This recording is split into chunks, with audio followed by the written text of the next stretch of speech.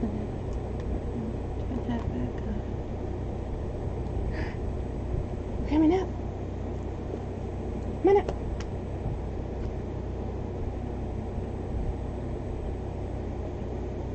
Come on. Come up. Look you with. Come on.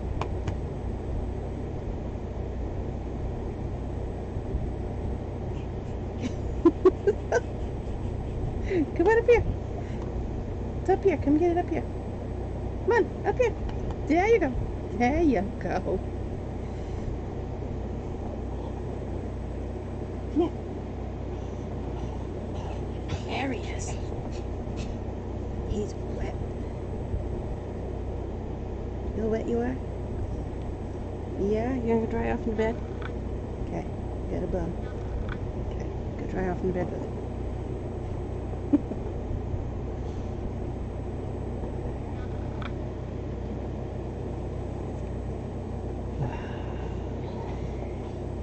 We just got back in from being out.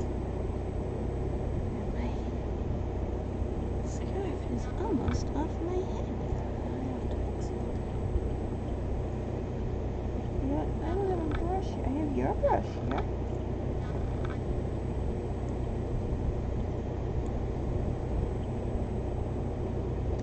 There's your brush. Is there a brush around here? Yes, it is. He needs a haircut or a trim. He doesn't necessarily need it cut, but he needs his collar because he's got really long hair.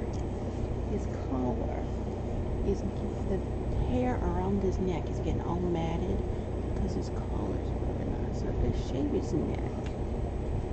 And he needs around his eyes shaved because he has eye problems. We have to keep giving him medicine, and the hair in his eyes affect his eyes if his hair gets into his eyes. And I'm thinking of giving him a spaniel cut like I used to do with Buddy.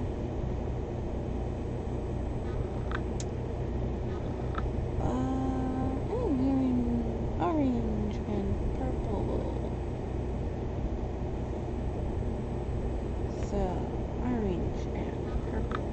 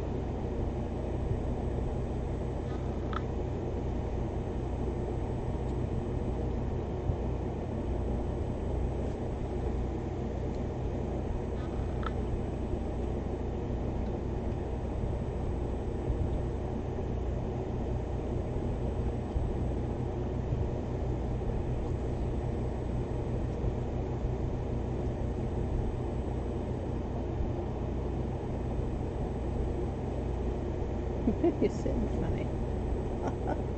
He's stuck his bum up here on the chair and his head's over there on the bed. Just like, I've got another call. I don't care. I'm going to sit wherever I land.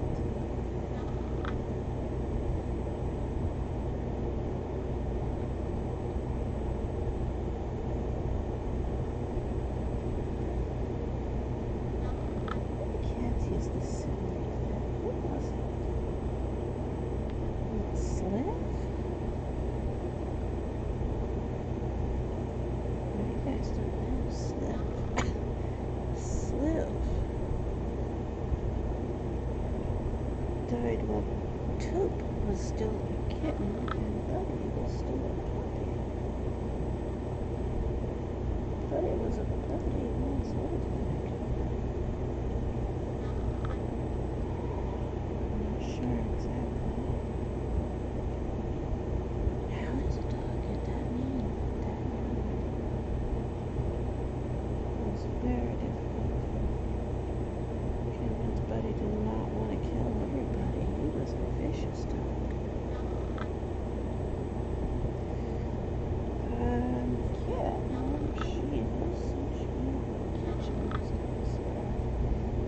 is the kitten that Buddy raised?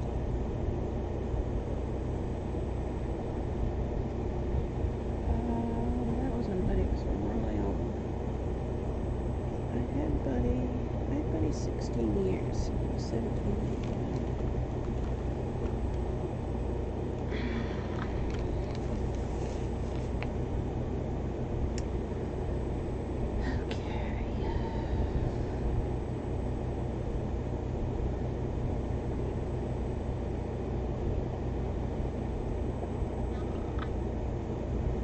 Rask up there. And Kitten. She's usually over there, but she ain't over there right now. She hurt being here no more. She came in here. The air conditioner's in here. It's the only room that has an air conditioner. We don't have a full house air conditioner. It's just a single room air conditioner. So when that heat wave showed up, she came in here where the air conditioner was. That's why she's been in here for the last couple of weeks. But I have a hair in my ear and it's bothering me. I think it's the headphones. Like my hair's staticky, sticks to the headphones, and then it pushes hair into my ears, because it always happens right after I put the headphones on. It always does it.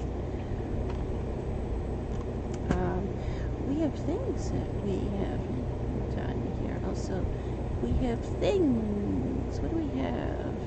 Oh, Reddit. Okay, we have Reddit over there.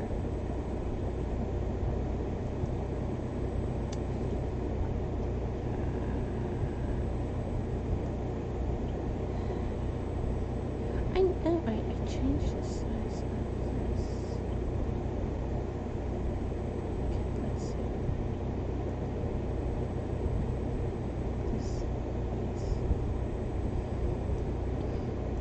Alright, this is the one we can minimize. And we have 2 Reddit pages up. What's this Reddit page?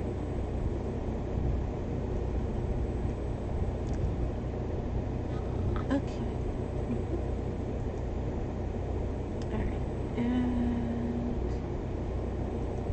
Okay, there's the Hemingway.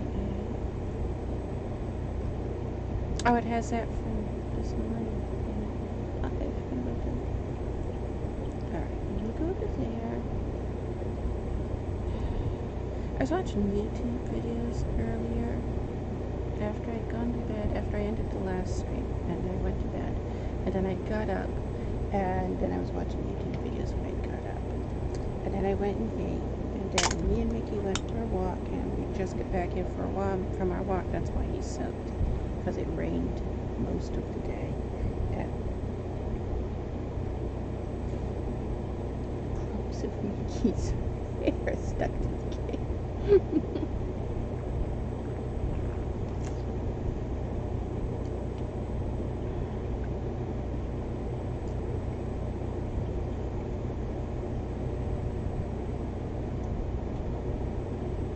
He loves those Nelvins. I noticed, now that he's been here long enough to be used to everything and everyone, he doesn't gulp those down so fast. He chews them longer. Oh, there's 5 knots. That's good. Like, before, he was scared he was going to lose it, so... No. Let me put this down. Stop that. Why is it? Oh, it's already used. I can't put it up. Okay, give him a market stick. That's what it's doing.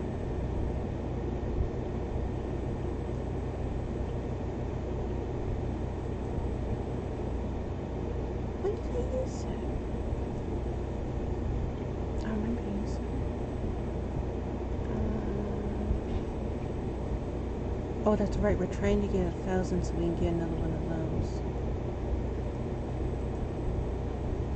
And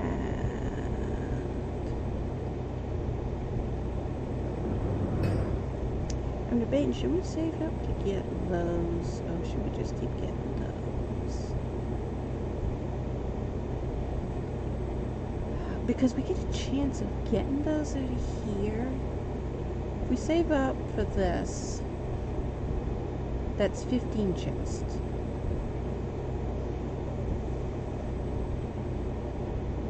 And so wasn't this one. So if we get 30 chests, the items that are in 30 chests equals the same as these 2 skins. So I'm thinking the chests are worth more than getting the skins, because the chests themselves have a chance of dropping the skins.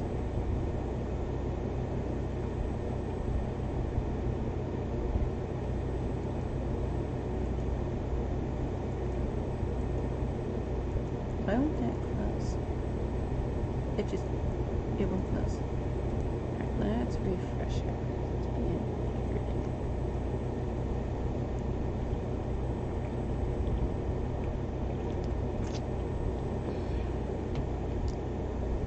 Based on what I'm seeing with the Hemingway app, they are recommending, wow, look at that readability grade. I didn't even notice the readability. Based on the Hemingway app, they recommend 1 adverb for every 100 words. But grade 16 readability, yeah, this is that one I was having a really hard time reading. I could barely tell what it said. I said, we gotta check this in the Hemingway app. There's a post on Reddit. Yeah, grade 16 readability is really bad. Aim to get below 14. For the best readability, it should be grade 3. So if you're anything over grade 3 for fiction, right? If you're anything over grade 3, it's bad, right?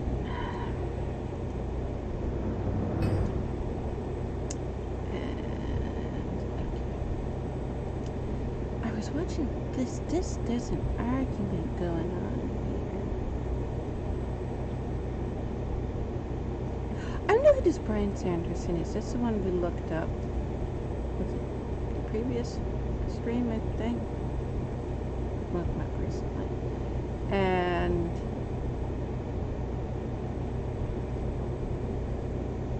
this one says, he says, I enjoy Sanderson's work, and my opinion alone proves you incorrect. That's all it is. Okay. But they're fighting.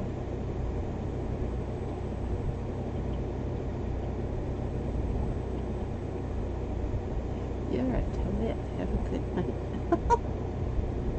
So, oh, I was wondering how long is it going to take a mod to come in here and shut this down, because they're fighting.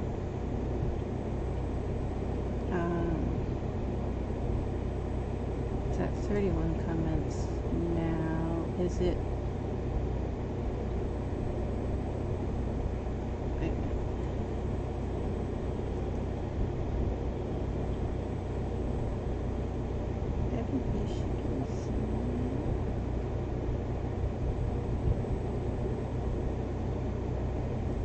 I would think so, yes. There it is.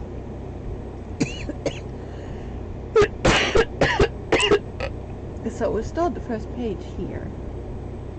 Undiagnosed mentally ill character, as I would describe Quaraun. We run on the assumption that he has this and this and this, but he's officially undiagnosed because of the time period those diseases, illnesses didn't exist yet. So you can't have somebody say, yeah, this is what he's got. But, yeah. You do actually go with actual mental illnesses as Quaraun, even though it's not specifically said in the novel what is wrong with it. Does it make sense to write a book before screenplay? Random writing fit. I need a bit of help. Alright, these ones that are asking for help we'll look at. Are you successful yet? I don't think many writers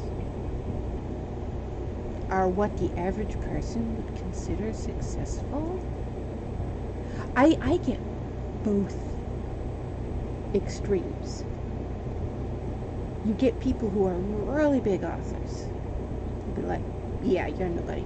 And then there's people who are way down. They're like, oh my god, you're so successful. And it's like, I don't know, am I? I've gotten hate emails from both types. Who are you to tell anybody anything about any advice? You're not successful as me. And then, oh my god, you're so huge. And you, no. I think the problem is people strive too much for successfulism, and I don't.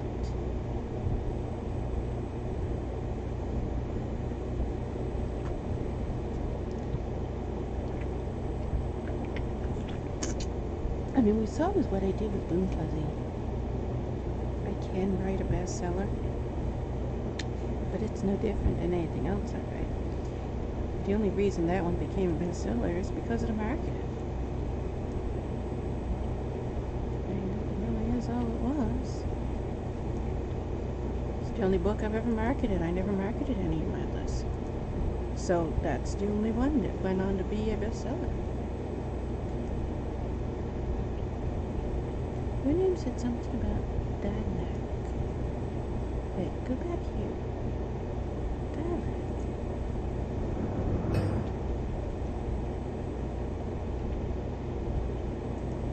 Okay. But you're waiting to start now.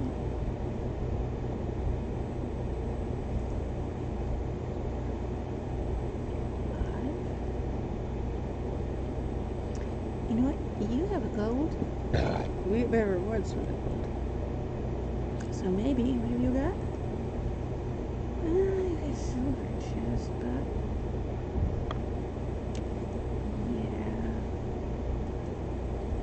See if we can find the gold because we still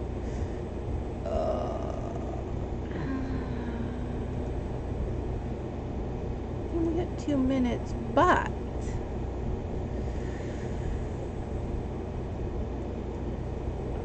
she is prone to go yap, and 2 or 3 hours later somebody in her chat will go. So you didn't do the StreamRaider badge? Oh, I forgot all about it.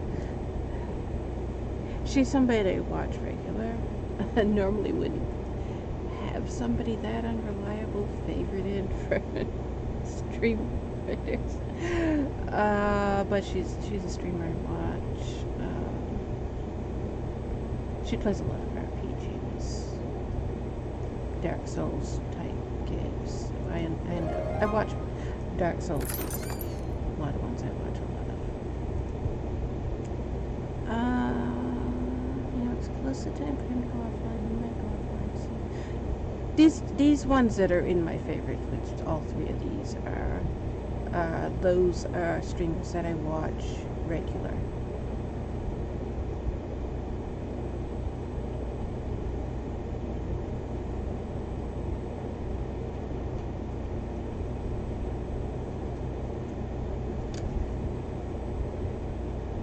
Why do I get so tired writing even though it's only been a few minutes?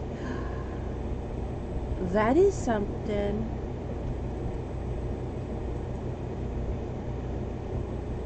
That is something that I have had happen frequently.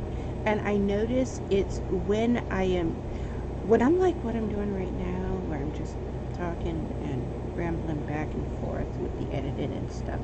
I don't get that tired that fast. But if I get into this focused zone, I can get tired really fast.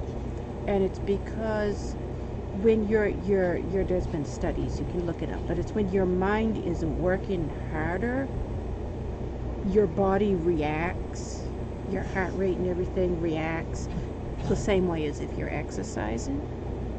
So you end up getting tired, even though you're not doing any physical movement.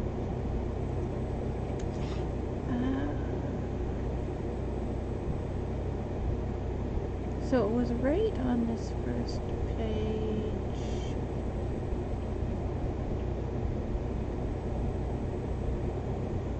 It's had 3 more comments added. Okay. You in your pillow spot?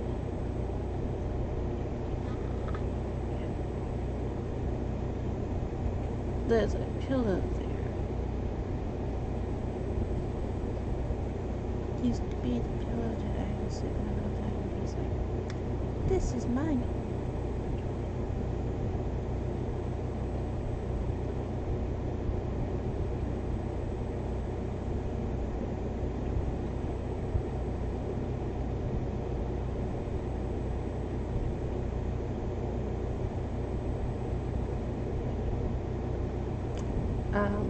I agree with that. I'm going to upload it on here.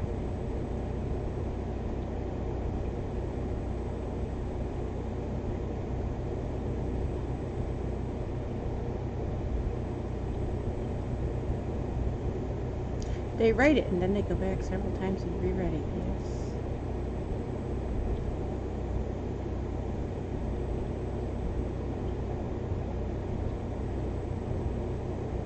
I also agree with that. I read, I think, probably more poetry than I do novels. And it does affect my writing.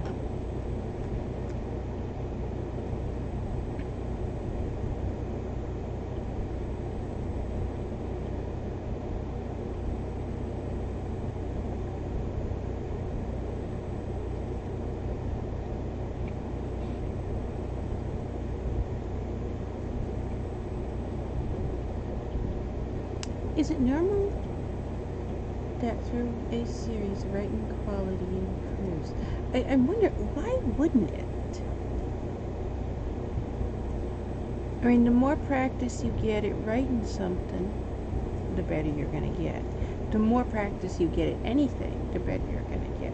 So the more practice you have writing, the better you're going to get. Therefore, volume 1 isn't going to be as good as volume 10 when it comes to writing quality, not necessarily story quality, because that's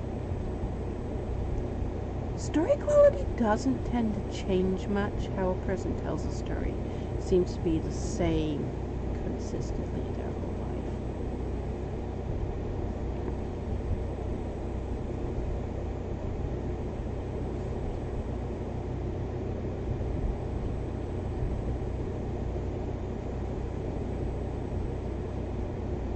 Yeah, what I just said. I love about you. You just said the exact same thing I just said. Undiagnosed mentally ill character. This is what I wanted to read.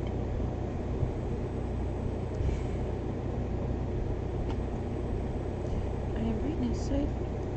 Hey, yes, that's my name. Read it. Bingo Little Mickey?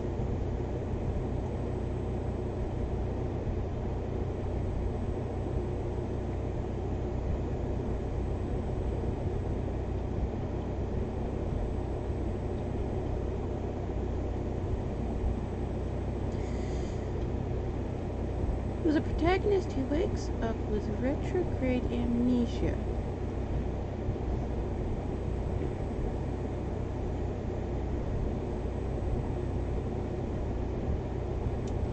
Okay, I need to see what does retrograde mean, because I can't remember. There's different types of amnesia, and I don't know what this is. Retrograde amnesia is loss of memory, access to events that occurred, or information learned in the past that is caused by an injury or insanity. Okay, so it's you get hit on the head and you can't remember anything, and you may or may not remember after. That's what I was thinking it was. I wasn't sure. Because of this, they don't know they have a mental illness. It's obviously convicts when they don't make mental illness a plot twist thing. Is that a thing? Do people do that?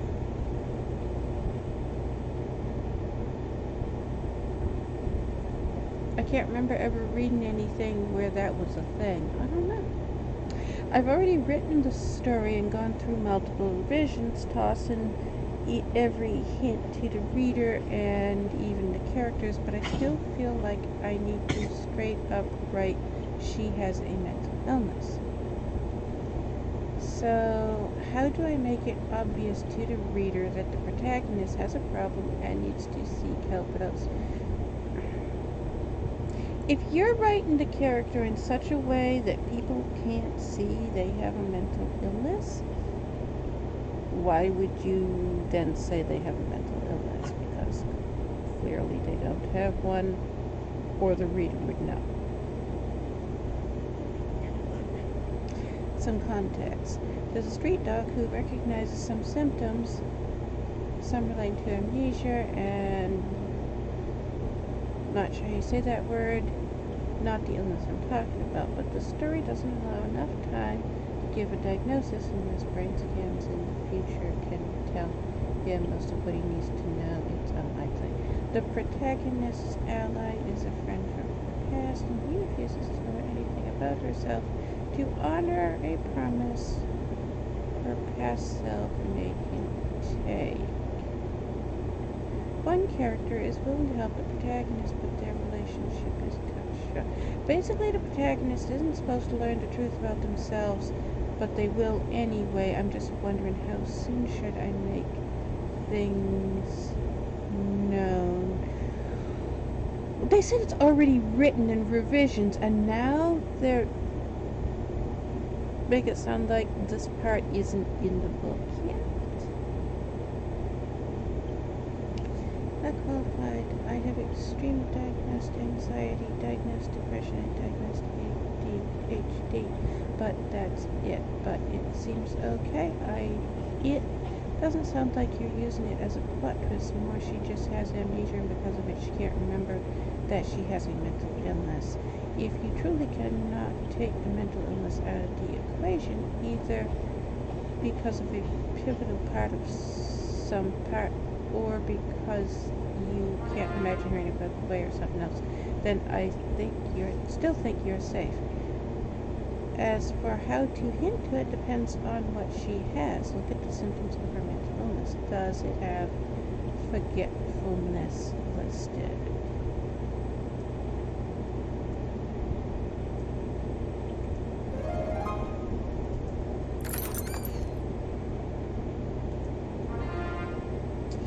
Does it have forgetfulness listed?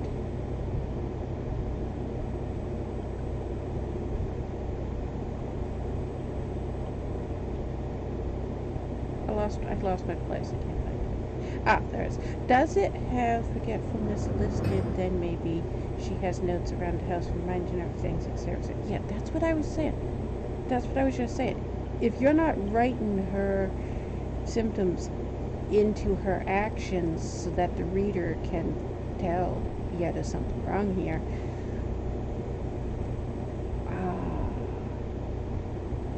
then she might not have a mental illness. I mean, just saying, oh yeah, I want this character to have this mental illness is quite different than actually writing them having it.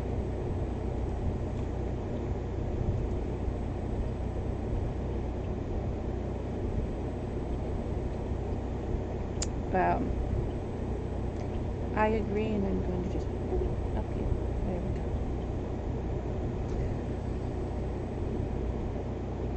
Protagonist has STPD. I don't know what that is.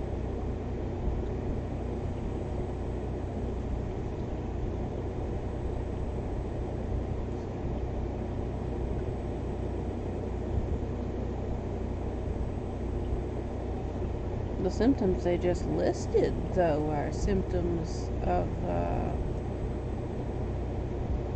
schizophrenia.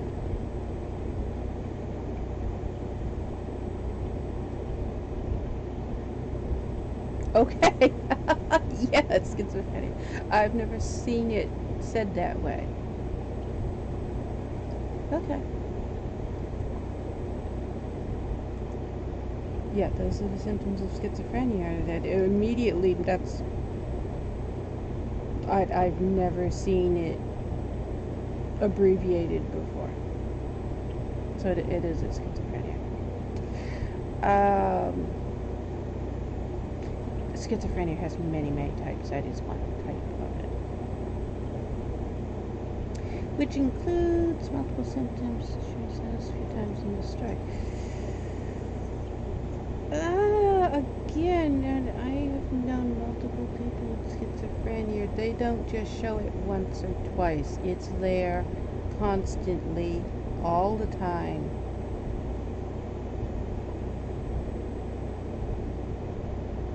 And if she doesn't know she has it, she's also not trying to hide it. Somebody who has a diagnosis of it, often they will try to hide it. They become aware and they're like, and they become very paranoid.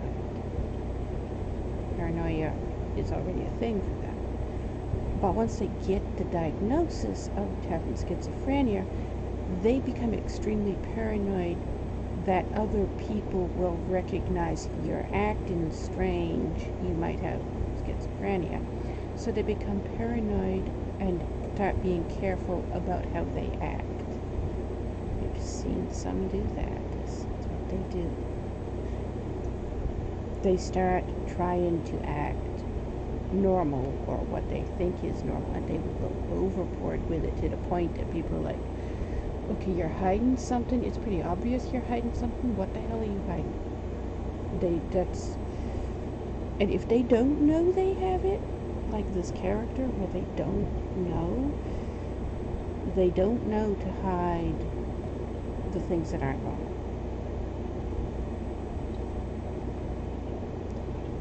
And when they said this, she only shows symptoms. She only shows a few times in the story. It's like they wrote a character and they sprinkled in a few things here and there to make it look like they might be different, to be diverse for a publisher. And I got the impression this is somebody who doesn't know schizophrenia or has not known anybody who actually has it.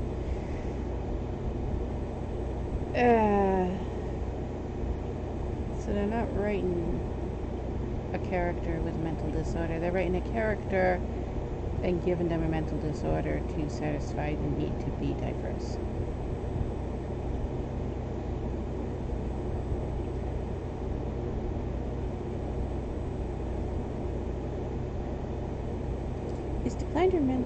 It's implied her mental state declined at some point before she had her memories taken. Okay, that's not amnesia.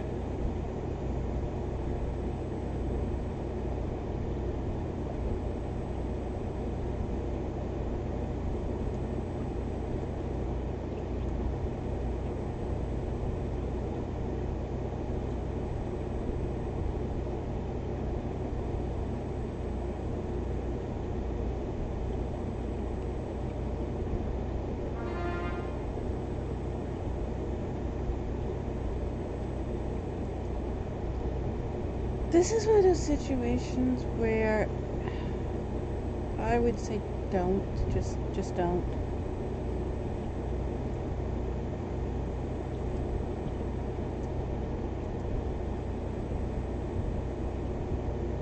Yeah, I said a little while ago it's about to be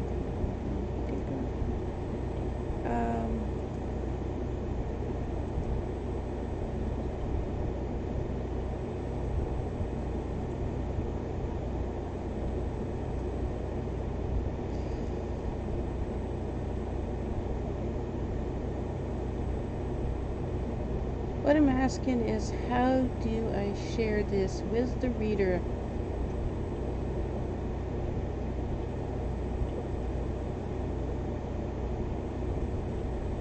If you're asking that type of a question, no matter what mental illness you're writing, if you have to ask that, clearly you don't know enough about the mental illness to write a character that has it.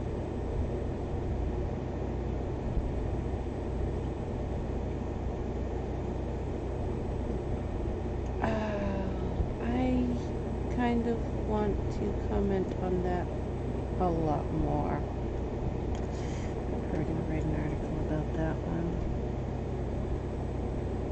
Currently writing fantasy that's based around... What is that? Is that... Are they writing fan fiction? Or is it, what is this? It's a Japanese genre in light novels. Okay.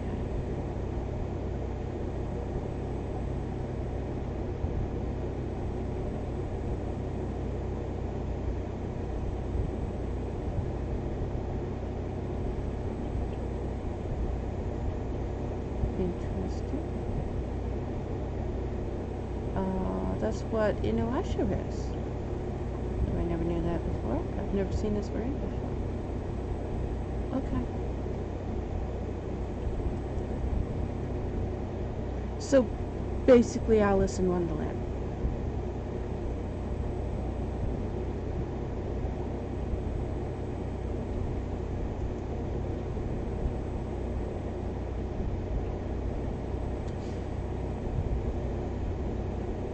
So I'm currently writing a story based around... Did I leave that page open?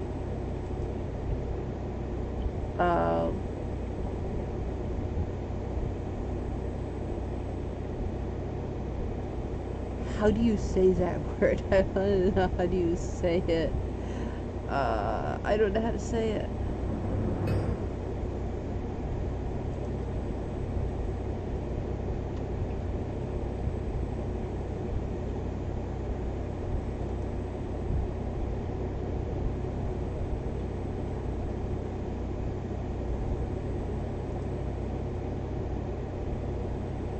Sekai. Sekai. Sika. Sekai. So the I is silent. Sekai. Sekai. Sekai.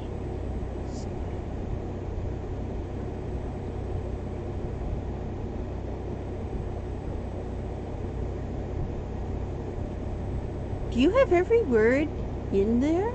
I didn't know this website exists. Look at all the ads this thing has got. Wait a minute. Don't look at all the ads this thing has got. Wait, there's so many ads on it. There are ads and ads and ads and ads everywhere. More than we can cover up easily. Wow.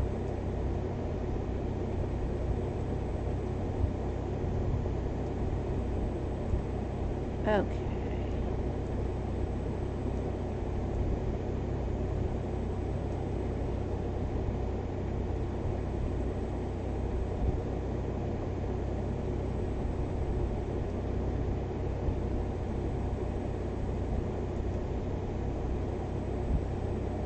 Okay, most of the ads are now not on the screen. Oh, there's so many ads. I hate it when websites do this.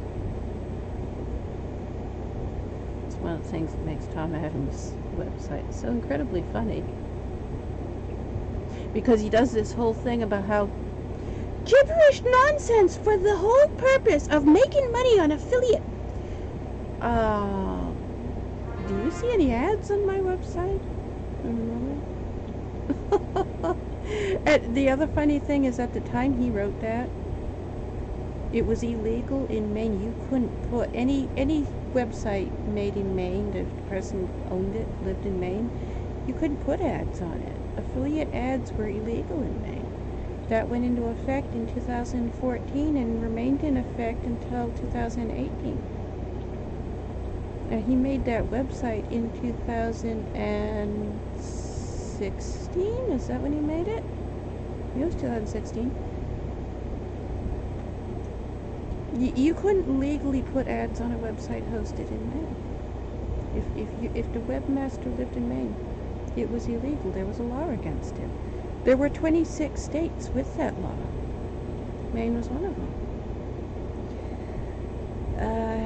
He made a huge jackass of himself.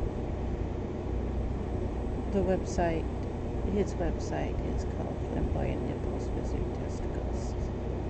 No, I wasn't clicking on that. No, no, no. Stop doing that.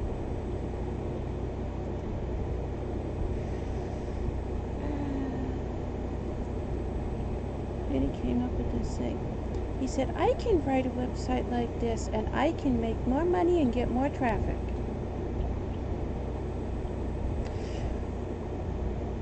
And he started writing all kinds of pages that were nothing but sex talk. And it was random gibberish. And I was like, okay, you have a lot of issues. One, I already have a lot of traffic. I have a huge fan base. So, there's that. Two, my website has been around since 1996. It has age superiority, whatever it is that Google calls that. Third, I actually know what I'm talking about. I answer questions about how I write my books. People are writing a book, they want to know, what am I doing wrong? How do you do this? I explain, this is how I do it.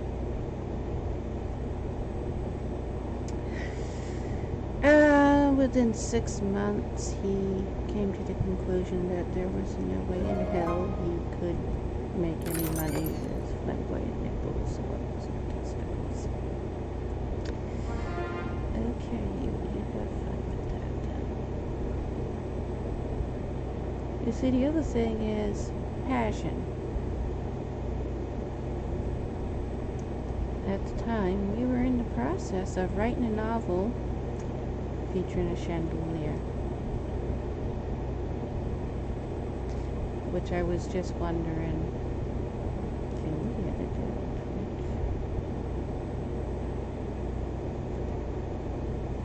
There it is.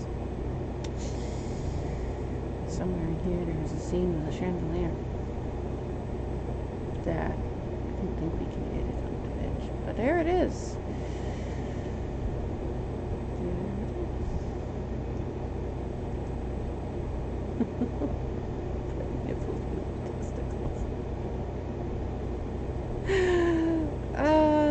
That was the name of his website.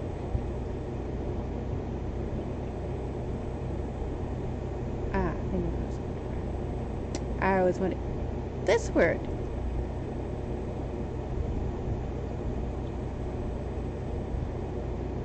Page is taking a very long time to load. Yeah, this word. Can you tell me how to say this? I would like to know how to say this. I've had people ask me, how do you say that? And I have no clue. I cannot pronounce it.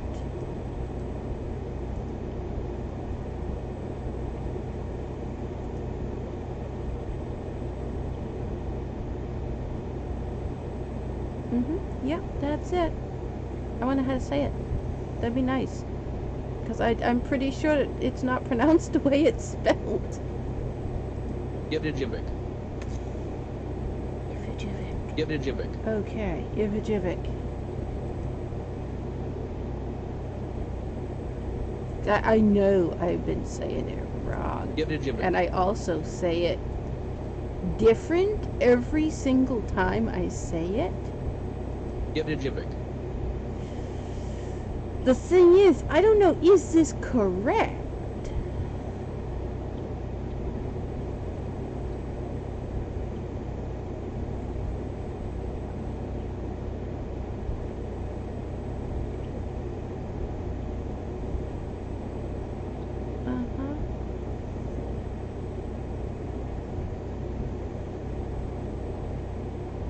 Place where ice accumulates because of strong currents. That's where Quaraun lives.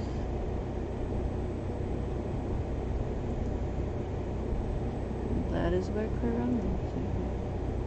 It's an actual city. It's not that far.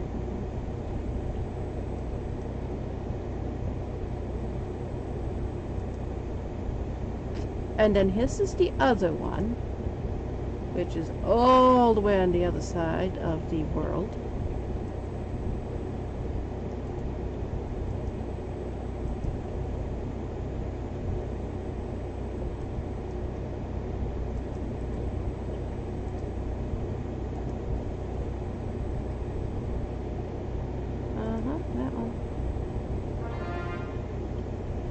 Inuvik.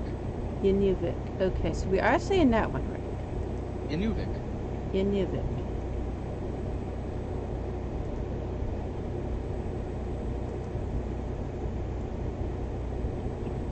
And this one was, I forgot already. I don't know. Quaraun says it constantly. Yevnijivik. Ifujivik. Quaraun says it constantly. If and I'm reading these out loud while I'm editing them, but we get to that word, I was like, there's that town Quaraun lives in. I don't know how to pronounce it. Ifujivik? Is that what it said? What? But yes, ads everywhere. Stop being so many ads. Why are there so many ads on this page? He gives us to this. Yevnijivik. Ifujivik. I don't think that's right. Because it's French.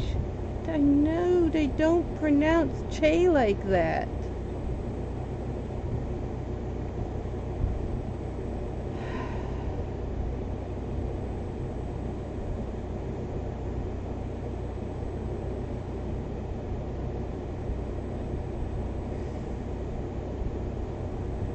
I think I would like to hear something else pronounce it, because it's putting a hard J on that.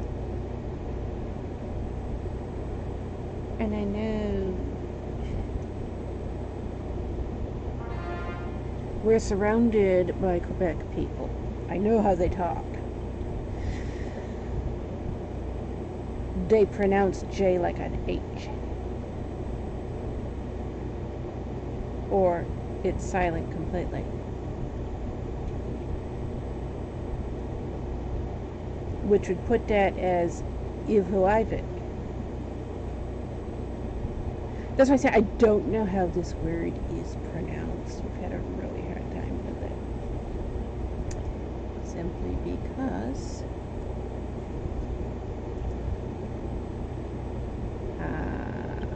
we've got so many ads that this website doesn't want to close. I clicked it to close it and it won't close it because it's trying to change all the ads. Alright. Ads are gone. Let's fix this back again.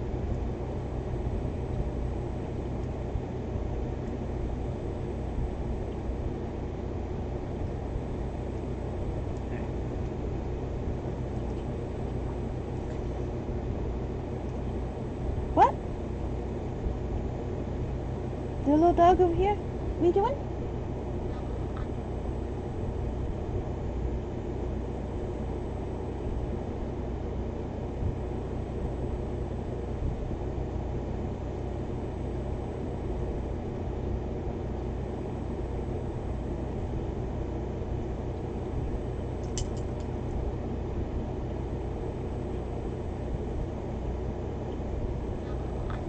Do you want your blanket?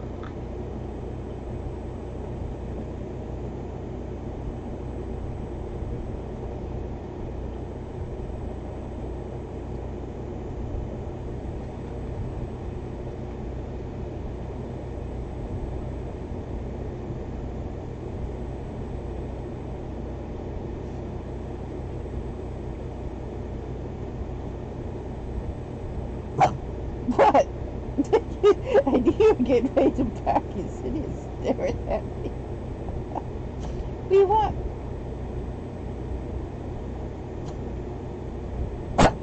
What?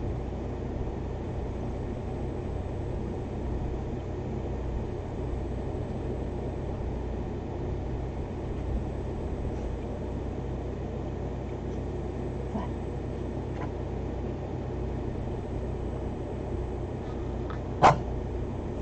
I see 2 dishes of food over there. I see 3 dishes of food over there.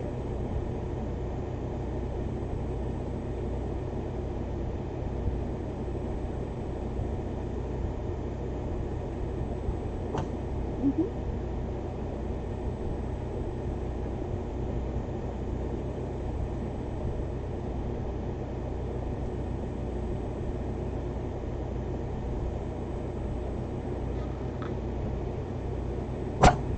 What?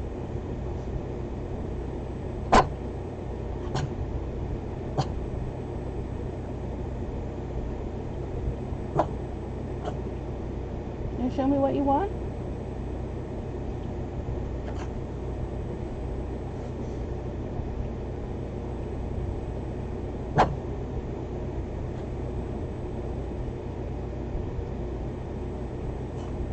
You're aiming at your bones over there. You already had.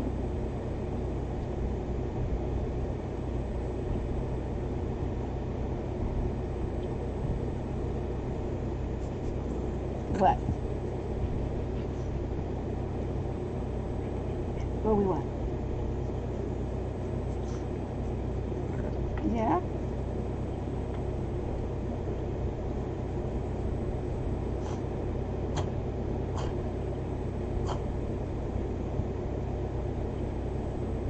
Very talkative dog. I used to just sit there and quietly stare at you. Sooner or later you'll notice I'm asking for something. But Mickey just comes right over and demands. So I want something, I'm going to tell you I want something.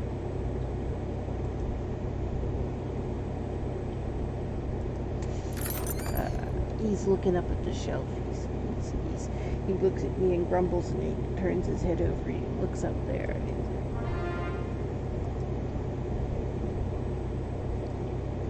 Okay, I'm going to get one myself if you're not going to give me one. Where are you going?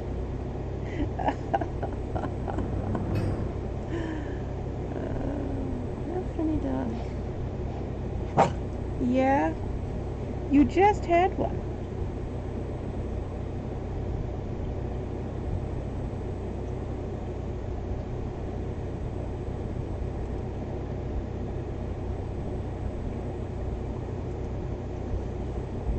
Main characters are snow. I like snow elves.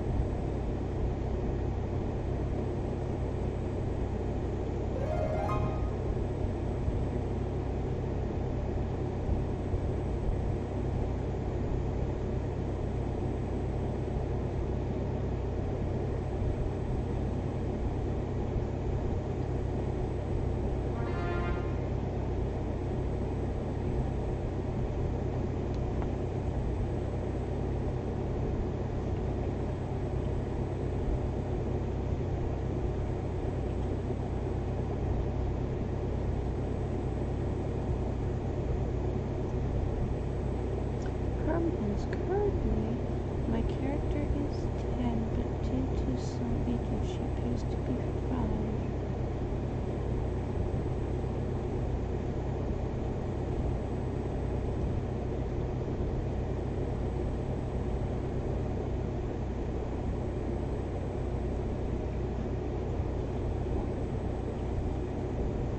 You got a monkey?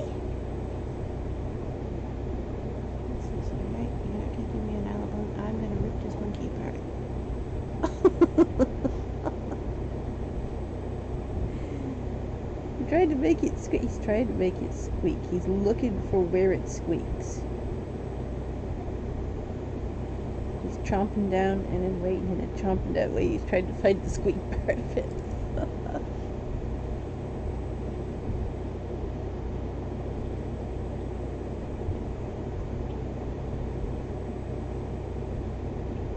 Now you've got your old-fashioned non-edible one that Raphael is sitting there looking right up front of him.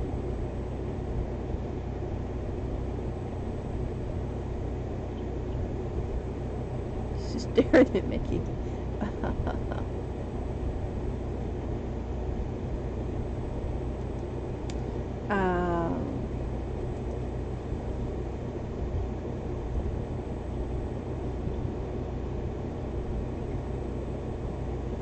How do you connect ideas? It don't seem like they connect without it seeming forced.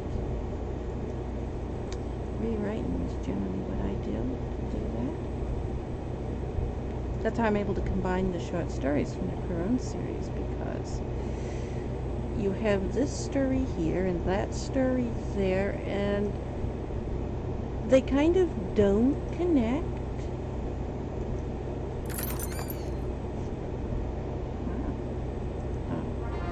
Okay, we just got a whole bunch of stuff there. They kind of don't connect.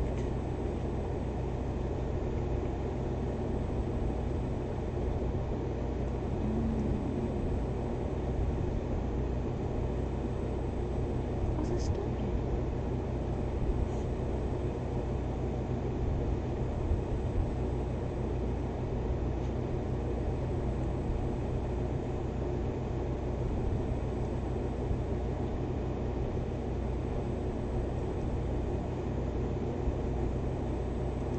It says new quest. New quests. Kill 10 support units. Okay. We can upgrade an archer. What's the upgrade? Do adds 3 damage. But we want to upgrade this. We've got enough to unlock this now. But we need 1,000 coins. That's right. That's why we was looking for gold instead of staying with one thing. And we started staying with one thing. Alright. But how do you connect idea? That's what I'm doing right now. Because we've got 3 different Quaraun short stories. Wow, I can't stop yawning long enough to talk. We got 3 different Quaraun short stories that we're combining together to form the base structure of the novel. And then I have to rewrite the entire thing, take that, put it in a new file, and go over it and do the editing process where I take a page and I rewrite the whole thing. It's still the same, but now it's expanded. And I take the next page and I rewrite and expand it. So the goal is to take every page, which a page is around 300 words usually, more or less.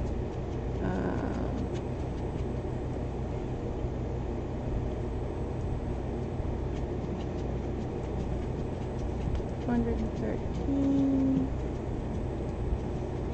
400. Well, they're both 413. Wow, that's not something I would have expected to happen. 514. 304. Yeah, so around between 300 and 500, depending on how many things. And so, like this section, Quaraun is just monologuing. And because it's one big block of text, it leaves a white space over here. So that's something we have to fix. We have to break it up where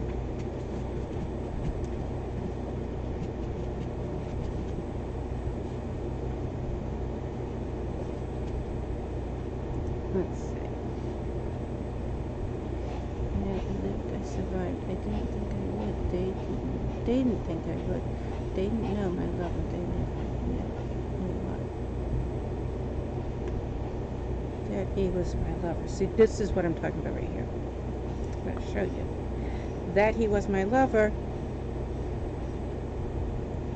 Now it's over there. Who was? See, it doesn't change Quaraun's dialogue. It simply makes it so that it's no longer a solid block of text by adding more dialogue to the other character.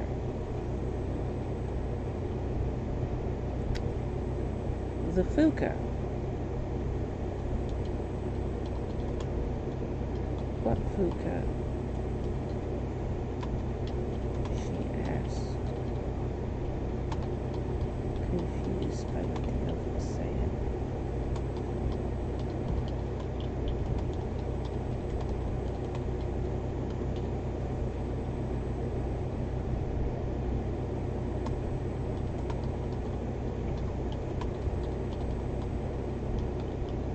wasn't speaking clearly when we given her half the information.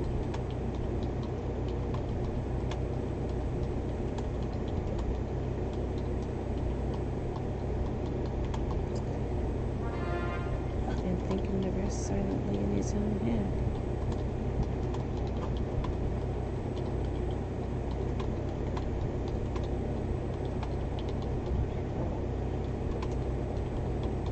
Leaving her confused by what it meant.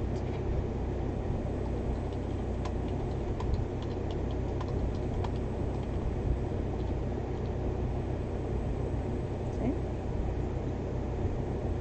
And that was an additional 95 words, because I'm also watching the word count down here, which is adding an additional 95 words to the story, without changing the story and without adding fluff, while also making it easier to read. Because when you get to a long block of dialogue like that, readers get into this where it's like, it's a big block of text, so their eyes blur out and they go to the next place. That's a common thing that a lot of readers will do, where they just, there's this big block of text. I don't want to deal with a big block of text. I don't, he don't. So that.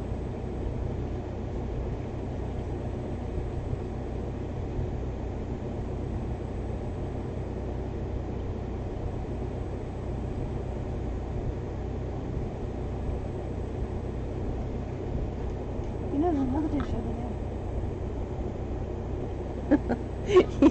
He's collected up all the cat food dishes and put them in a pile. Alright, I need all these dishes over here. Okay.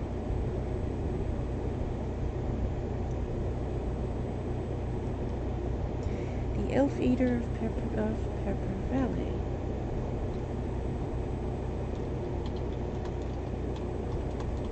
The elf eater?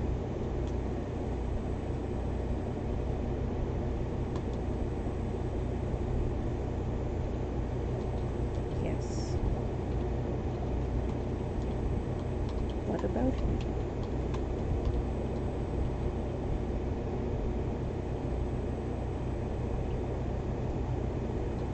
I sold my soul for his love.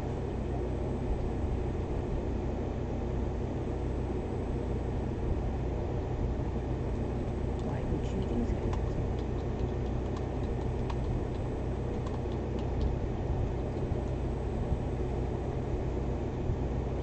And see, now it's filled in that space, and it's come up here, and there's still a big block here, but it's not as big. And so I can keep doing that. I can continue to do that until this entire big block is all like this, lots of dialogue between two characters, instead of one character just going monologuing.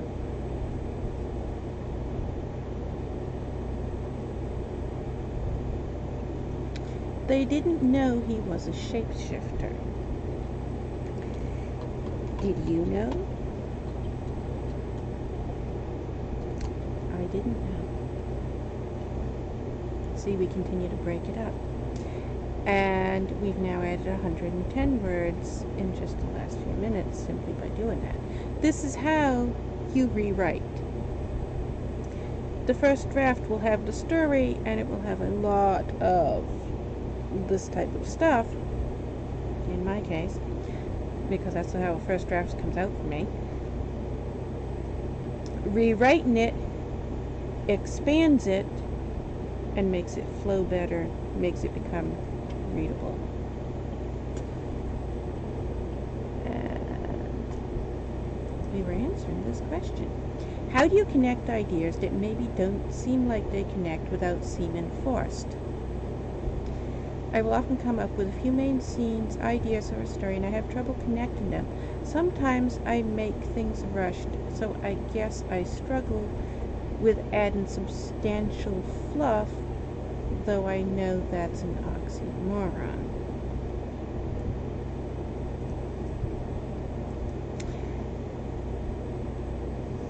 It doesn't have to be fluff to expand. When you take two scenes, which is what we've done here, I need to go back ahead more so you can see what it is we actually did.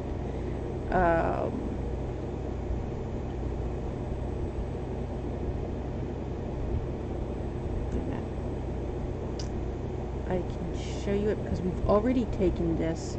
We've already taken this. You know, I need to edit it anyways.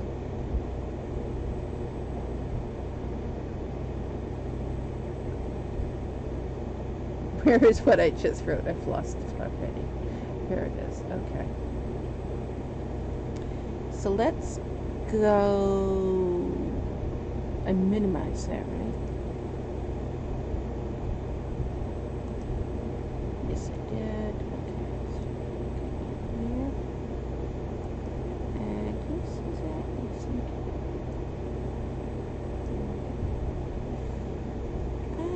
Let's see. We didn't do any else in these parts. I just put it over here. The part as it's been edited to this point. Because I had the sample over here. I had the sample over here already. And we had to fix it because we've edited it. Let's see.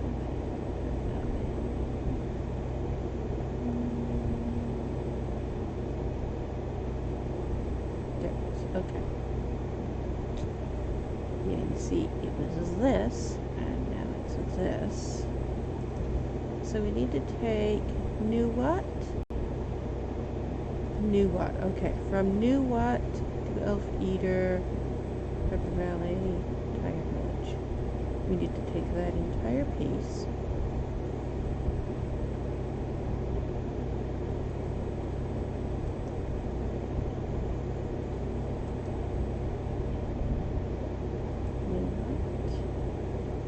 To here. Paste it in here.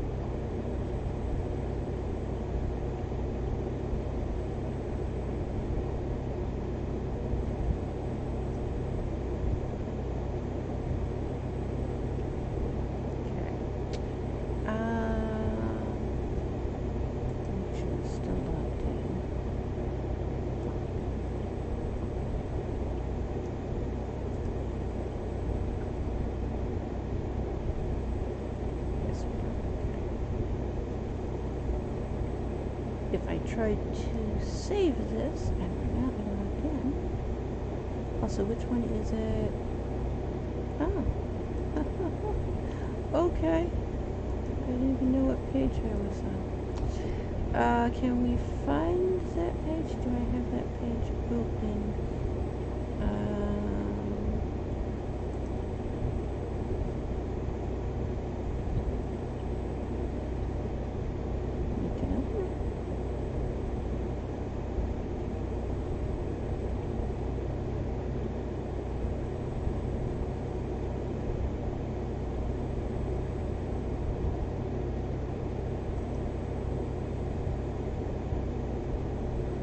Page we're going to. I was just talking about it. These are the old. Here's the original cover art for Keelwyn the Necromancer, the short story. The short stories had this type of cover, and the novels have these covers.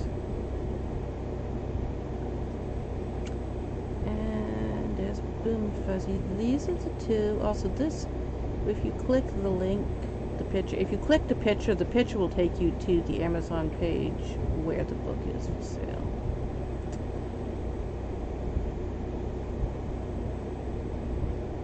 Oh yeah, I gotta fix that. This thing is loading blank. There's an error in the code, the global code of the website. I was changing how the Java works, and I don't know what the error is, but I know I made a mistake because everything that was a Java stopped loading, so we gotta fix it.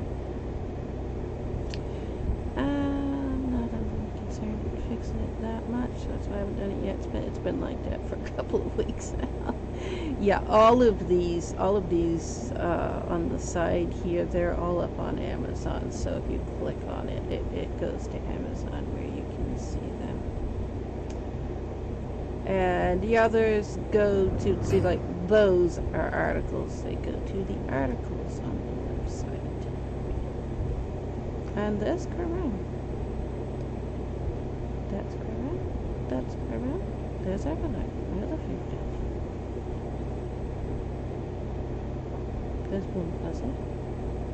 That's also Boom Fuzzy. That is Boom Fuzzy.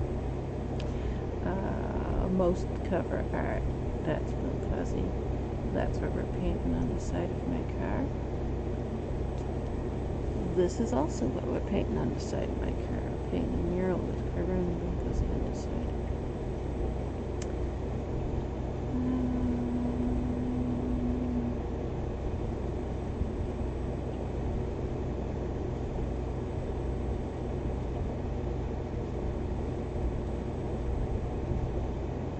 When it's in a pink block like this, those are chapters from the chapters or scenes. Sometimes it's a scene, sometimes a chapter. From Quaraun novels that are posted online so you can see what they are. This comment was deleted. Okay. Well, part of what that comment said is right here because I was answering it.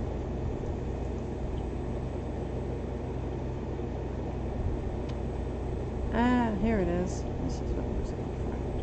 This is the chapter that this chapter right here that we're editing in this novel, Necromancer. Here it is, right here. And the part I wanted to show you. This scene here was not originally part of Quaraun the Necromancer at all.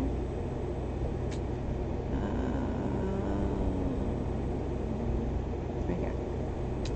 The scene here came from, what's the name of it? Oh, it's the one with the Fedarig in the name. What?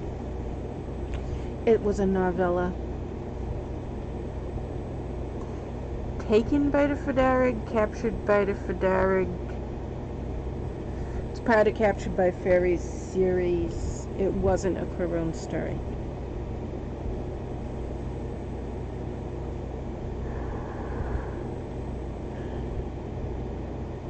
What is it called? I completely cannot remember the name of it.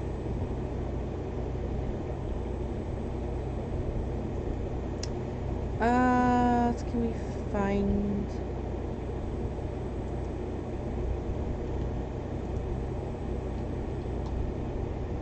Wait a minute.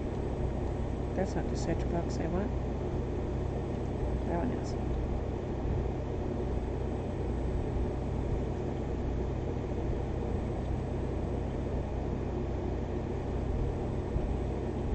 We're going to take a long time to load.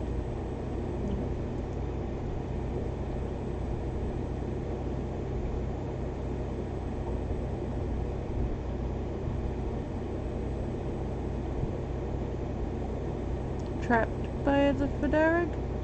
That's it. This.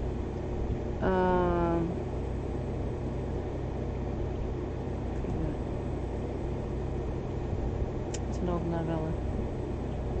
Trapped by the Fedarig. Okay, there it is. Trapped by the Fedarig. Obviously, I don't write it under the LCAT name because it's a different name on it. But Trapped by the Fedarig. This comes from that originally, and yes, that is one of my pen names. If you were to look that up on Amazon, that's where you would find most of my books. Have fun with that.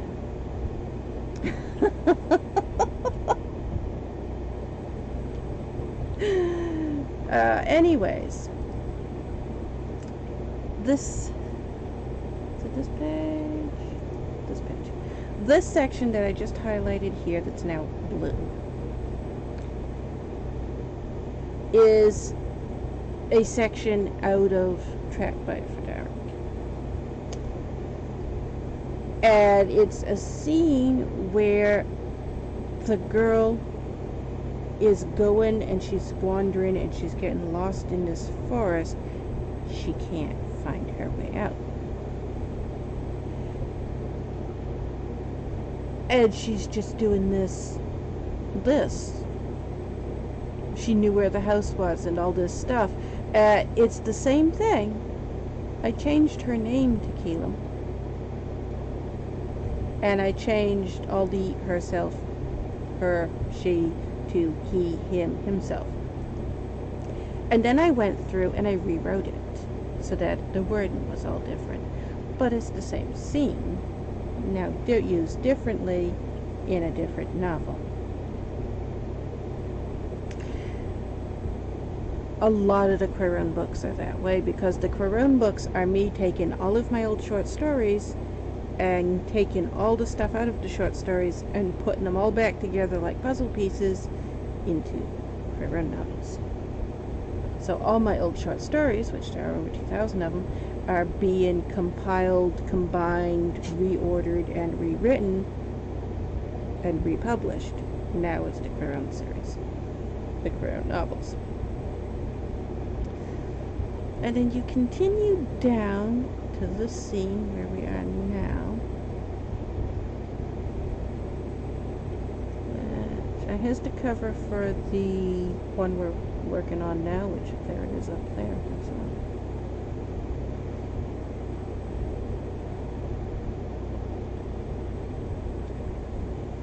Yeah, it takes a long time to go down because the entire chapter is here. This full chapter is here, and this chapter is like almost 50 pages long. So, it's all here. You can read it all online. That's another thing. There are so many chapters. There's well over 100 chapters of the Quaraun novels online on my website here, where you can read them. That Taken by the Frederick is being rewritten into a Quaraun novel. It's going to be the Frederick of Secrets. When it's finished, there's the cover art for it. The one that you just saw that had the woods and a girl with a red coat is going to be this when it's rewritten as a novel. If it doesn't have a link, it's not on Amazon. So you can't click on it to get to it. This page, Writing Medieval Servants, surprisingly, is one of the most visited pages on my website. That one gets around 100,000 views a week. That Writing Medieval Servants. I don't know why.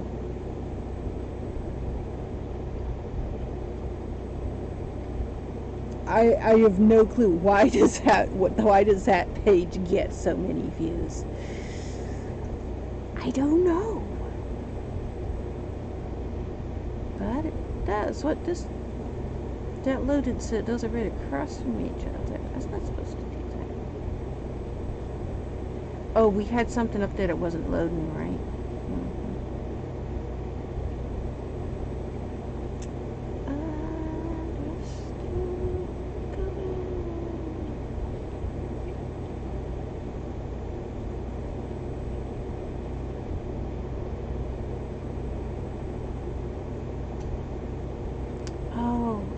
What's his name?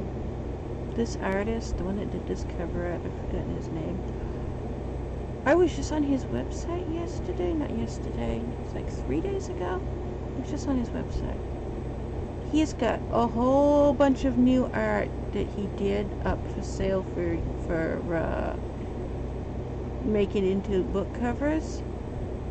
There's so many of them, and they're all like this. They all got, there's some type of like a path with a portal or a door or something. He did a lot of the Quaraun covers, and you can see they always get the ones with those portals. That's always the same. And here's another one that's not the same artist. That's a different artist that has the portals on it. Can I find more of his know there's more of them up here. Immocator. Oh, there's a pocket ledge. Don't often see pocket ledge. I think, is that the only one that had, oh, this is flip phone phone.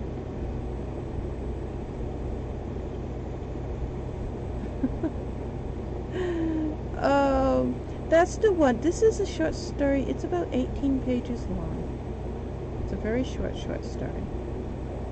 It's only like 5,000 words. That's the Palace Playland. You can see that from, you go down the end of my driveway, you can see that from the end of my driveway. That's a picture I took of a thing that you can see from my yard.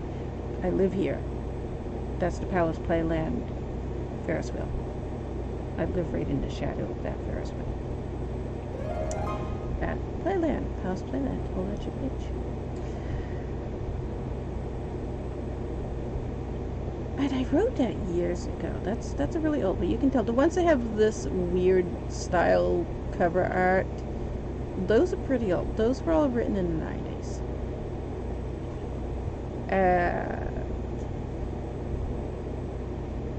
In 2000, was it 2009 or 2010? It was either 2009 or 2010. This story, it's about some teenagers that are on this, it was, oh, I have it. What's the name of it? It's one of my favorite movies and I can't remember the name of it. I think I know where it is, though. Wait a minute. I don't have many DVDs because I've probably watched fewer than 100 movies in my entire life. And I don't know many movies. Oh, can I see? I'm pretty sure it's up there.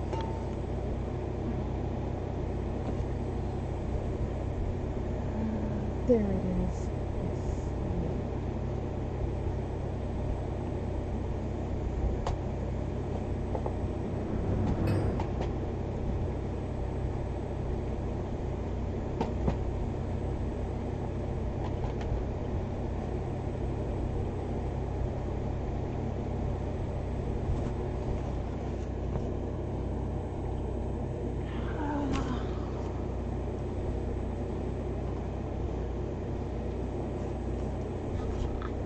This. We have a date on it.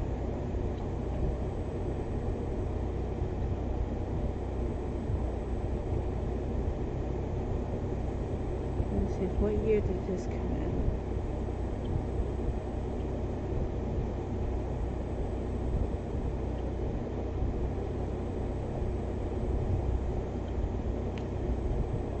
It was around 1993, but I can't see a date on it anywhere.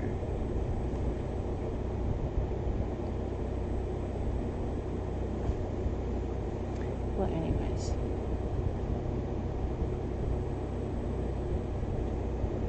My brother gave me this because I collect these type of movies.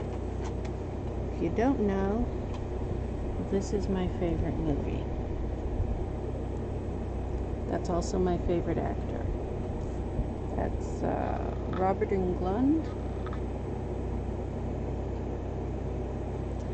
You ever see the old guy who's always posting jack-o'-lantern pictures on my Facebook account? That's him. He's an actor. Somebody I talk to online a lot. This is another of my favorite movies. This is another of my favorite movies. This is one of my favorite movie franchises of all time. You start to see a trend in the type of movies I watch. And when you know that this is the type of movie I like, this is also the type of book I read, this is how I write the Quaraun series. Also.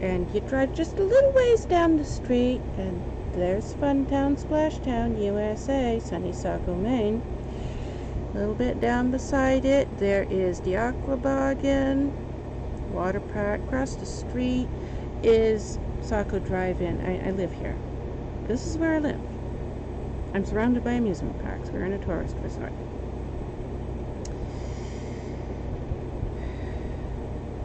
Well, hey, guess what? We're carnival gypsies. We work in the carnivals. We work in the festivals. People call us carnies for a reason. So, I actually know the owners of Funtown, Splashtown, USA.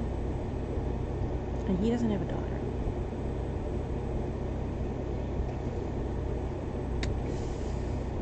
Friends with my father. My father goes over and talks to him all the time. So I know she's lying out her ass with this. My father owns Funtown. And I guarantee he doesn't. Because I actually know the people who own Funtown.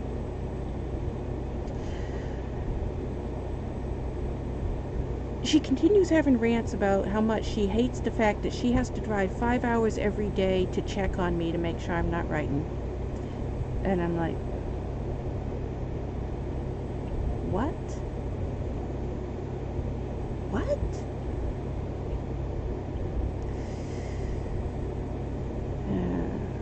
Where did the police say she lived when they finally found her? And they found her. They ended up finding her because they took my driveway and then they charted all the roads possible where you could go. That was going to be 5 hours. And she does. She lives exactly a 5-hour drive away. They finally found her after, several years after a bomb blew up my house and my family was murdered. Then the police finally looked for her. When she was sending me these crazy emails at the start, they're like, yeah, it's just crazy person online. Yeah, you know what? My family's dead now.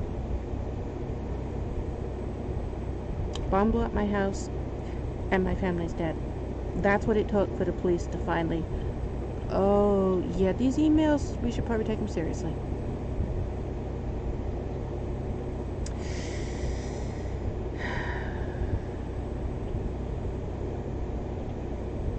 But she starts talking about this book here that I wrote decades ago.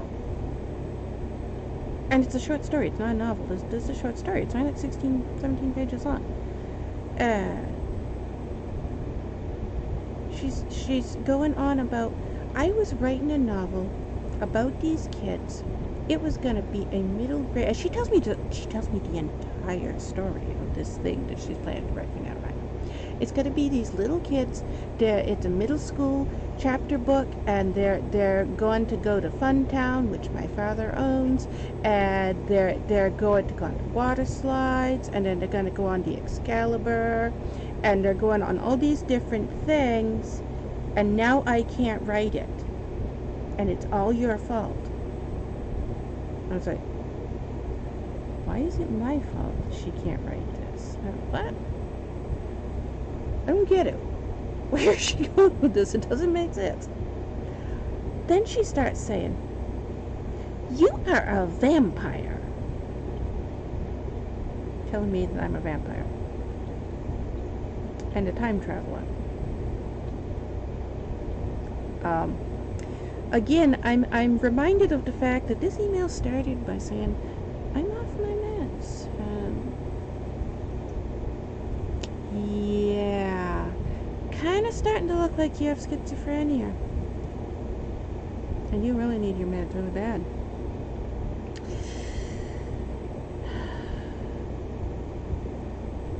She goes into this whole long thing telling me, you're a vampire, and you traveled back in time. You knew I was writing this. You went to the future, and you sucked it out of my brain. And then you time traveled back into time and stole my story and published it 20 years before I even thought of it. And then came back here. That's why I was like, is she serious? What? Is this some type of a joke? Oh my god, what is this? She's accusing me of going to the future, stealing a book that she wrote that she hasn't yet written. I mean, she hadn't written it yet. It's an idea. Stealing it. She's saying I went to the future and stole her book and then went back to the past and published it 20 years ago so that she couldn't write it now. And I was like, okay. What does Bloodfall and Playland have to do with this Funtown story she's writing? She's writing a novel about children, and it's an easy reader book, and they're spending a day at an amusement park. And I wrote a short story about teenagers who got stuck on a Ferris wheel at Palace Playland, different amusement park. She's talking about a roller coaster. This is a Ferris wheel. She's talking about a kid's chapter book. This is a short story splatterpunk where it's the whole point is blood and guts and entrails flashing all over the page because everybody's being murdered and eaten alive by zombie aliens from outer space. Also, this is part of a series. There are more cover arts of it here, if I can find where the rest of them are. I can show you others in the series. There it is again.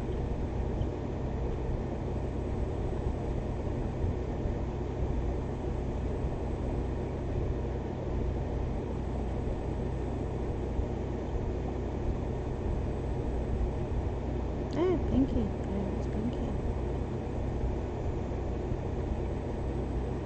I'm not sure if the other covers... I know at least one of the other covers on here. I think 2 of them are.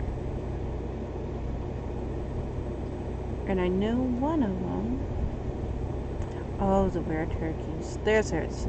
Okay, this is part 2. Again, that's the same Ferris wheel. That's an actual photograph of it, and then I put a pixel filter over it.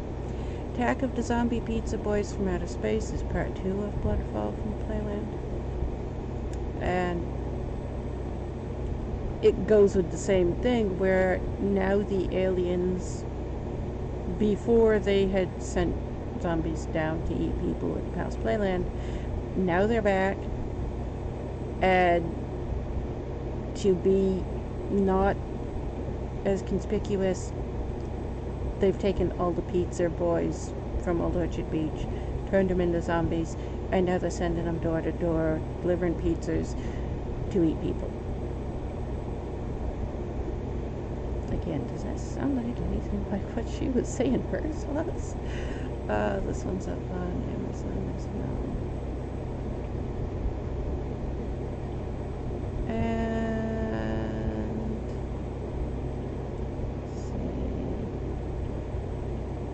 The other one was back up higher.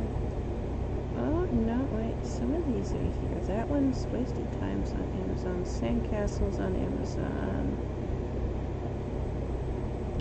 Sifting Sands is on Amazon. That's the book me and Hugh Howey wrote together. Lucky Number 7 is on Amazon. Waiting for Emmett is on Amazon.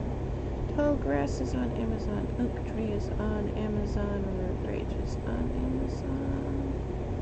Captured by the Mournful Snow Elf. That's right. I was just talking about snow elves because they were doing snow elf things. And I was like, I like snow elves. I write snow elves. There are snow elves in the Quaraun series. I think we're gonna have to go all the way up to find the other one. Because I'm pretty sure we already went by it. Wait. Is it in here?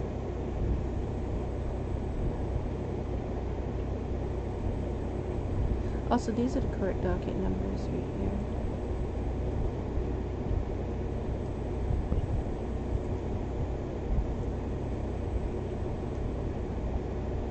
This one. Alien Vampires from Outer Space. This is part 3 of Bloodfall from Playland. Where the heck is the ceiling? again.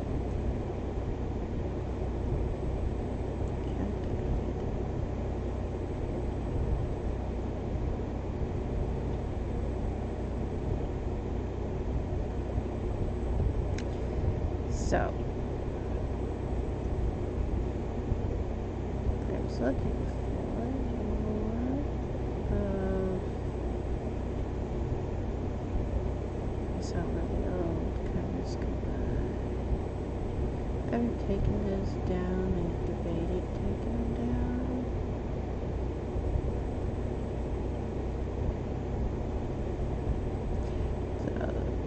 Listen, I haven't taken them down. I've debated taking them down, but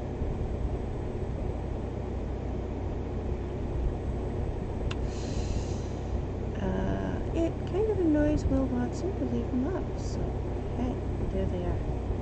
Have fun. The elf was now searching for wrinkles on his face.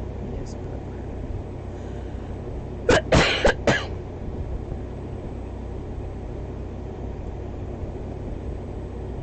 We got sidetracked so much.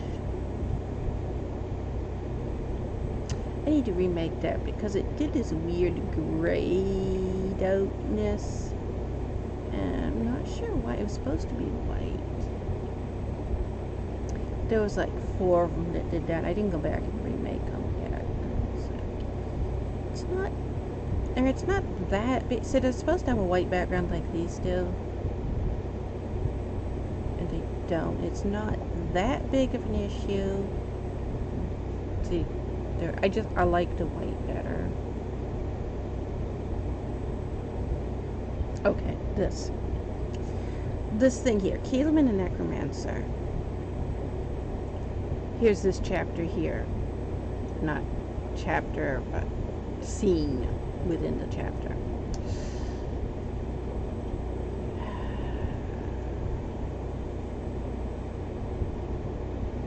Here's where it starts.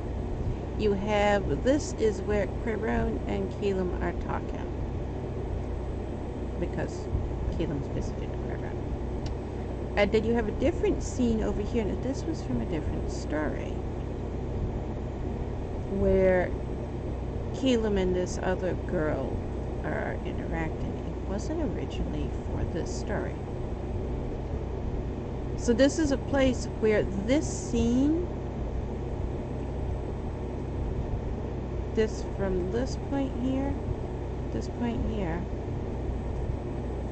that was not originally part of this novel. It was in a different story. And where this question is, how do you connect ideas that maybe don't seem to connect without seeming forced? What I did in this case, this scene, it wasn't originally Caleb's name. I can't remember. Was it Xanadu? It was probably Xanadu, I think. It was a different character originally, and it was intended for a different novel. It was a different short story. It was going to be in a different novel. And it doesn't seem to fit with the Quaraun scene. You have Caleb talking and Quaraun talking, and then you have this scene that doesn't match. In order to make it match, we added this part on the end where they're still talking, and now Quaraun adds this part here. It was going this whole talking about this girl. I love her. Are you sure? Yes.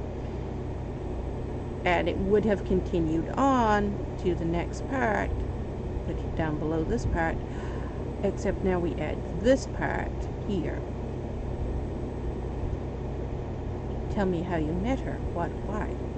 If you want a spell, I need to know who I'm making it for. Every spell is different because every client is different. I could make one potion, divide it into 2 bottles, give one to you and one to a wood elf.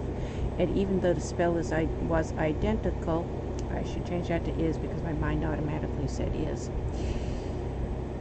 you'll both get different results. How you think, what you say, where you go, what you wear, what you eat, it all affects the spell. Now tell me, how did you meet her? Well, it was about 3 months ago in the dead of winter. Quiraun proceeded to tell the story. And so now you have this scene that wasn't connected and wasn't originally part of the story, becomes Quiraun telling Quaraun. So, here's something that happened to me. And it ends up fitting. It is a seemingly unconnected. How do you connect ideas that seem like they connect without seeming forced? That is usually what you see me do. If there is a scene where it's very clearly something else, the way the Quaraun series is set up, he is often in a tavern talking to somebody. Quiraun is a drug addict. And the places he goes are places where they will have known drug dealers, and that's why he's there. And he'll end up meeting people. He's trying to get access to the drugs that he can't get easily. So he'll be talking to people, trying to find out information, trying to find out without telling people, yeah, I'm looking for drugs. He's trying to find out where can he get what he wants. So he'll start talking to people. And it'll be scenes like this, where they're just talking, and somebody will start talking, and he'll start buying them drinks, and they'll keep talking, and they'll tell him some story, and you'll get like a little mini short story. Like this is a little mini short story that is not very long. Not very long at all. How long is that? That is very short.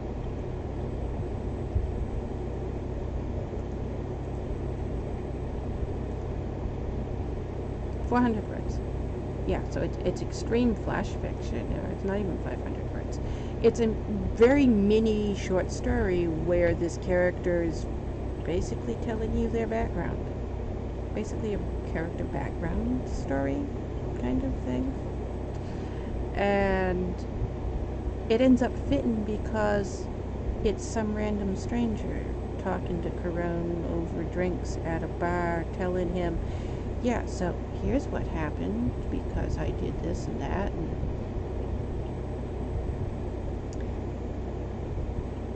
if needs be, I will rewrite this part, the scene as well.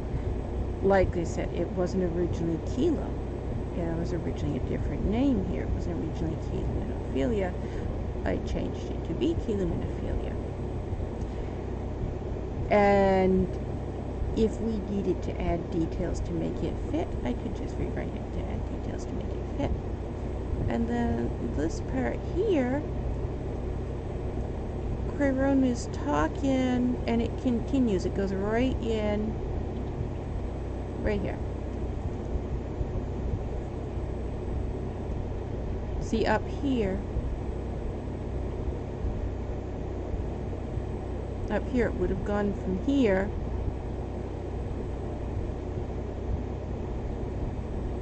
to here and kept going. So you took this scene that wasn't connected and added this to the front of it, changed the character names in it, and then added this to the end of it. And now when you read it as a whole, it doesn't look like something that wasn't part of it. The whole thing now flows seamlessly, like it was intended to all along, even though it was part of two different separate short stories that were not connected. So, that is me answering to you this question here, but not answering the person who asked the question because I didn't type the answer up. I'm just showing you, yeah, here's what I do.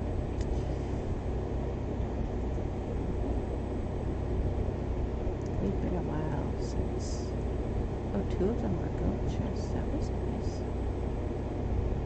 There was a delayed reaction.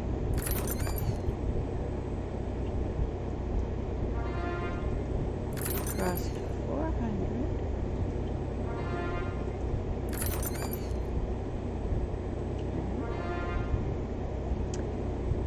All of these, this one's got just seconds away. So, I'll give you a thing. Look at that. Look at that. I should have had a vampire. I didn't see that in time. There's just a row of vampires there. This one's only got 3 minutes. Oh, this is one of these.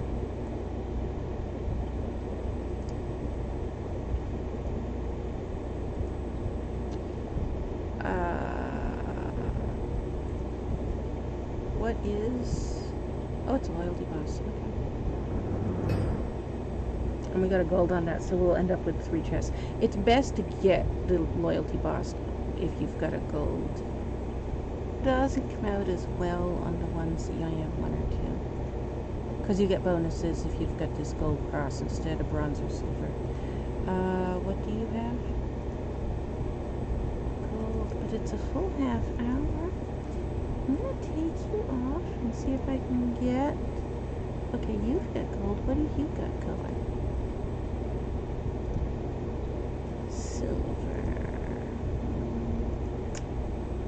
I want gold chests right now. Let's go to discover.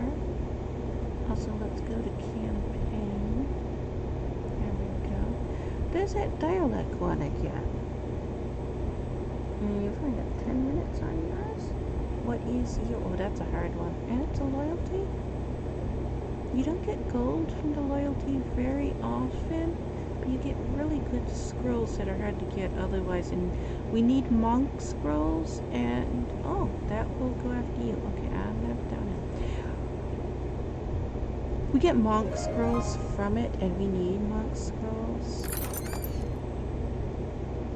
We have Berserker, and yeah, and see, you would only get gold if you had the 3rd chest. That's why I said if it's somebody where I don't, if it's just bronze, unless it's the super loyalty box, which is the pink one instead of purple one. It's best to only do it if you've got all 3 with the loyalty boss. What is your next one? It's bronze and it's a half hour. We're going to take it off. Do we actually right now not have...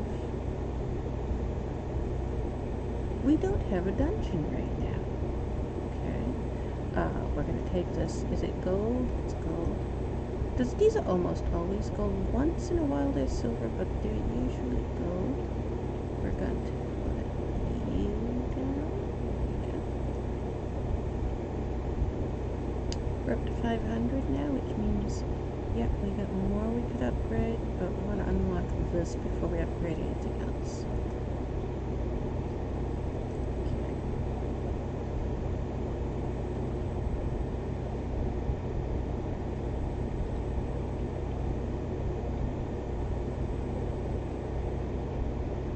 Do you mind giving an example? I don't. No, I don't like that type of a question on these.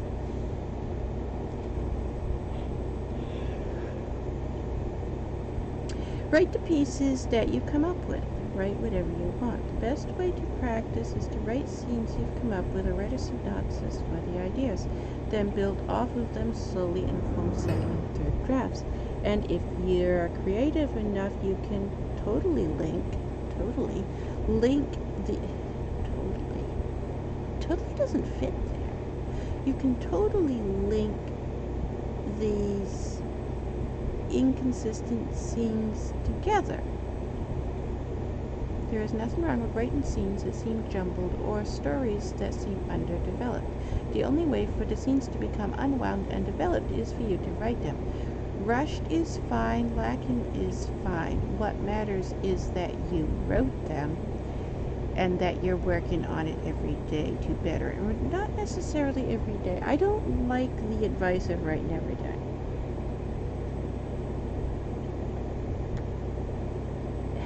It's not good advice. I mean, it is good advice to be constantly working on it and striving to get better. So yeah. You do want to be writing as frequently as possible, but you're going to get burnout if you write every single day and do nothing else. If you just write and write and write and write and write, you're going to get sick of it. And any hobby is going to do that, not just writing, anything. Any hobby, any career, anything you do. If you do it too much, you're going to burn out and you're not going to want to do it anymore. So writing every day, I don't recommend. I recommend more a system of writing every other day, or writing on weekends only, so only 2 days a week, or writing on weekdays only 5 days a week. Write Monday, Wednesday, Friday, 3 days a week. Break it up. Take breaks and have other things you do besides writing. That's why you see when I'm editing, I will be playing a video game in the background. Lately it's this. Usually it's been Oxygen Not Included or Rest of Loathing, which I don't stream those games, so you've never seen me play them. But that's usually what I'm playing in the background while I'm editing. Usually it's Oxygen Not Included or West of Loathing.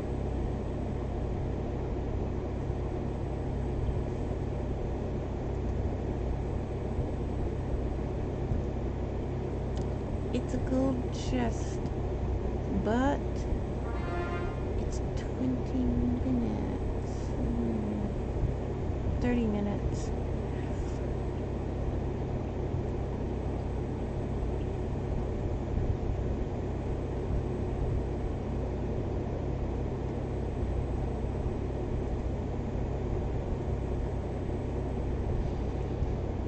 Take that off. See if we can get something that's quicker. Okay, you've got 3 minutes, so whatever you've got is going to be quicker. You have a question mark. Do you have vampires? No, you do not. You have tanks, which are going to target those. You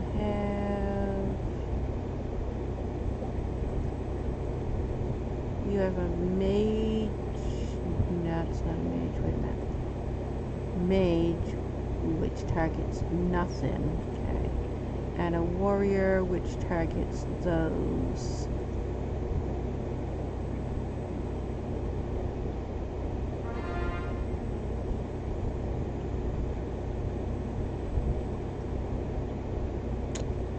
Um, 104. 4, 2. So you need help with the bigger ones, which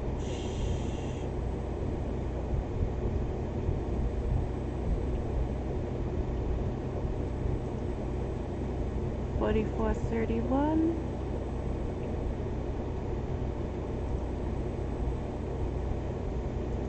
Give you a war beast.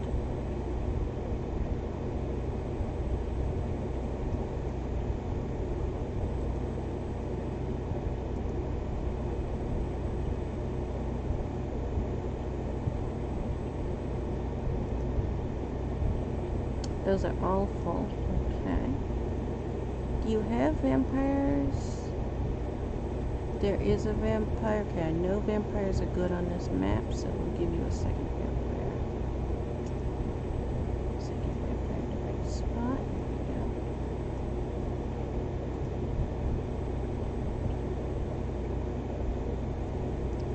Okay. Also, I need to go to the bathroom. So, I'll be right back.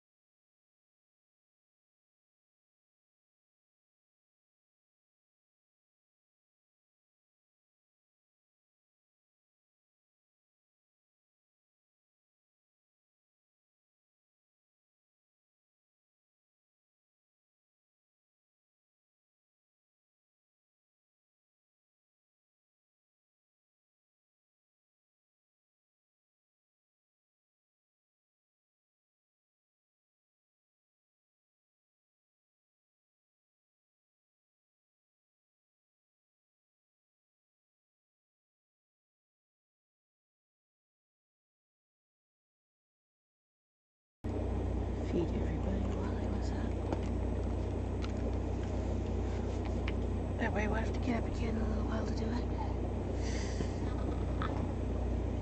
So where is... there it is. Where is my show?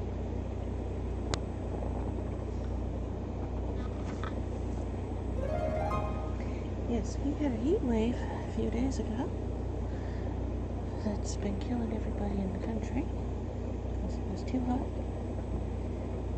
But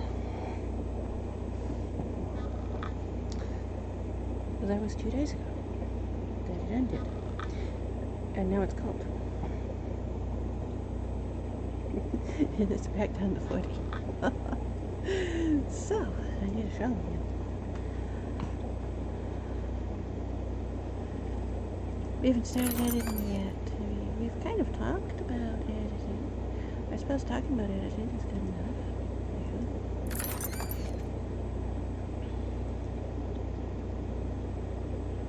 You've done that fine.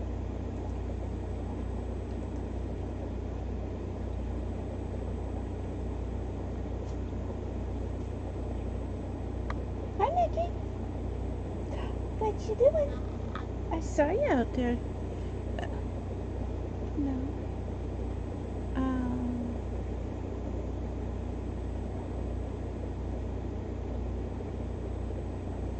You're a Magic the Gathering streamer? I'll follow you. Oh, you're hosting. Oh, what's his name? The drag queen there. Well, that was even a better reason to follow you, because that's somebody that I host. I can't remember his name. He does his whole setup, his makeup and everything on stream. So he starts out, he comes on, and it's a male gamer. And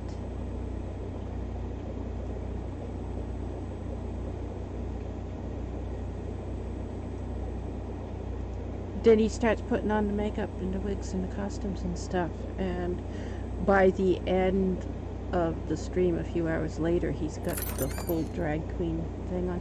He does a combination of playing video games and teaching you how to do drag queen makeup and stuff. I like his streams. Some of my favorite streamers, and I can't remember his name because I haven't watched streams on Twitch in almost 2 years.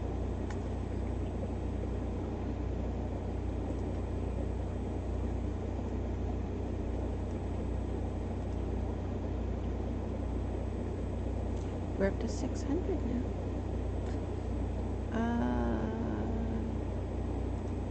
Okay. Let's see what our regulars are doing. You only got 6 minutes on that. We'll probably just go with it then. It's a bronze chest, which isn't as good, but it's only 6 minutes. We need to get more scrolls for that, so we'll give you that one.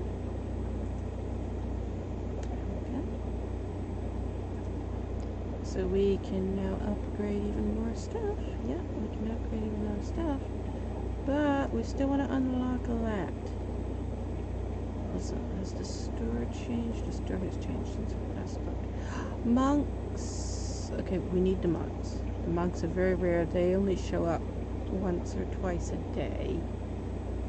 Usually 4 or 8. And this one's 8, so it's the higher one.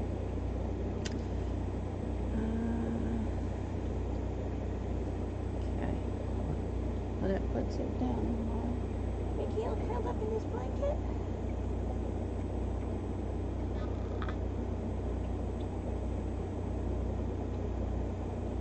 For the rest of the shearing set to come, I get half of it. Because he's got really long fur. His collar is like making mats around his neck. And I got a grooming set for dogs. But only half of it came. It's 2 things, and I guess it got shipped from 2 different places.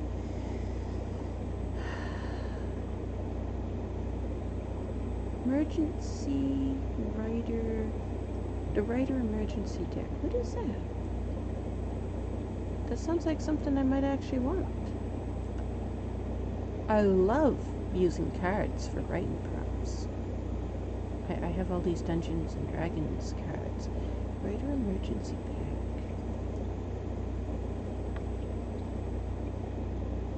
Did we actually click on it?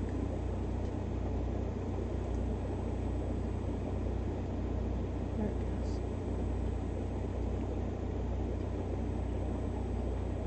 Raider emergency pack.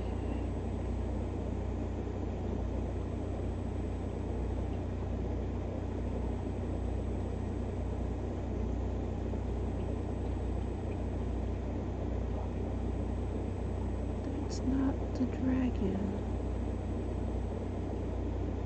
You thought that was the enemy? Nope. The real danger lies ahead.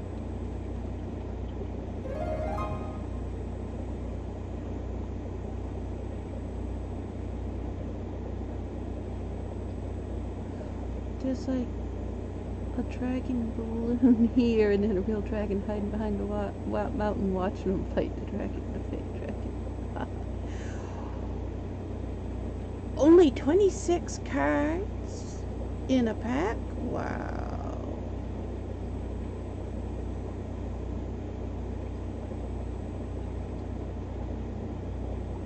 That's,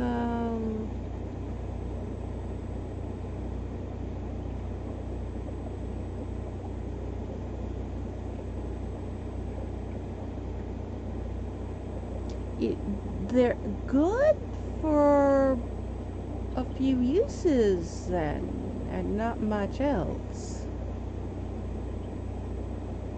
$20 for 26 cards. That's almost $1 a card.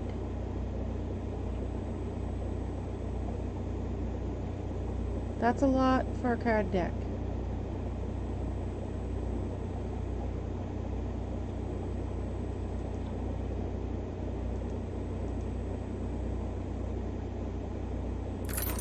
Just saying, I collect card decks. I've got a lot of them.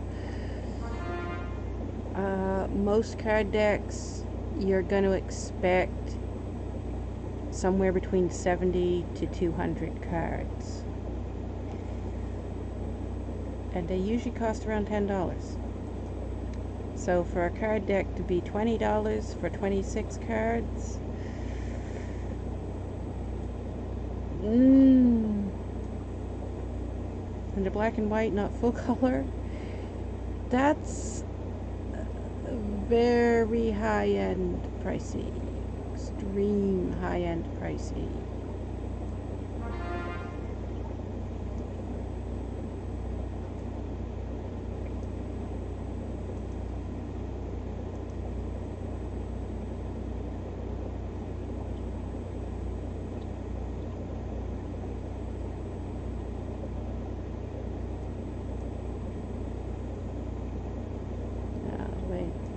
No archers.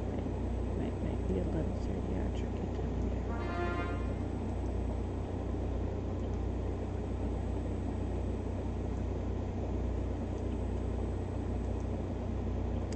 Okay.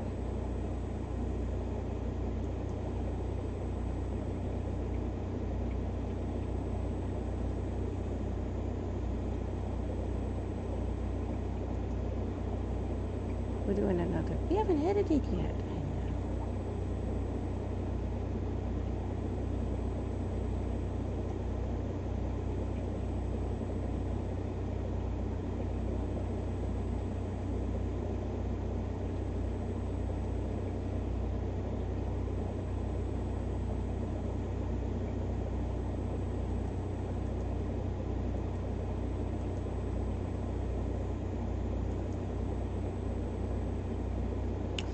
Women of Reddit writing. How would you go about writing a sexy, sexual female character? I've never written a sexy or sexual female character. I don't know. That's why I was just, I saw that question, it's like, I have no clue. I've never done it before. Let's say one day you wake up, make some toast and coffee, sit down at your computer, and spontaneously decide you're in the mood to write a story about a very sexually charged woman. I wouldn't. I'm asexual. My brain doesn't go there. How would you approach such a character, and what sort of story would you put her in?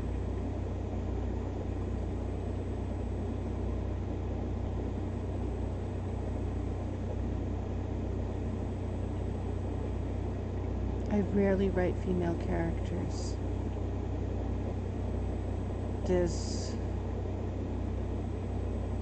There are 750 notebooks over there on the wall. 3-ring binders, 3-inch wide, 3-ring binders. They each have over 500 pages. They are the individual character profile backgrounds for each character.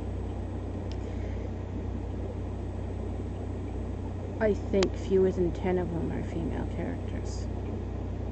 I don't write female characters at all.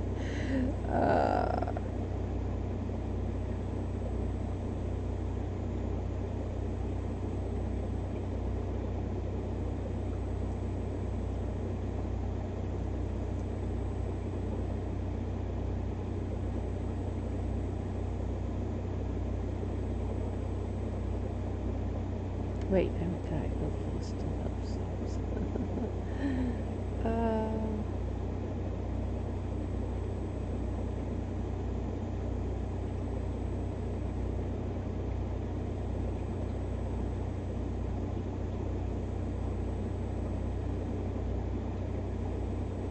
yeah, even with this story that we're working on now, there's one female character in it, Ophelia, and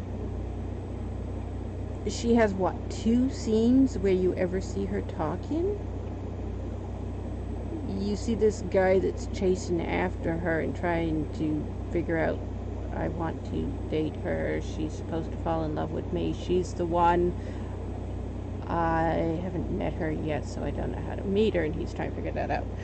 That's why he goes to Quaraun for help, because cast a love spell, I don't know how to talk to women. I don't know how to go meet this girl. Just cast a love spell on her. Let her come after me. So you see a scene where Quaraun meets this girl and realizes, yeah, okay. And then later you see the scene where Quaraun's like, you know what? Your husband's a dick. I'm here to collect your soul. He sold it to me. And she's pregnant, and Quaraun is in this conflicting because if he takes her soul, it's gonna leave her like a zombie, and it's gonna kill the baby. Well, Quaraun is awful on most things. He does have morals in some places, and that is a place where he would draw a line, and we see that that's an issue for him.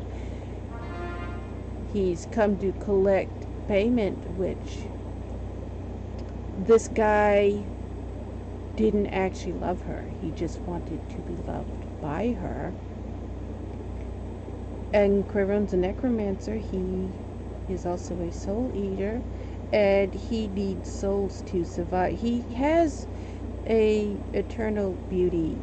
He's not aging. He hasn't aged in centuries. That's why you see him. If somebody says something about, you look old, which you see a scene in this one where that happens, where somebody calls him old, and he has an absolute meltdown, and they can't get him to come back the conversation. They're trying to talk to him, and he has pulled a gigantic full-length mirror out of his pocket, because his pockets are bags of holding, and all he's doing now is looking for wrinkles on his face, because he has some issues. Quaraun has big issues. But that's what he sold his soul for. That's the thing, is he sold his soul because he wanted this guy, liked him, was lusting after him because of what he looked like, but he didn't love him, and he knew that. He wanted Boom Fuzzy to love him. He loved Boom Fuzzy, Boom Fuzzy was just sex crazy, didn't care. So Quaraun made a wish that Boom Fuzzy would love him forever, for eternity, and he would also, Quaraun would never age, so that Boom Fuzzy would stay with him. But then Boom Fuzzy dies, and he can't move on because of this spell. It has trapped Boom Fuzzy in an undead state where he is now a lich. He can't go anywhere or do anything because this spell. So now Quaraun is haunted by this lich. And at the same time, Quaraun is a mortal. He can't die and he can't age. But then in order to maintain that, he has to constantly be taking people's souls. Otherwise this spell won't continue. So when somebody says he looks old, he goes into this massive panic attack of, oh no, the spell is wearing off. It isn't. But he's just obsessed with that.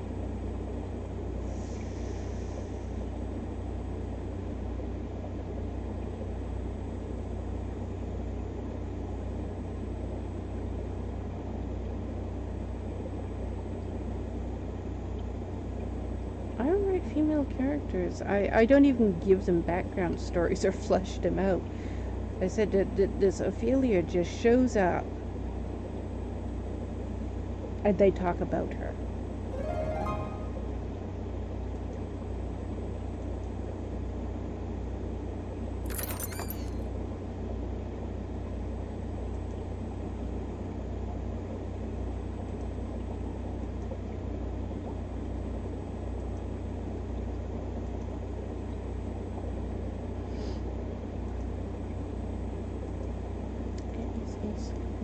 Do you have something better? One of these guys have something better? Ooh, you got a full half hour. Full half hour, but it's a gold chest. But you're the one that's prone to not. It could be 2 hours, not a half hour for her. She's prone to not do that. That's why I don't do hers that often. Let's see if we can find. Hooks is online. Wait a minute. Hooks is one of the developers of this game.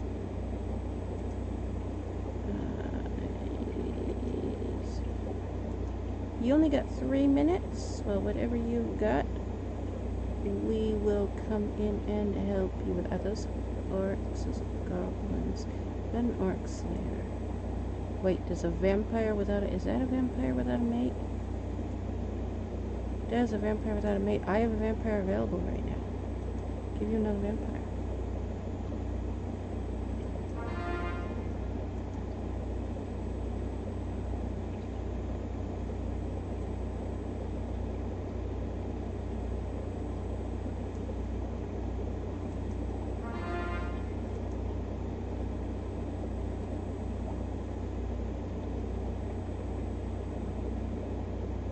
We have no more rogues. We have no more rogues. Okay, we're gonna give you an archer. We're almost back up to 600 again. The one I had that was doing dungeons went offline and I forgot to do another dungeon.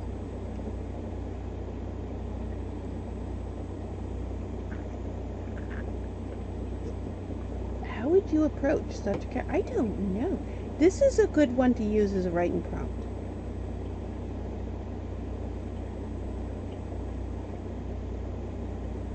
Because I don't know how I would write a character like that. That is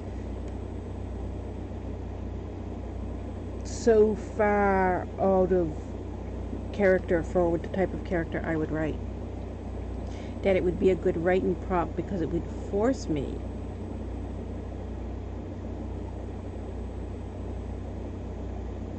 it would force me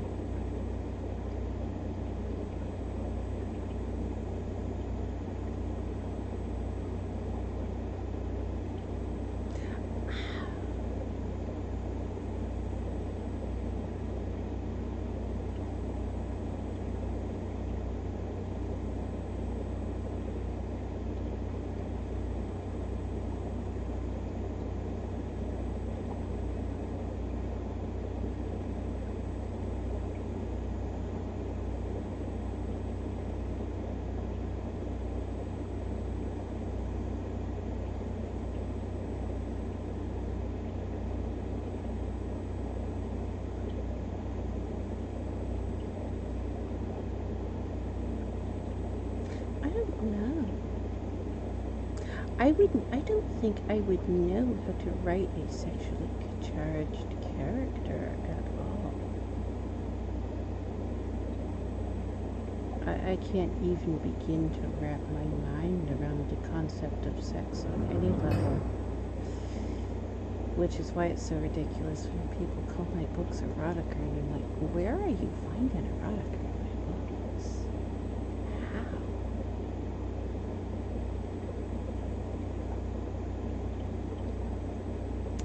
Can anyone recommend books about improving writing? This question shows up a few times a day.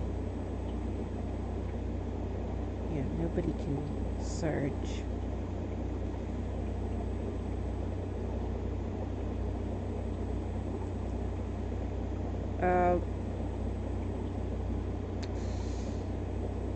If you want to write, the best thing to do is to get a high school English book and just do the whole book.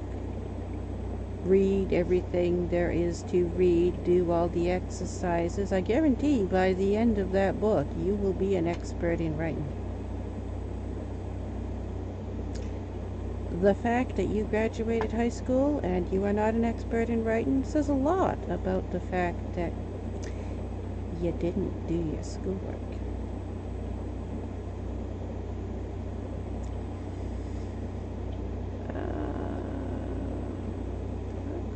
This is the one we wanted to work on right here. We need to work on the parts before it as well, but this right here was the one I was just reading a little while ago earlier in this stream, wasn't it? Was it this stream or because we did another stream earlier today? I don't know if it was this stream or the one before it, but one of the streams today, either this one or the previous one, I was reading this section and saying this needs edited. So this is what I wanted to work on. Wait a minute. Wait. Why is that? Okay, wait.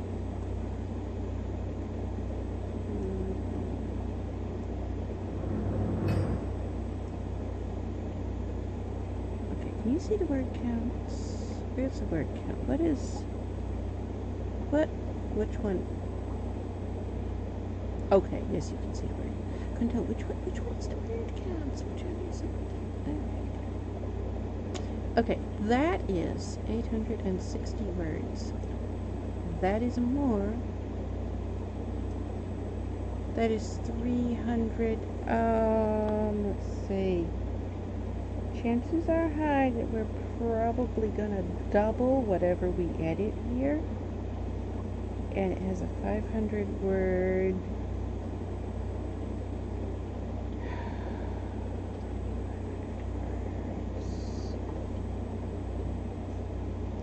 Your blanket. I see you. You want tucked in? Good, Nicky. Just flopped over on his blanket. Can you see him where he is? You can almost see him. You can see his bum. That's his bum there. His little Mickey bum.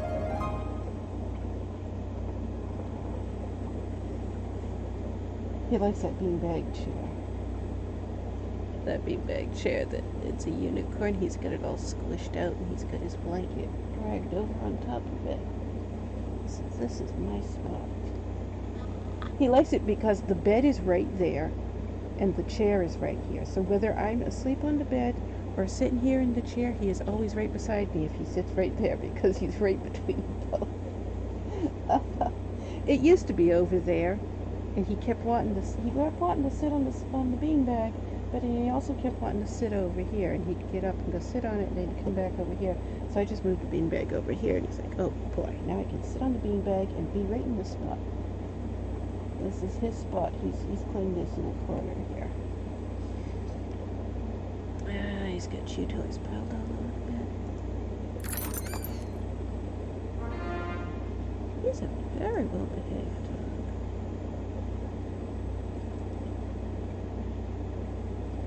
This one's usually question mark. Yeah, this one's usually question mark.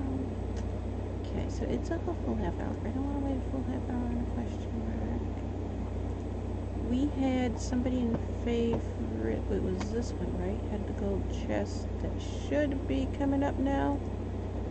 You got a silver chest that's coming right up now. It's coming right up in less than a minute, so we'll go ahead with it. Okay. Now we're probably got more than double this, and it has a 500 word. 500 word. Where are you?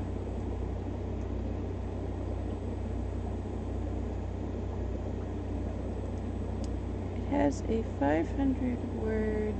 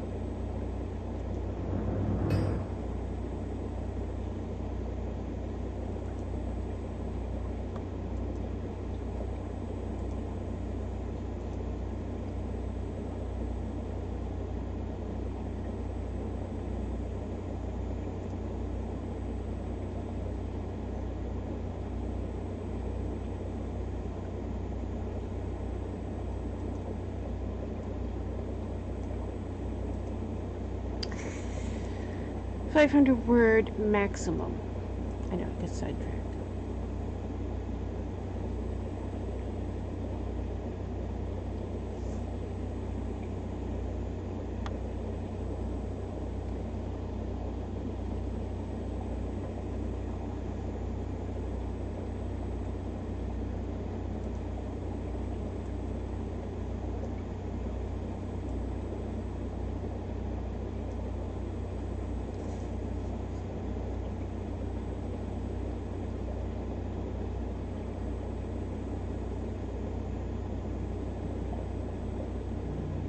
So we need to stick to around 250 words.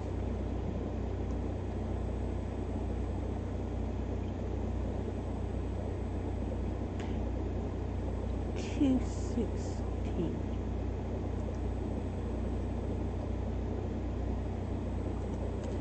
Also,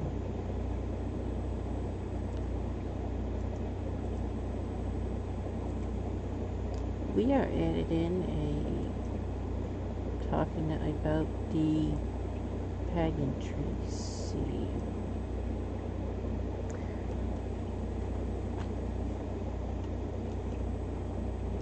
What is this? It got tangled up in both my shovel and my skirt.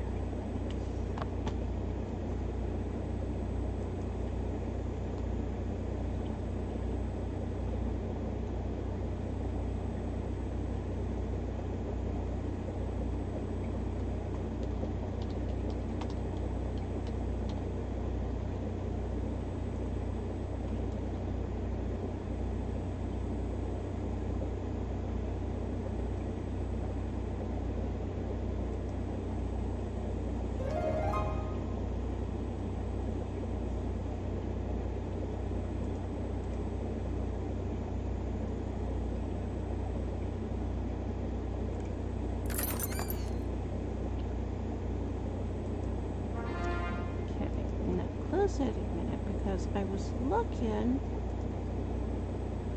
for somebody here had a gold chest. We didn't want to wait the full half hour for,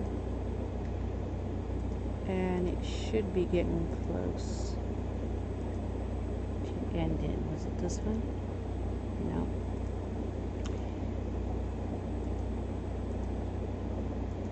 Was it you? It was you. Okay. So we'll go in on it now. That's right. I remember saying we might end up waiting more than a half hour because she's the one prone to do what this one is doing. We've been waiting a long time on this one to start. I get so annoyed when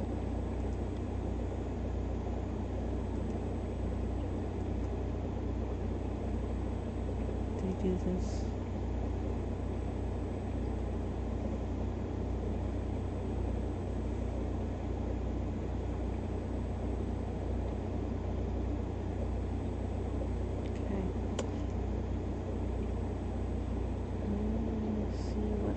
Doing that is interrupting your ability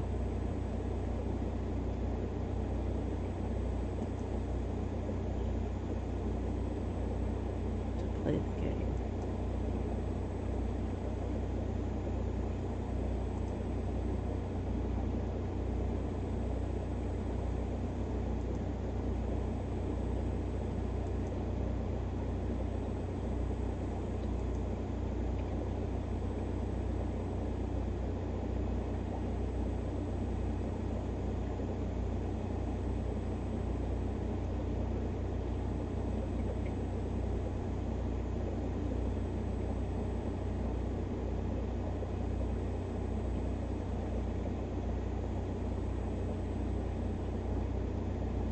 Okay, yeah, she's one of these people who, yep,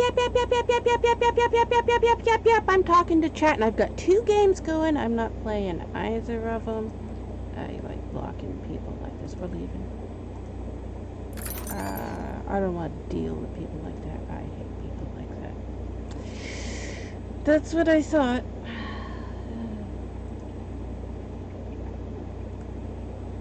I have no time or patience for people like that. If you're going to chat with chat, go to just chatting. Really, that's where you belong. Get the hell out of gaming. Oh, I can't stand those. You have only 4 minutes, so we'll stop there. Switch with you instead.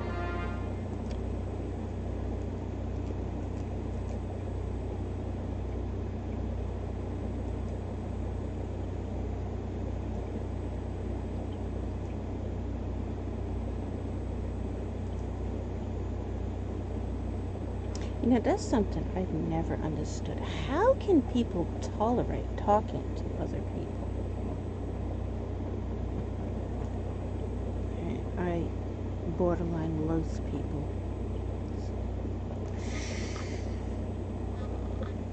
And people are always like, how can you have chat turned off? Why would I have it turned on?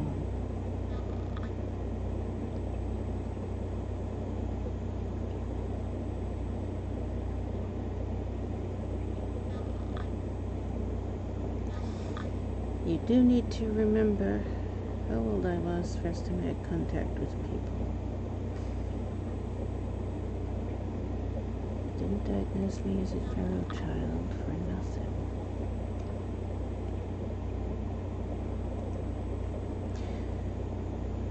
Until I was 31 years old, the only interaction I ever had with people was being beaten in the face with bricks and being raped on a constant daily basis. So the only thing I know about people is I want to beat them all with bricks, and I hope they all get raped to death. Because that's what people do, and I want no part of people. That's why I said, you get to these, like that question that we just had there.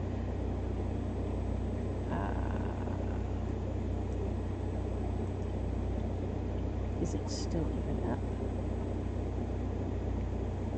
It's got 5 comments now. This question.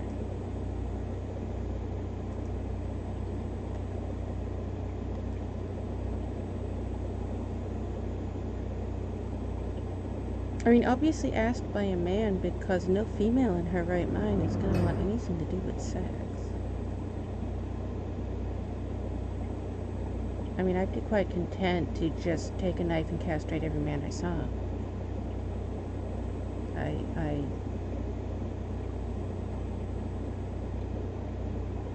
I can't even begin to imagine that there would exist a female who thought sex was good. That's why would you have something like this? I mean,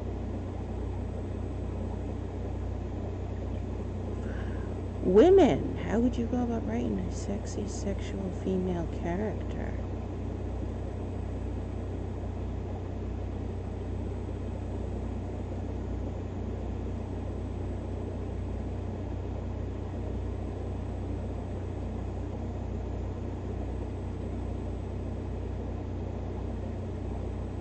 I don't know, just the word sex, the only thing that comes to my mind is rape. It's the only thing I know about sex. I have never encountered anything other than rape and sex.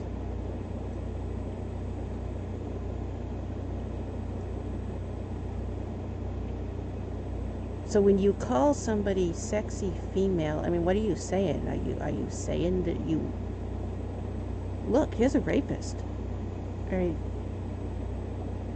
Sexual female, what? Should we take a knife and ram it up her vagina to stop her from raping all the men? I mean, what is a sexual female? I do not understand this at all. That's what I try to figure out. How would you write a sexually charged female other than beating her head in with a brick to stop her from raping men? I mean, what else is there? I mean, like this, you read what this guy says here, and there is so much. I just want to find out who he is and stab him in the face. I mean, that's all I'm thinking while I'm reading this. That's why I can't even read it.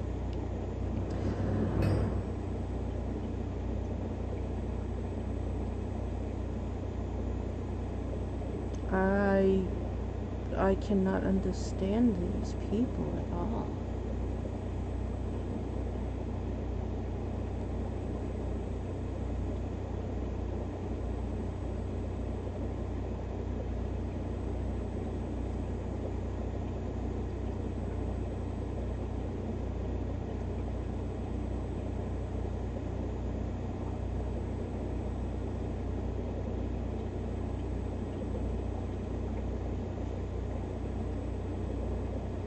I'm somebody who, if I ever became a serial killer, I would just immediately kill everybody who had ever had sex.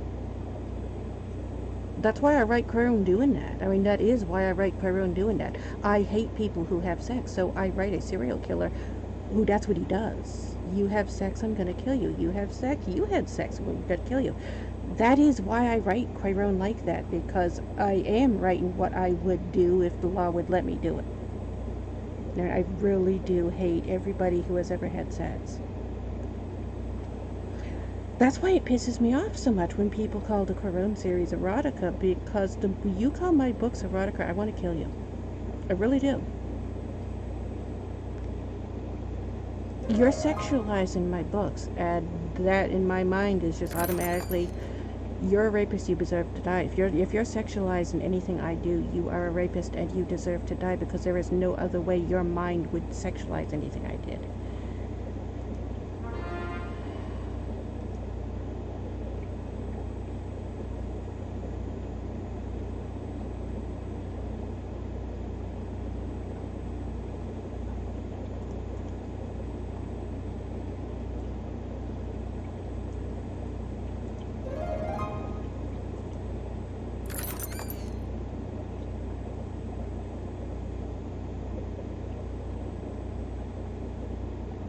That just gave us a whole bunch of everything. Okay.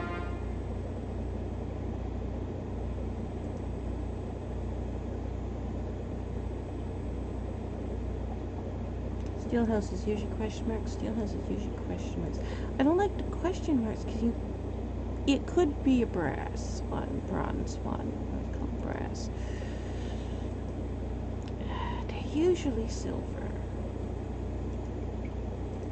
Both of those are low-level chests. I don't really want to focus on low-level chests. What do you got? It's bronze. It's like at a few minutes, and you do. Okay, it's only got a few minutes. And you do actually do your stuff. You don't wait. Oh, I can't stand people who wait. I hate people who have just do things and then I don't know.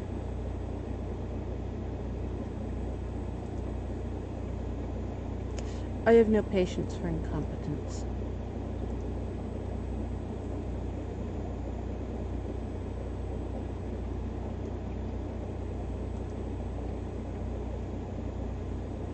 We're up to 700 now.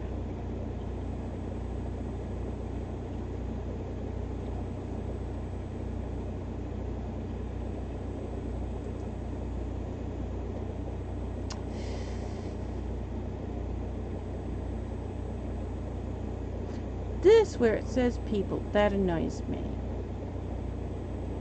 I need to change that one.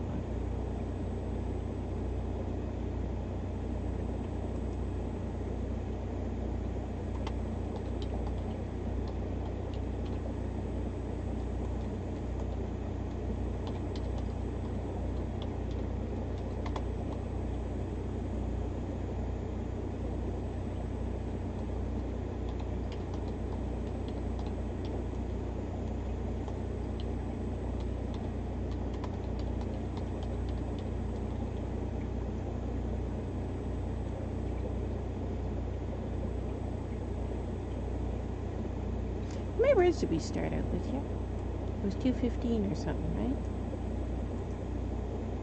216. Okay.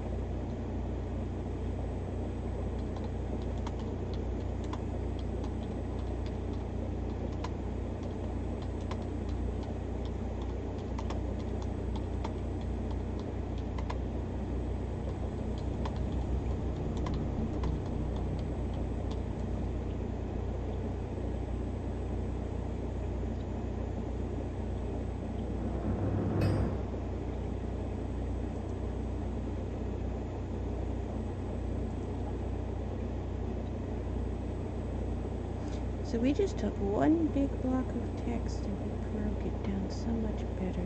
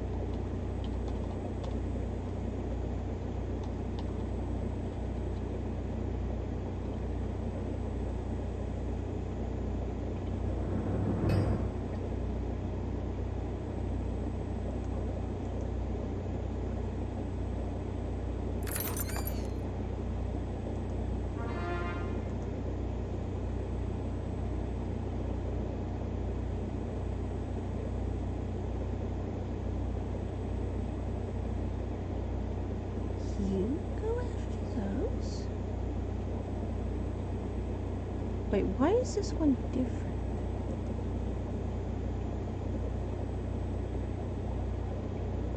Chest full of gold or something else? Damage should be 0, right?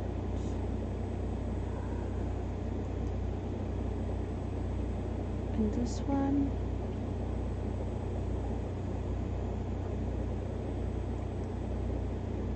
That one's not gold.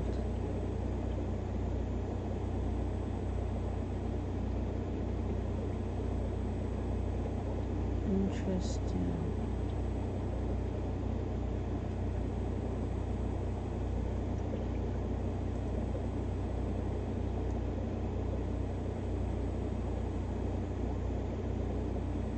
Huh.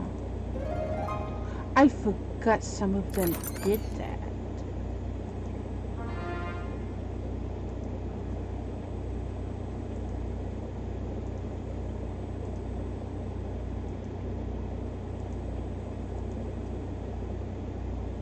I didn't want to miss.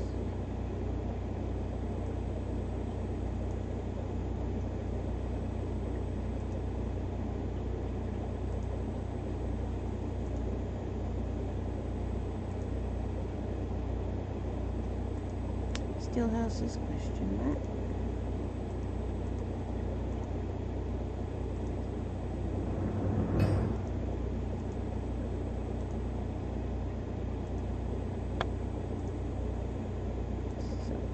We just looked at these, right?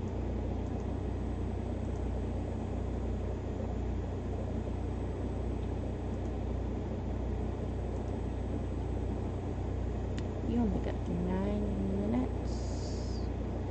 It's a silver though. Looking for gold.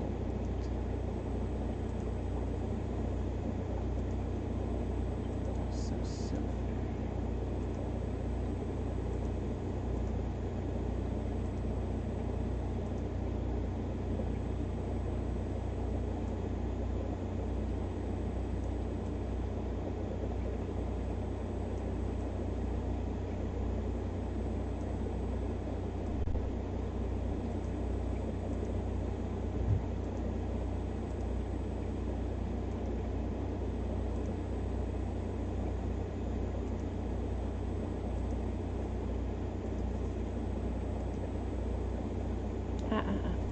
Page run button.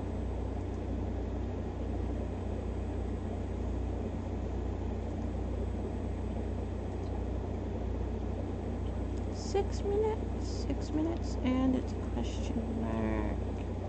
You don't have many people. You know, this is a hard one to do if you don't have many people.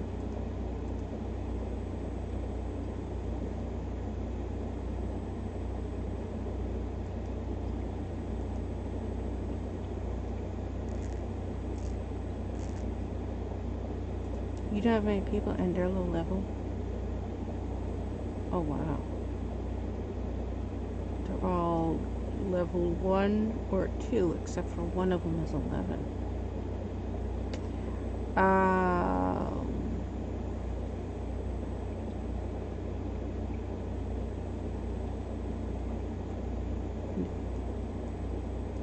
It is the clams and the crab. Okay.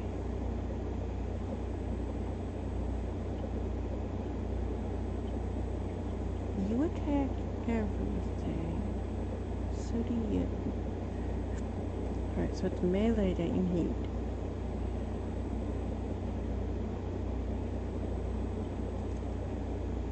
$44, $31, $114, $33, $135, $35. The Berserker is the best one to give them.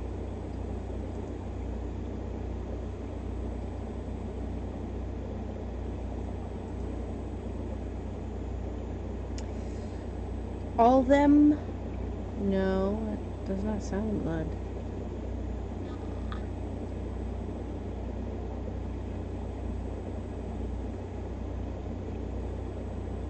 Okay.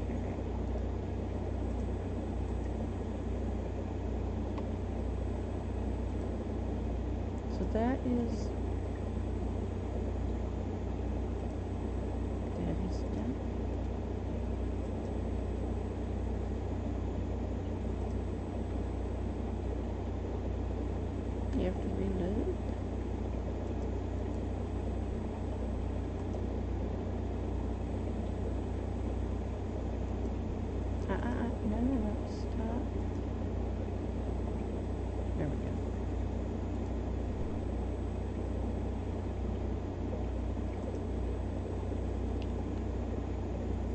So now we need to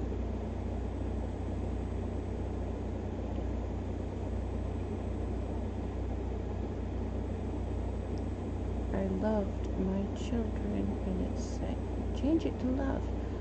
No love past tense. He murdered his children. That's why he keeps saying I love my children. He says it over and over again because he murdered them. They were 10 and 12 years old.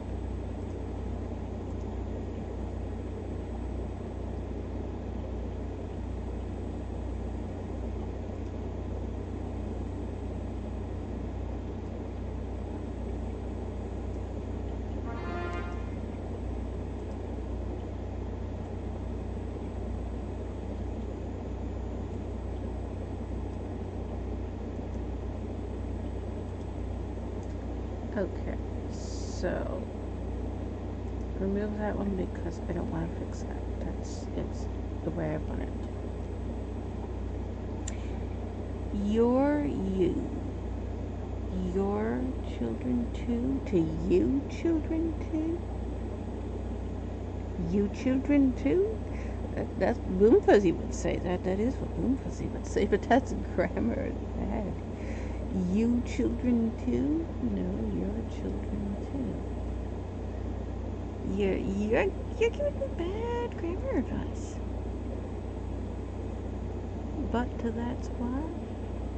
But to that's why. We got an ad issue here. Move that over there. But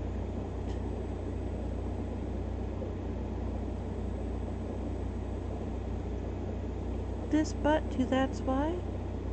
That's why it was not murder. But it was not murder. That's why it was not murder. But it was not murder.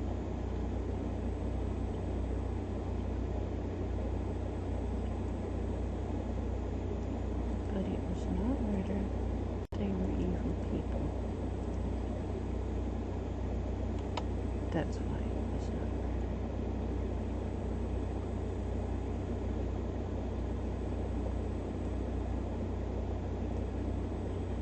Move that one.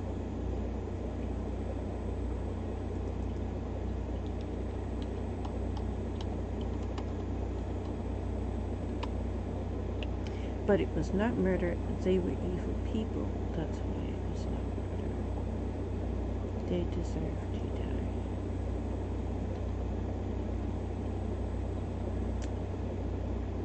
It's why I'm wanted.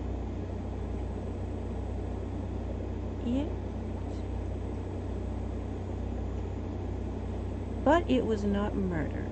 It wants to change it to that's why I'm wanted murder.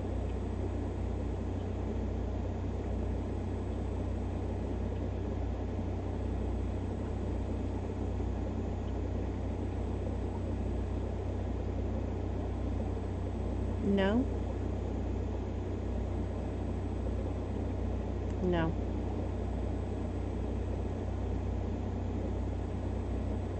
But it was for murder. No, it's supposed to be, but it was not murder. No. Where is it coming up with these? As I said, that's why the people who are like, I have to do everything this grammar editing thing is telling me to do. No. Do not do everything the grammar thing tells you to do, because it's telling it. These are automated things. They're not actual people, and they get stuff wrong frequently. They mask their crimes as doing good deeds. They deserved their crimes as doing good deeds. Again, what the hell? No. They mask their crimes as doing good deeds. They masked to doing good deeds. No. They masked their crimes as doing good deeds. They masked their crimes as dying. How did doing good deeds become dying? What the?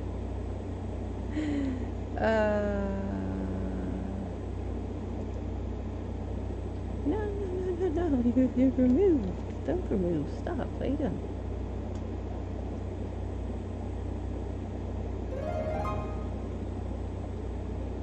People I love.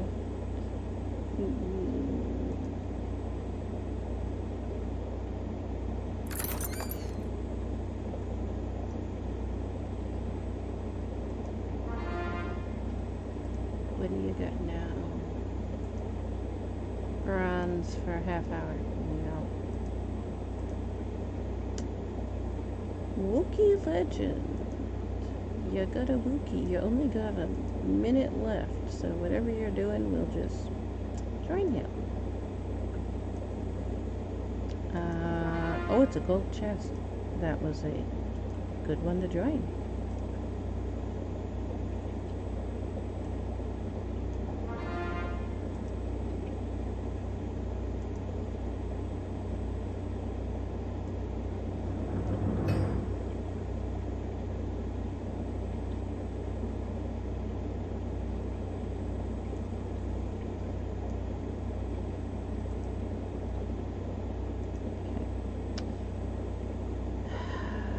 People I loved. Change to people I love. No, because he doesn't love them anymore. He killed them. My own father led them on. Okay, that one is correct. The correction they want me to make, it's corrected. I made it wrong. Hung me in the tree. No, that is wrong. Yeah, I got it right the way I wrote it.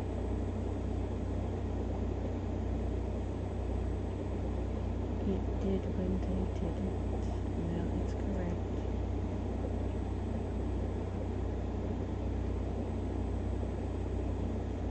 Did not do.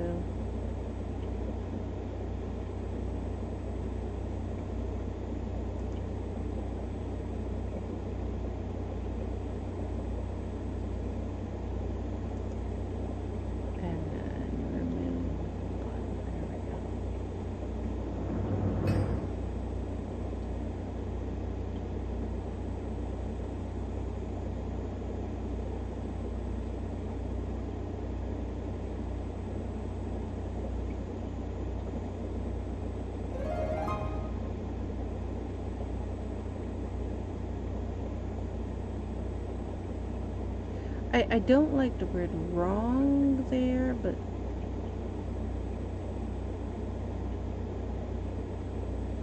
I can't think of what else should be there.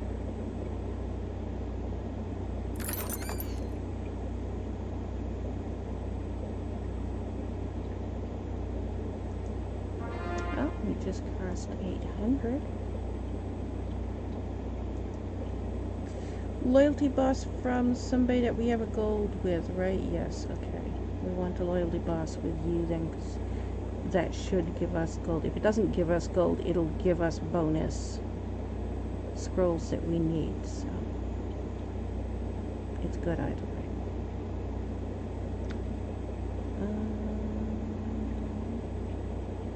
Yeah, I'll put down a healer because we haven't put down a healer in a while.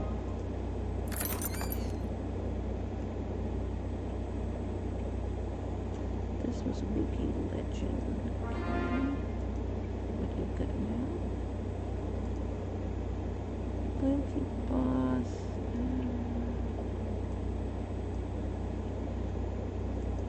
It's a half hour though. If we spend all that time waiting for one, when we could be getting multiple smaller ones, I mean, if we get one every 5 minutes, we end up with more stuff. So I would rather get one every 5 minutes, and then as it gets closer to the end of that one, get theirs as well.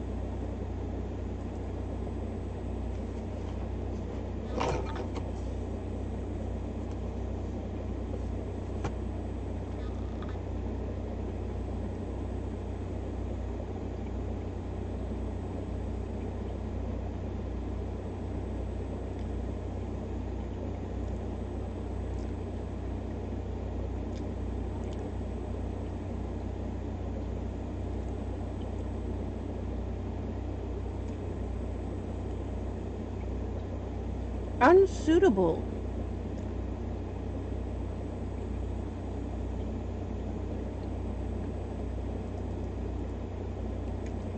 Unsuitable. That's the word I wanted it.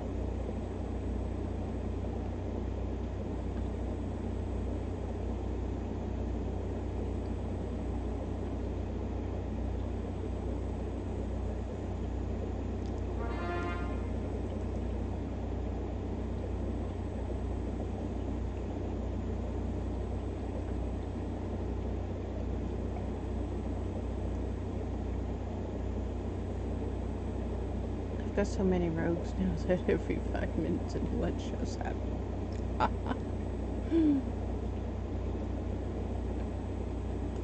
We're almost able to do full 6 rogues.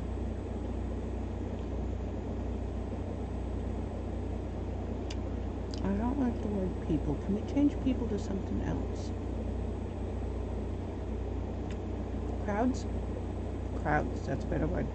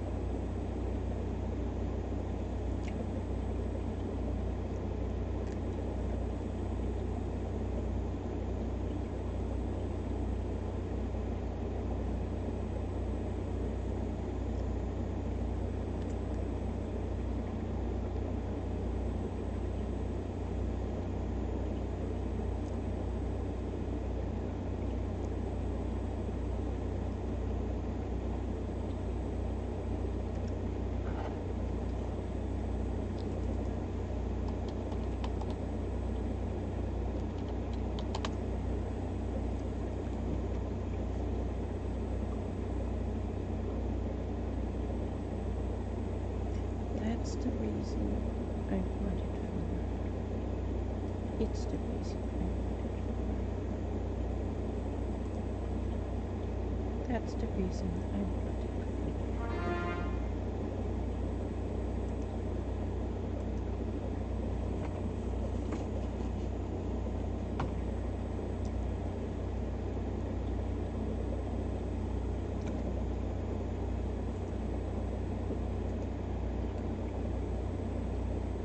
So this is the loyalty boss, which means it's going to be a hard one. Loyalty boss is always on the boss fights that are hard.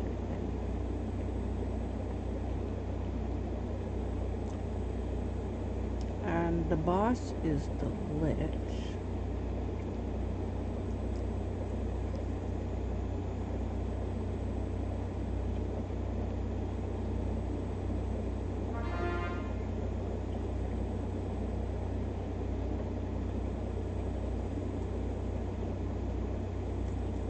I think the rogue's the only thing that attacks the Lich, right? And the balloon.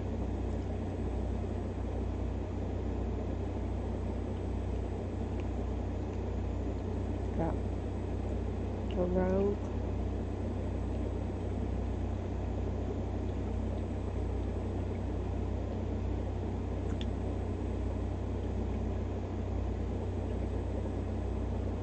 And the Templar. Rogue and the Templar.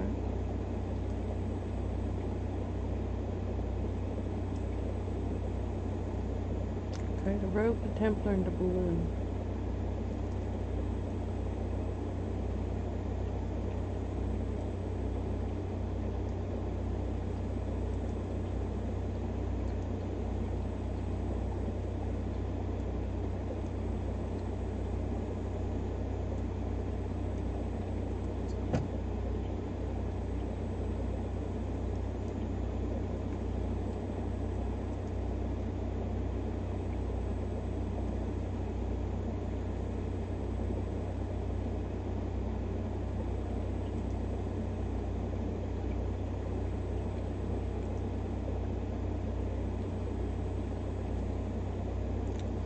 Kill support units. Hey Mickey! You back?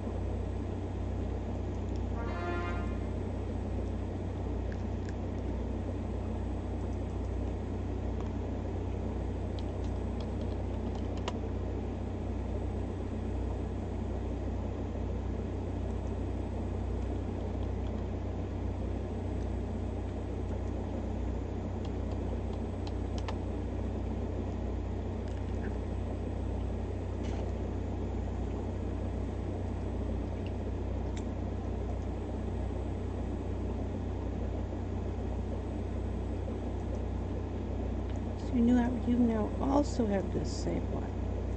So we're going to end up with two of those. And where is it? It's over there, okay. Well, the rogue is the only one that can fight that. So we need rogues.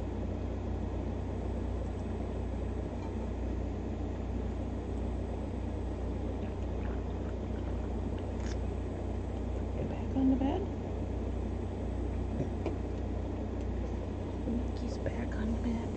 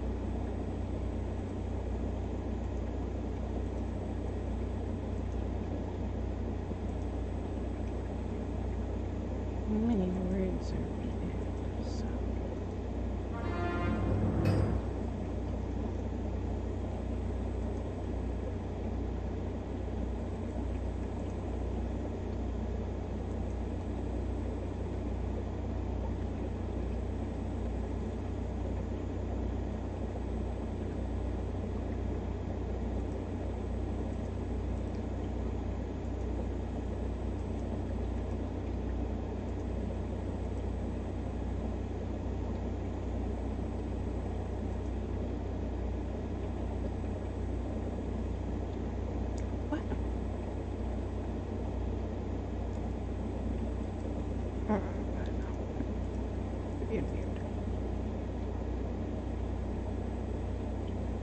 Why did we do that? So weird.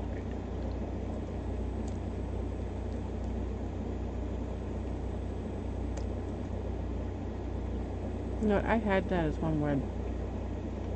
And the other grammar chapter that we just used divided it into two.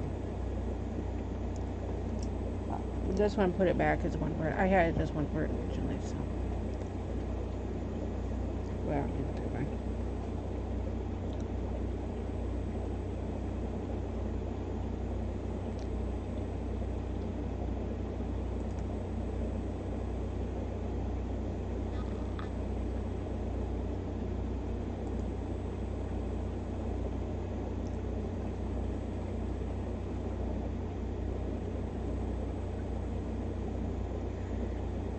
Shows possible replacements for nouns, verbs, adjectives, and adverbs.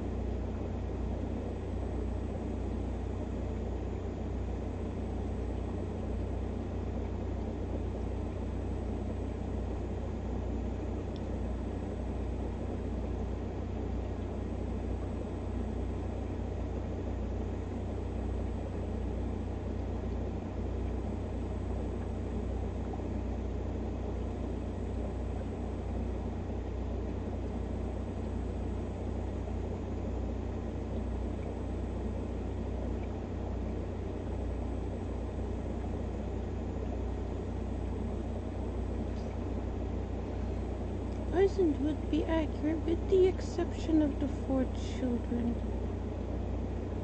He didn't poison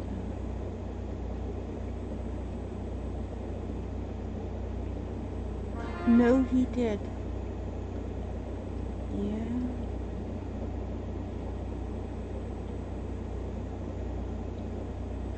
No, we're gonna put poison. He did poison them. That's what he did. That's how he killed everybody.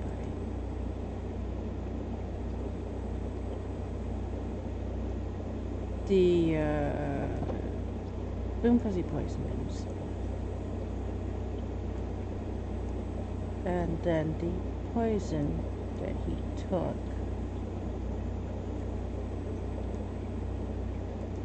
it dissolved his organs, and it took 3 days for him to die. And Quaraun tried to stop it. There wasn't an antidote, so he couldn't do anything to save him. Quaraun found him, he was still alive.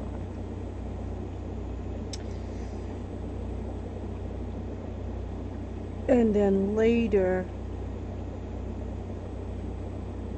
they made the day he died into a holiday because he was very evil. Kingle-Mayak, Dale Fever, Pepper Valley.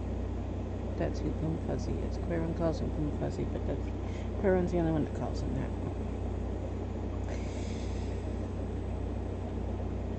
Everyone else knows him either as Kingle-Mayak or the Elf Eater of Pepper Valley. And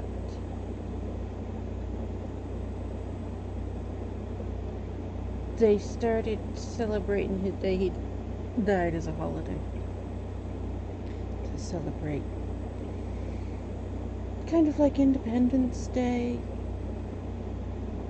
freedom from a tyrant. He was a very evil king. Everybody hated him except for Quaraun. Quaraun was in love with him and absolutely, completely blinded by the fact that, you know what, this guy's pretty evil.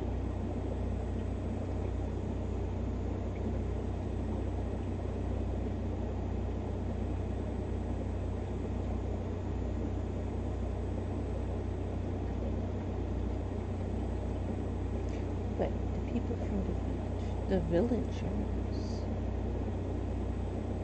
people from the villagers, I think Quaraun would say the people from the villagers is more grammatically correct, but I think Quaraun would say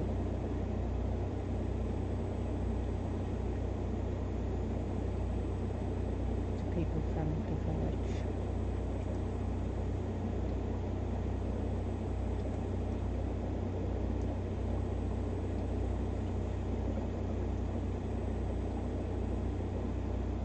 When I click that, you can still see that, right? Yes, okay. Let me move that over. No, if I move that over, then I can't see.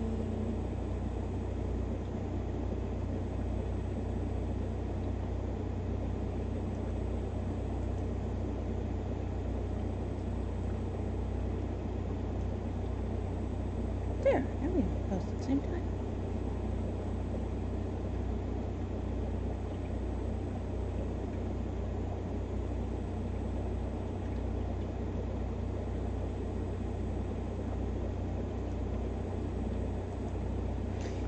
Also, he acknowledges that he murdered his children. He uses different terminology.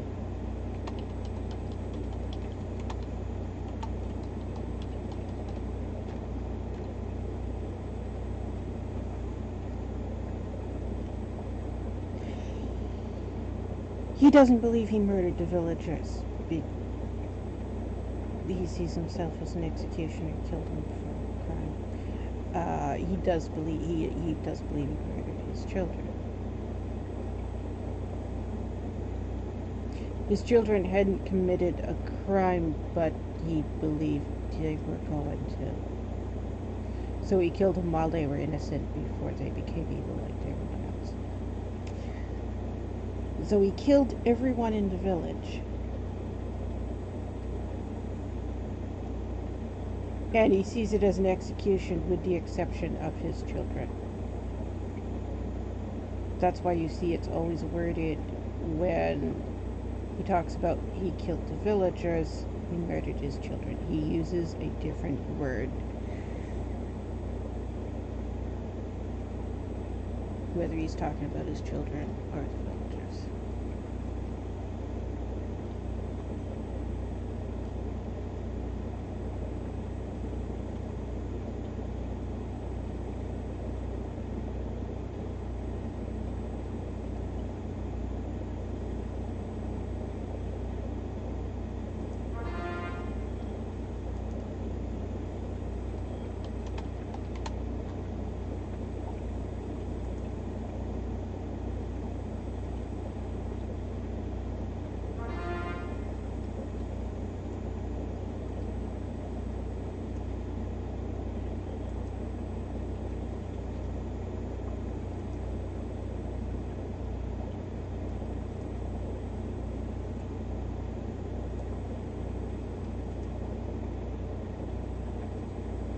Saying waiting to collect the reward, the battle is over.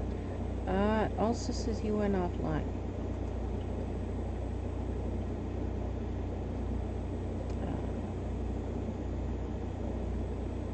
Yeah, you went offline.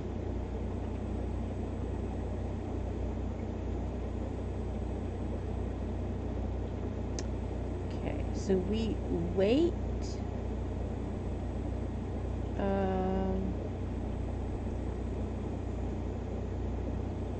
another round or two.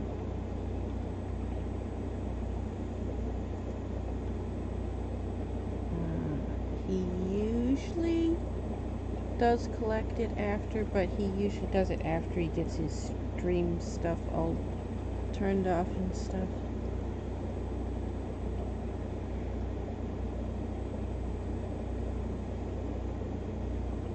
They deserved, got, deserved, won. That completely changed his demeanor. They play something.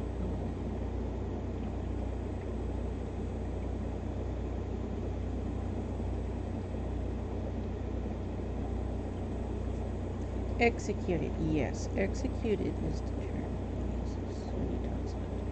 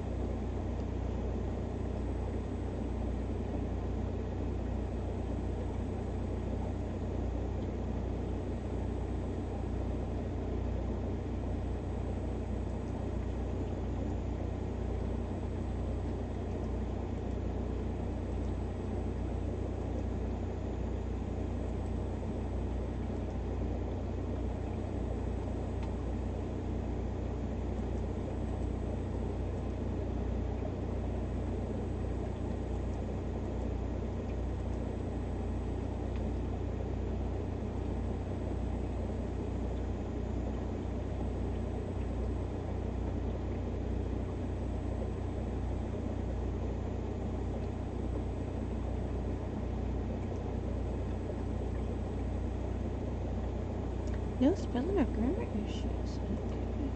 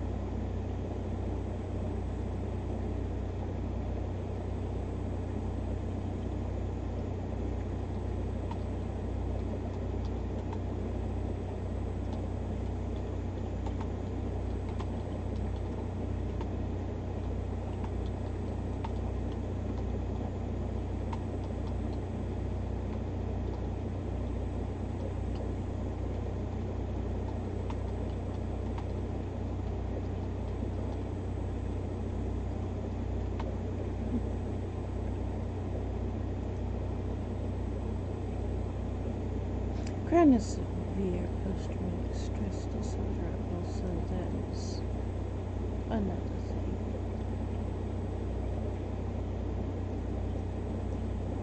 Which is why we have scenes like this where he gets stuck.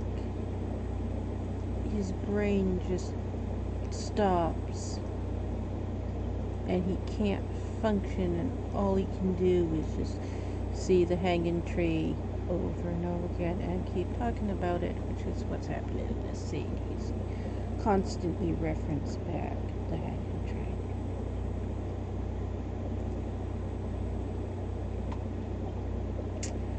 Was were, we use one was were a lot.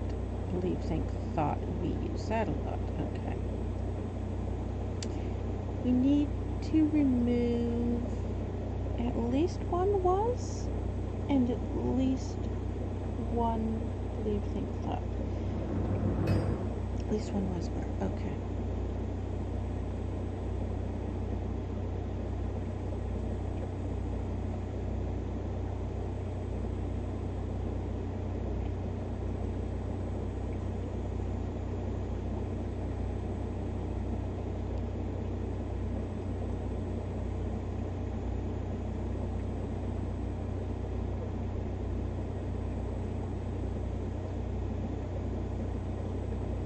Without making it sound like Yoda.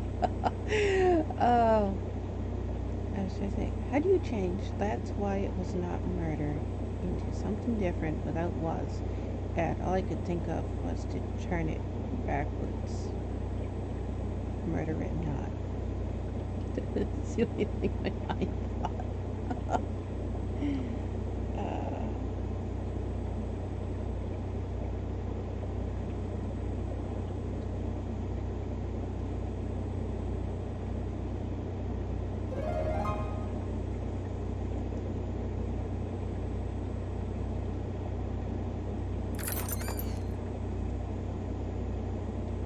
This is why the loyalty boss is better if you've got 3, because look at how much we got. That's a lot. What do you got now for the chest? It's a brass chest. Bronze chest. I keep on a brass. What do you got? Commits for what? Commits for... Oh, gold chest. No. Stick around here for a gold chest. We'll see. You have a fork.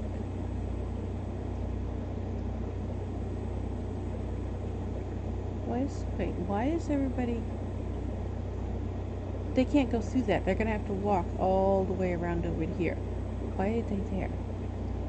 There's a wall. There's a wall and a...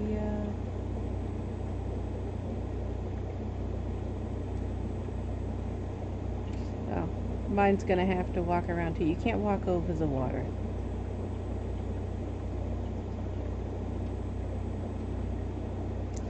But we just crossed enough to unlock you. Let's go around him. Unlock. We now have 1, 2, 3, 4. We now have 4 rogues. 2 regular, 2 flying.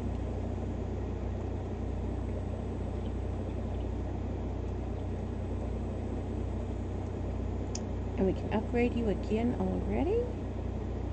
Wait a minute, before we do, what's in the store? Okay. It's generic stuff. Are we going to be able to upgrade you twice? Not quite. We need 3 more. Okay. That leaves us with 51. Does that mean we can get anything from the store? We can get a tank, or a tank, or a warrior. Let's get a tank.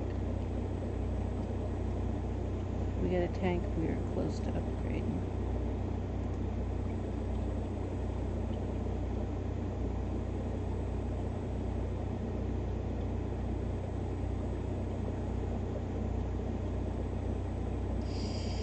They were evil people. could be changed to they are evil people except they're all dead.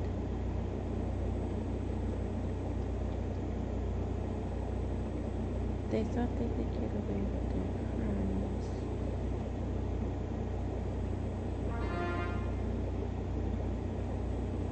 They tried to get away with their crimes.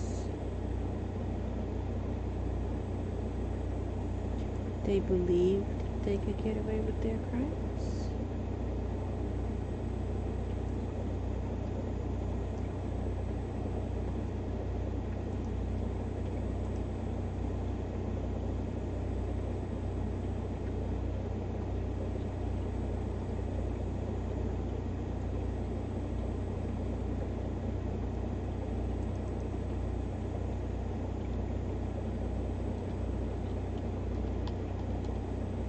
Told me to take him out and I just had another one. Oh, a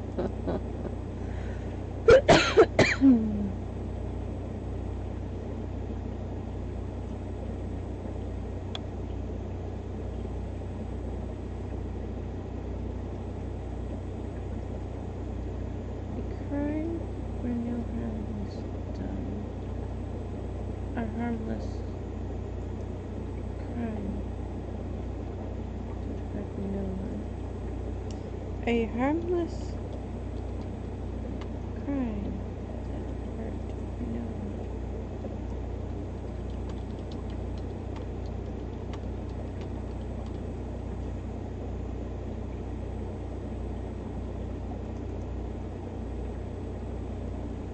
Was punished by torture.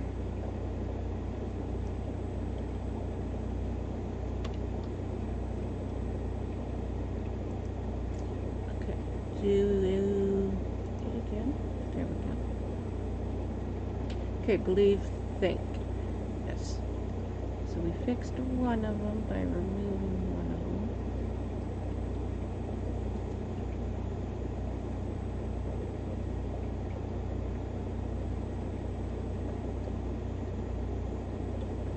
them. I think in this one we can probably change best.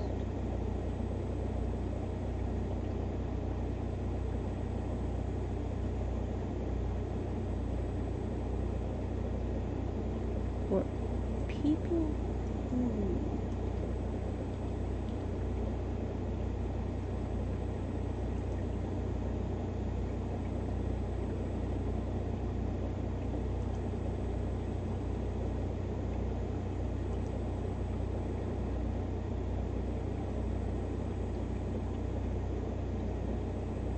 they tried to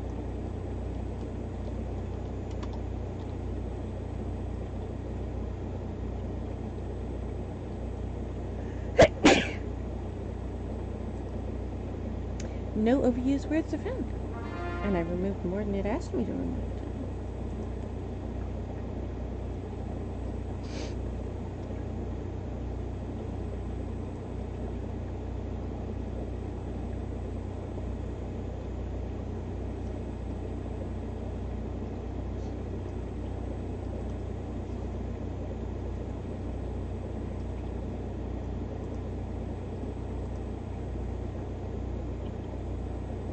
Can't remember what is combo.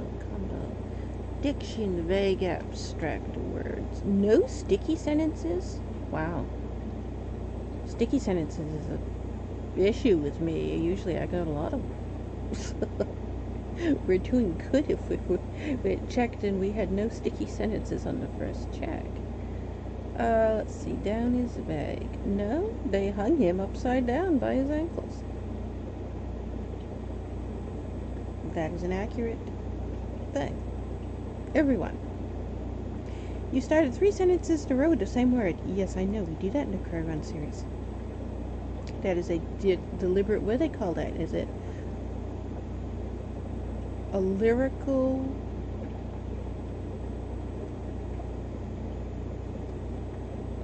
It's a deliberate lyrical something. I can't remember what it's called, but yeah. We ended a paragraph with it, we started a paragraph with it, and 2 sentences in the middle, it was only that.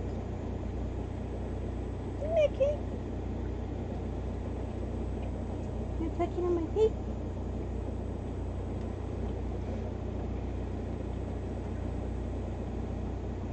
So, that's good. Even though it's technically wrong, it's good. That's what we want.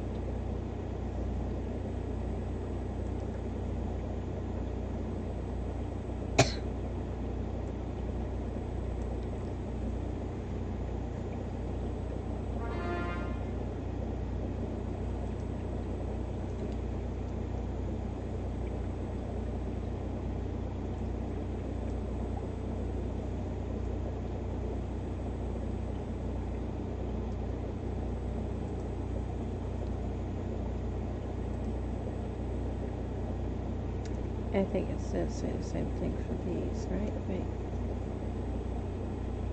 3 sentences in a row. It doesn't like 3 sentences in a row with the same word.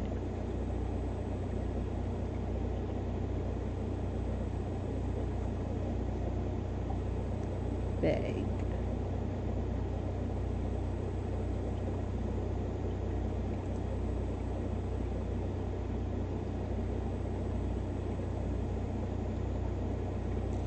I'm having a hurt. I've got right down through my side and then into my leg, through my hip. It just started last few seconds.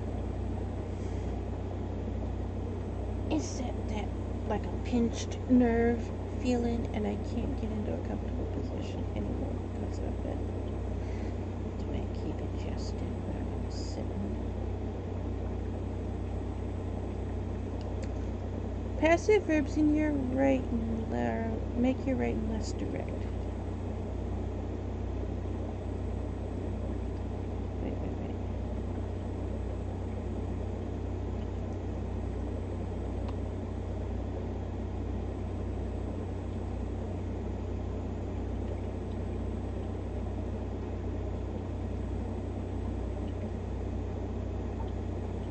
Okay. Do that again because we're correct. Okay.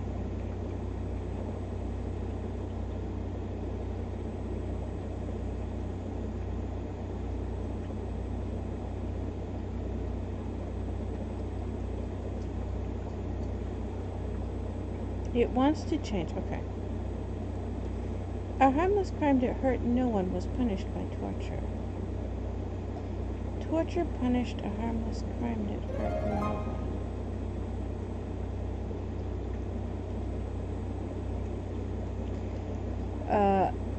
Their corrections sound so dramatically bad. Oh, we got more of that one. We needed that one. Was that enough? We didn't need many. Was that enough to put us...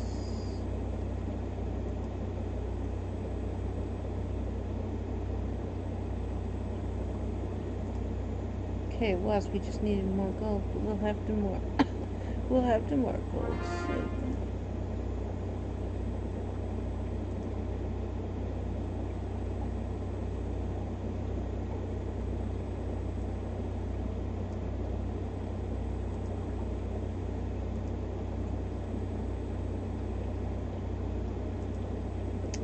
Bronze, no.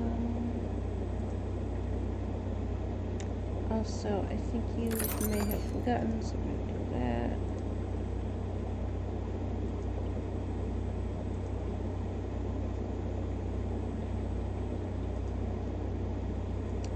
Bronze, 17 minutes, no.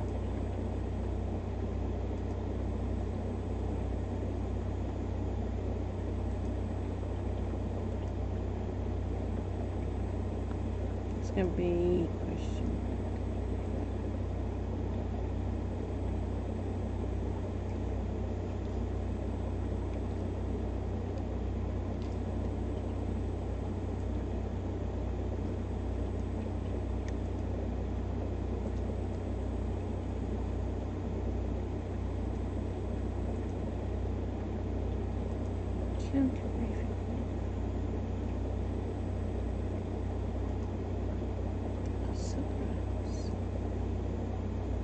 I think when there's no theme active, whatever they call that, I think there's not as many of the rare chests. I noticed that before.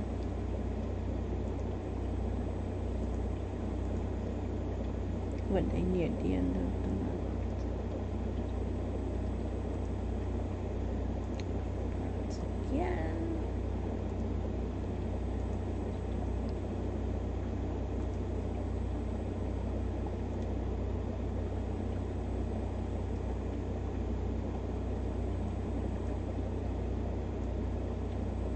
Wait, we didn't check. Loyalty boss. Yeah, you're close enough to the end. Take it.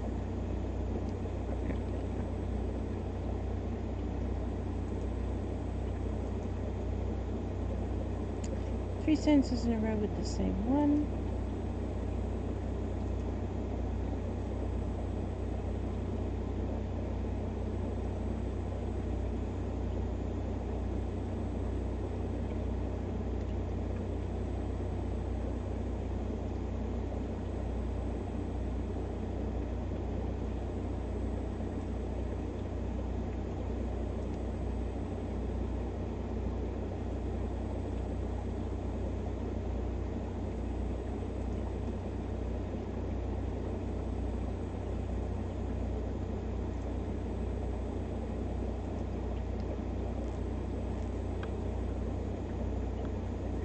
We have 7 sensory words, and we tried to have a goal of having 10 on each page.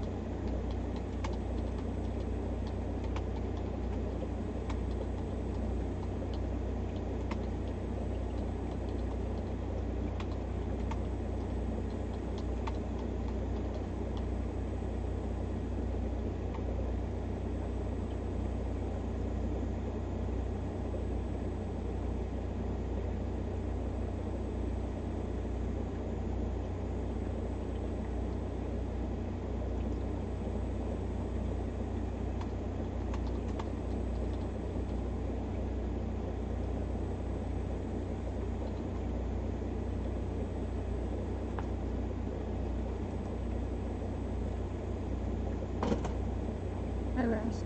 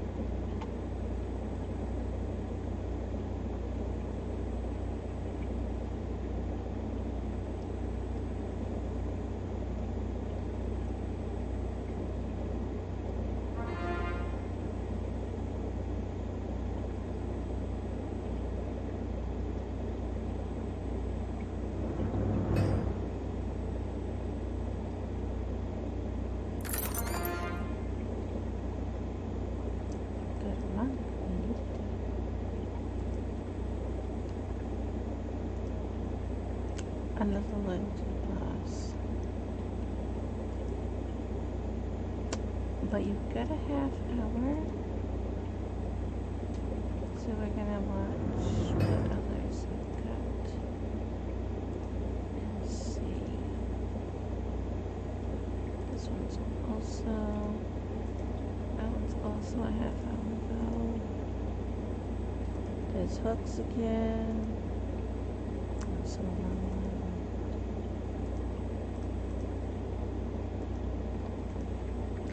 looking for short ones to do. They're half hour. This one's 4 minutes. What do you got? Silver. Alright. It's only 4 minutes. Silvers. Okay. We'd rather have a loyalty bonus.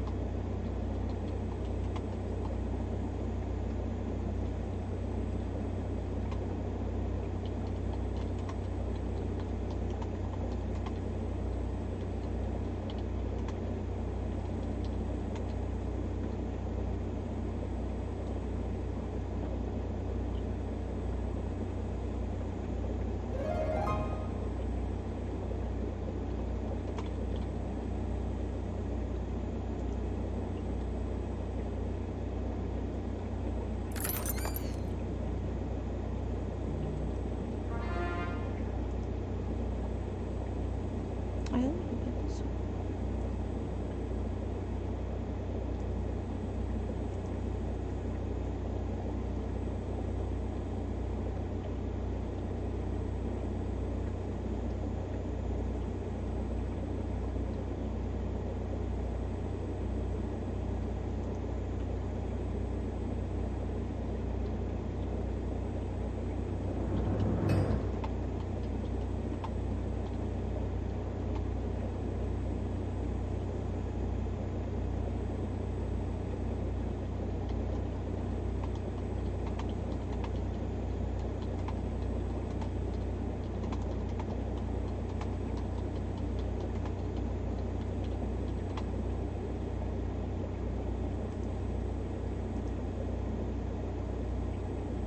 Oh wow.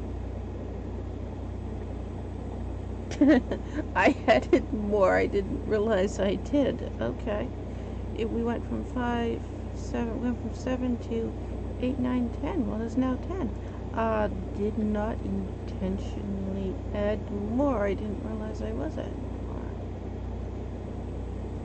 It was just, oh, I'm going to add these. So I added. Okay.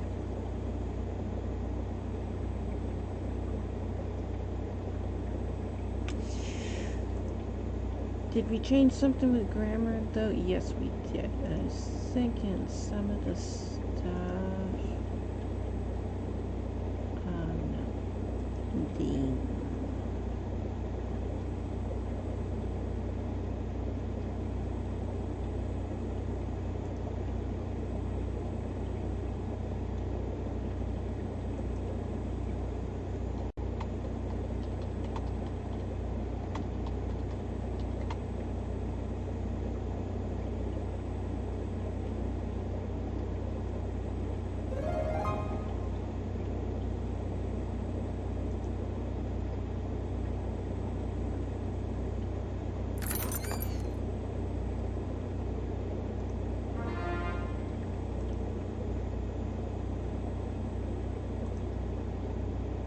I like this map, but you get it for bronze and a half hour.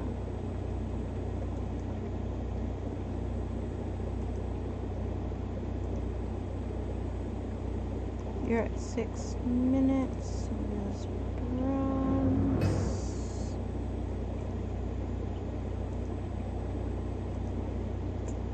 You're at 17 minutes with bronze.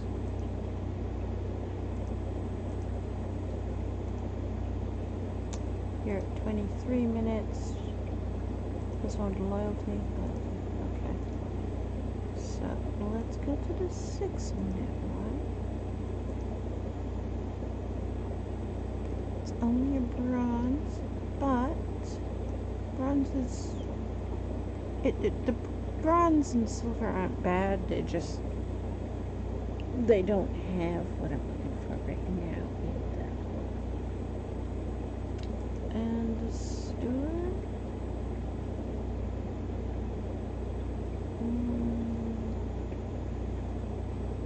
Grab that.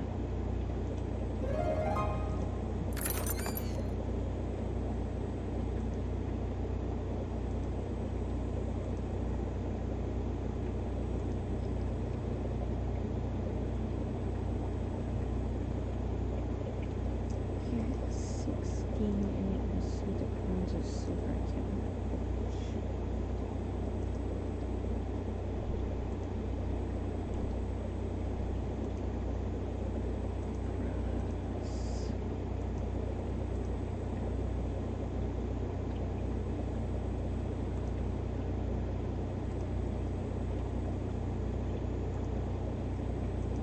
So many bronze tonight.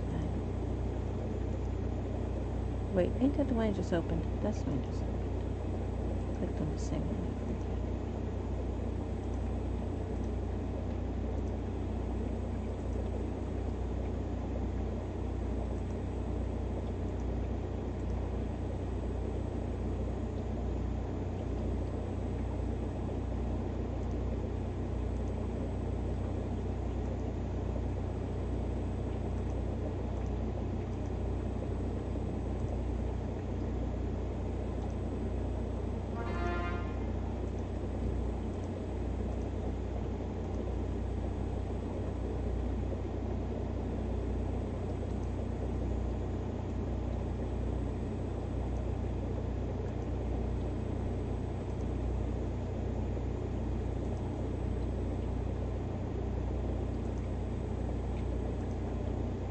You have only 4 minutes on this one. What is it? Silver? Well, we'll take it.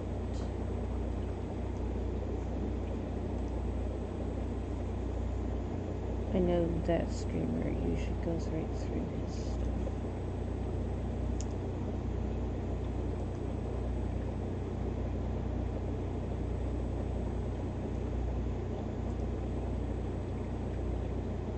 One more issue still left. I don't see anyone. There you are.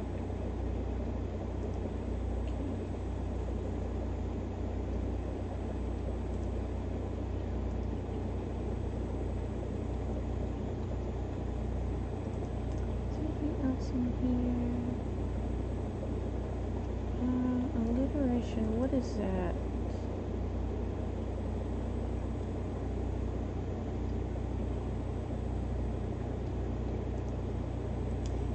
Pay the price, city square, days and days. Crowds came, family, my father. 10 and 12, away with he hung, family and friends. Alliterations in your writings. Alliteration says linguistic tools by some.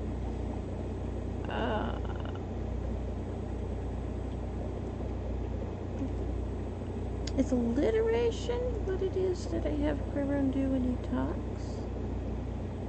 I'm not sure. I'll look up the meaning of it and find out. Alliteration. The occurrence of the same letter or sound at the beginning of adjacent or closely connected words. Okay, it is. That is what he does.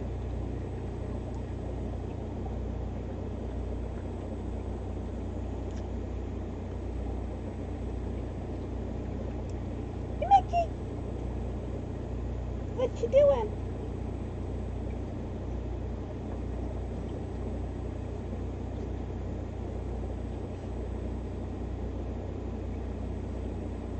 You're not tucked in?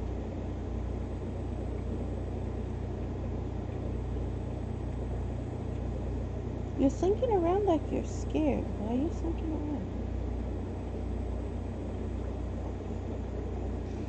Did something scare you?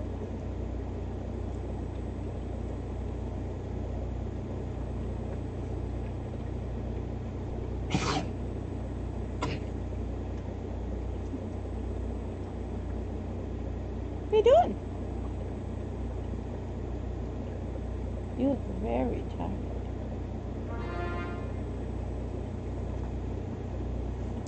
Well, it is 4 a.m.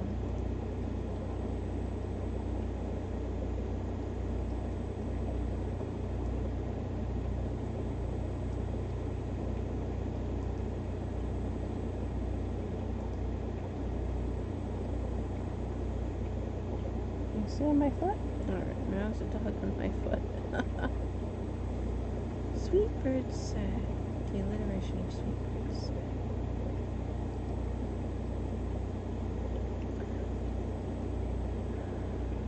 Alliteration examples to make your message memorable. Underline alliteration examples.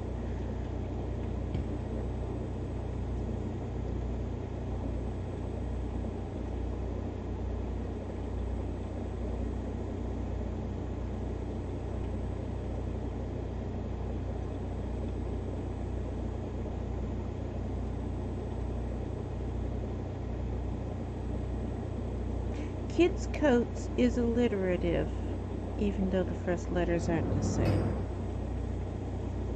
Phony people is not alliterative, even though the first letters are the same.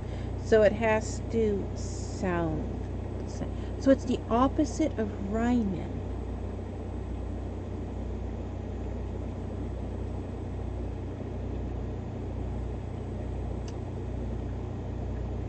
Gerber baked banana bread, but it burned. Bummer. The bee book.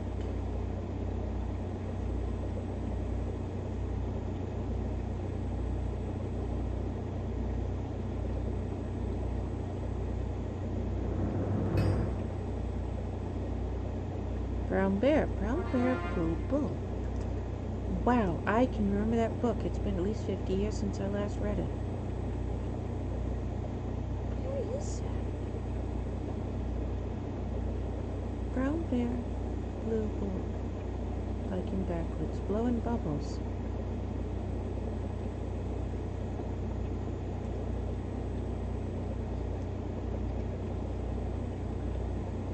Brown bear, blue bull, beautiful baboon, beautiful ballerina baboon, biking backwards, blowing bubbles.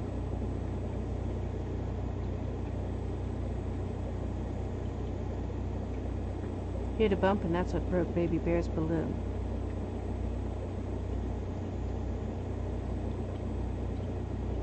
Dr. Seuss and the Bernstein Bears.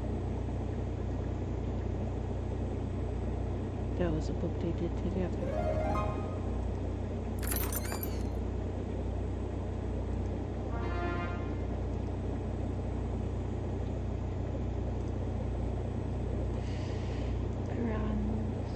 Now, didn't we have, yes we did, we had somebody with a loyalty chest that we were waiting to get closer to being done. Which I think is this one. Yes, okay, so now you're at 15 minutes. See, we got multiple chests while we were waiting. And we still have time to come in and put a few things down. That's why when it says 30 minutes, I'm like, nope. And then we come back to it, if I remember to go back to it.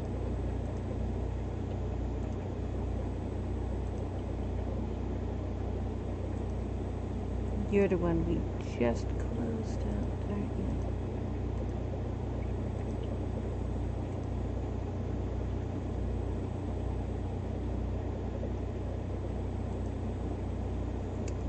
You're gross.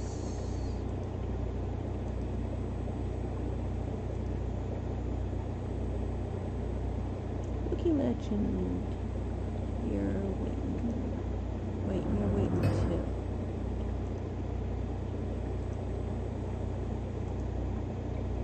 22, probably too long. Probably too long. Yes, you got burns. No, no, no. We hit the wrong button.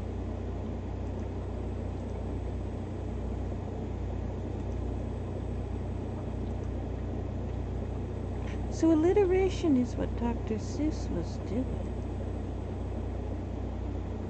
in a lot of his books that are now banned.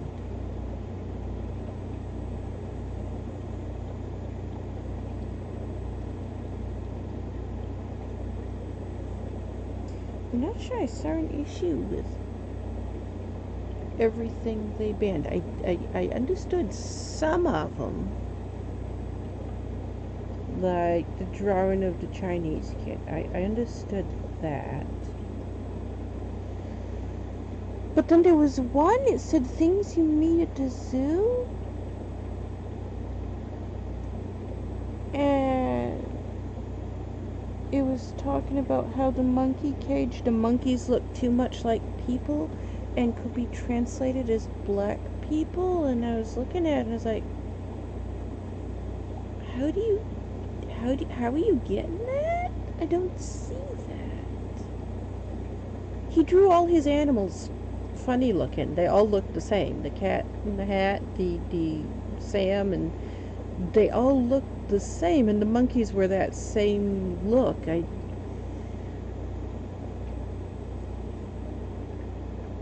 didn't see that that's what he was doing. He was known to be racist with stuff, though, so yeah, several of his things were racist, but that one was like,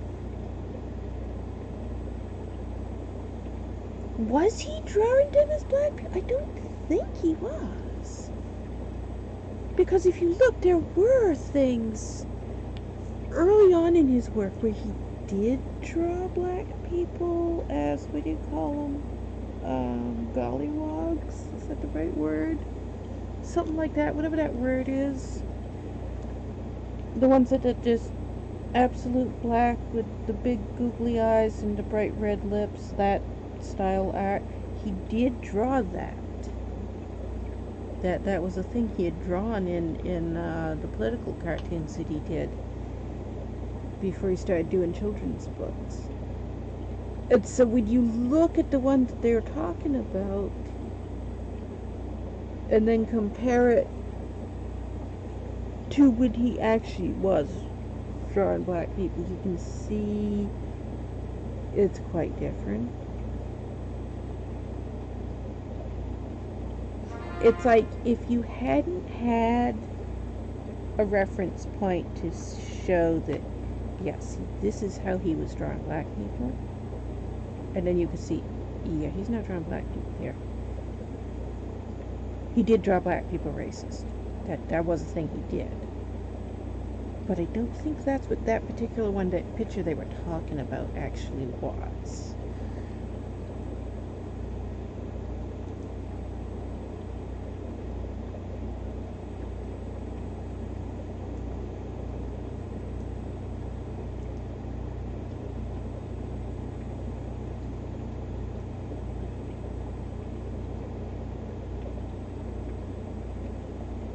Both victim and villain by the vicissitudes.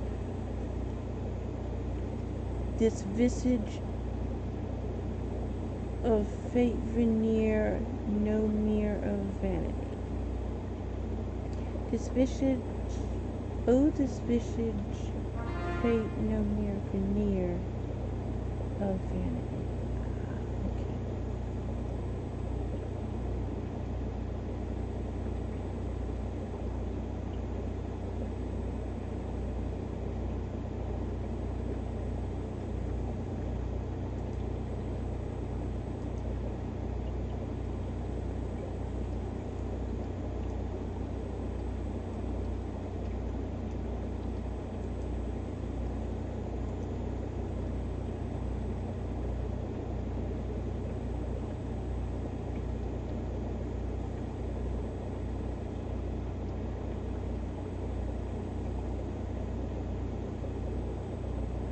Assonance and consonance. sound-based literary devices that are similar to and sometimes confused with alliteration. Assonance and consonance. Assonance is the repetition of vowel sounds in a sentence, like the squeaky wheel gets to grease. Consonance is a repeated consonant sound, like all spells of ends well. Repetition of sounds are common factors between alliteration, assonance, and consonance. Alliteration differs from the other two because it refers specifically to the initial consonant sound of words.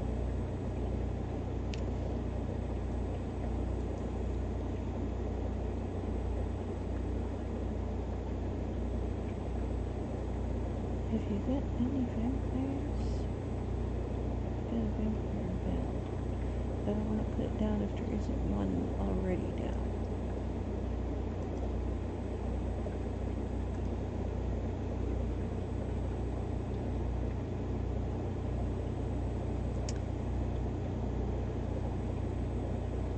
They are considered phonological mnemonic devices which help to emphasize concepts and make passages more memorable.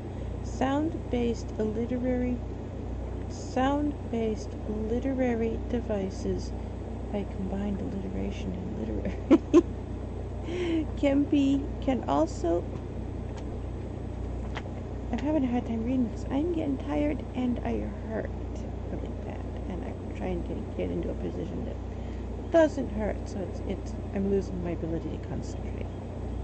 Sound-based literary devices can also help to project a tone or mood with repeated sounds in words. Alliteration is a multi-purpose literary device, and its use can impact us in a variety of ways. Truth be told,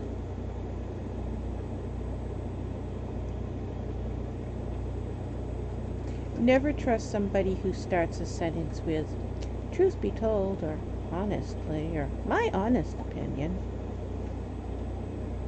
Ain't gonna lie, or any other such phrase, because that person is a chronic liar, and they have difficulty telling the truth, and they lie so much that they feel a need to say things like truth be told in the only sentence where they're actually telling the truth. Never trust a liar.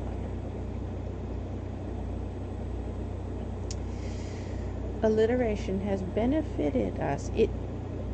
This means, when you say that, truth be told, it means everything before that part was a lie.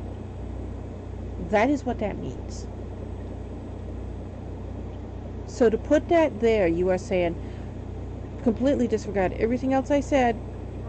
This sentence here is truth. Nothing before was truth.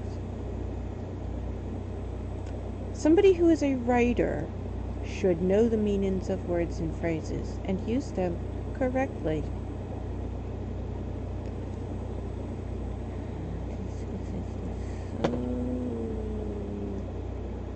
So annoying when authors use words incorrectly like that, because you can see that this isn't a lie. So why is this there? Why did they put that there?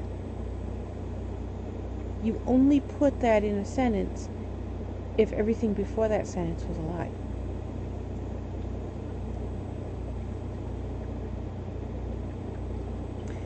Alliteration has benefited us from an early age, before we could read. We were first introduced to alliteration through nursery rhymes and children's poetry. Three gray geese on a green field grazing. Betty Botter bought some butter, but she said, "This butter's bitter. If I put my If I put it in my batter, it will make my batter bitter. But a bitter, better butter will make my batter better. Wow. It's the first time I've ever said that one without tripping up.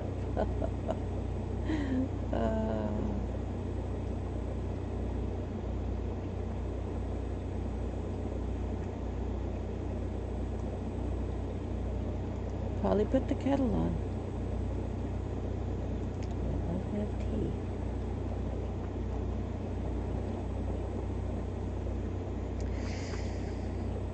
Children's poet Shel Silverton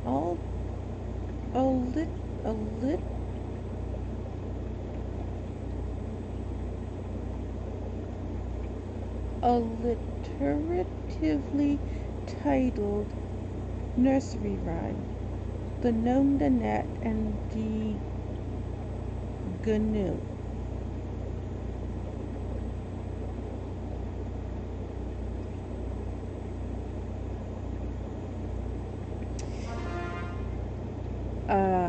GNU doesn't sound the same.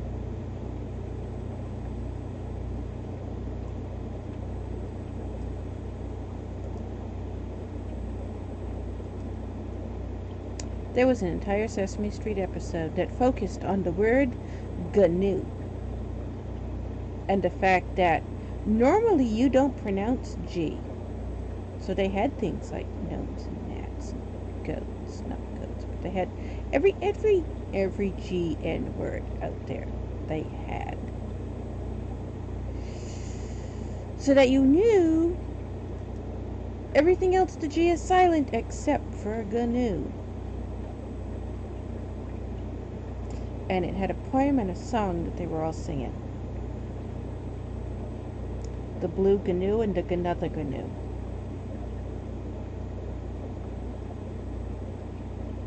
I haven't watched Sesame Street since I was about 3 years old. And that song has been stuck in my head my whole life. I don't know why. The GNU song has been stuck in my head. It just dances around my head all day long. It has for 5 decades.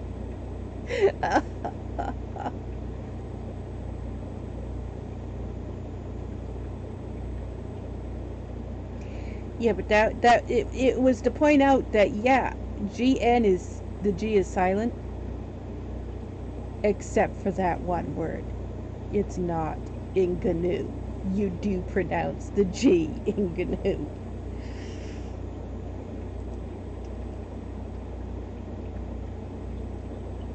Peter Piper picked a peck of pickled peppers. A peck of pickled peppers Peter Piper picked.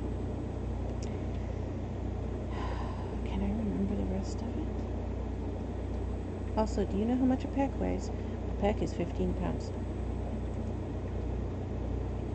So, Peter Piper picked a peck of pickled peppers means Peter Piper picked 15 pounds of pickled peppers.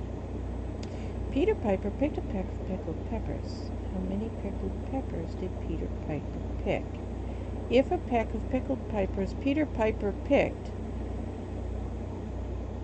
I can't remember the rest of it.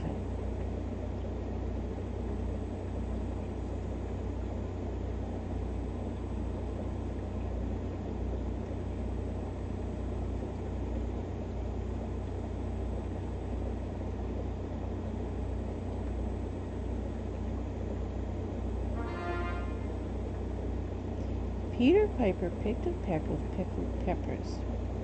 If a peck of pickled peppers Peter Piper picked, how many pickled peppers within the peck that Peter Piper picked? Okay, got it. I can't move on until I finish these things. I don't know why it was annoying me that they only had half of it there.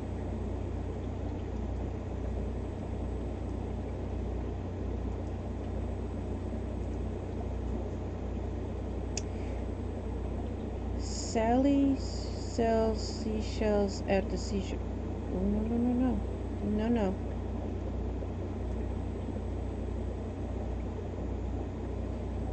It's she. She sells seashells at the seashore. Not Sally. Why'd they put Sally there? These poems were all written in the late 1800s. They were written like in 1870s. And the author was anonymous. They don't know who the author actually was. They were published under the name Mother Goose. These poems in it said by Mother Goose. So people know them as Mother Goose poems. But nobody knows who Mother Goose was. Mother Goose was an anonymous author that just wrote under the name Mother Goose. It was a poet in the late 1800s. And that's he wrote all these.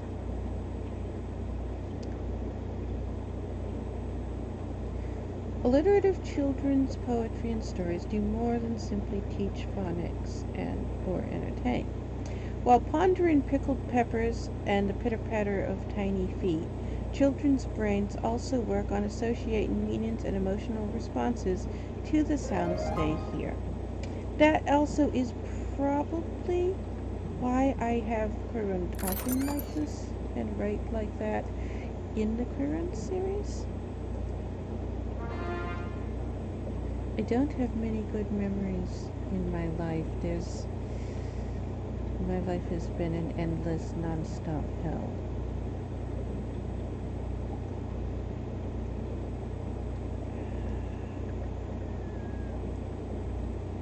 Grandmother shut up.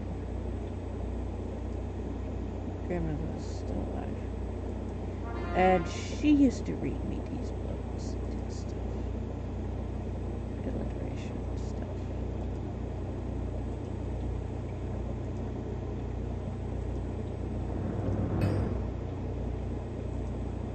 And then you had she died, and I didn't put in a cage.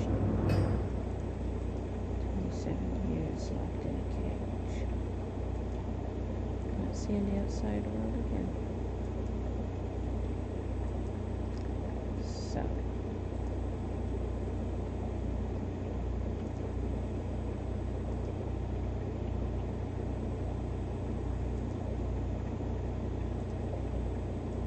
We're stuck in the hunt for something that isn't a Brown's chest again.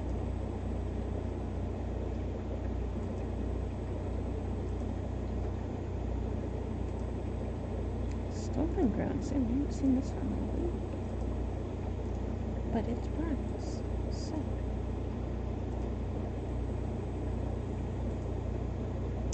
Question marks.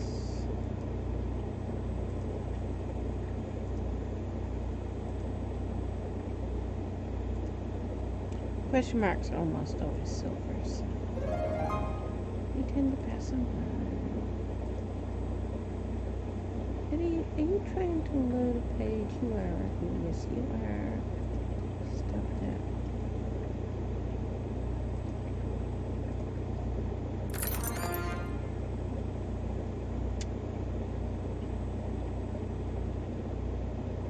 We didn't have any support items there. All we had was rogues. That was all rogues. That's a gold chest.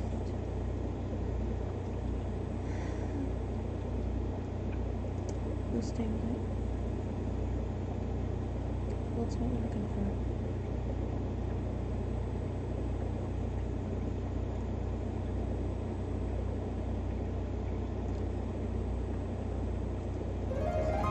It's a gold chest with a half.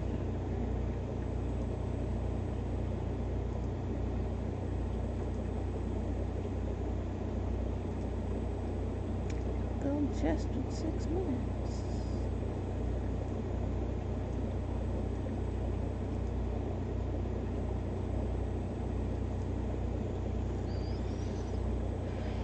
Sound symbolism. It's recognition of a concept that sounds have certain inherent meaning and enhance effective communication. So how are these sound symbolisms developed? Symbolism of sound is derived in part from how we create sounds with our mouth and vocal cords.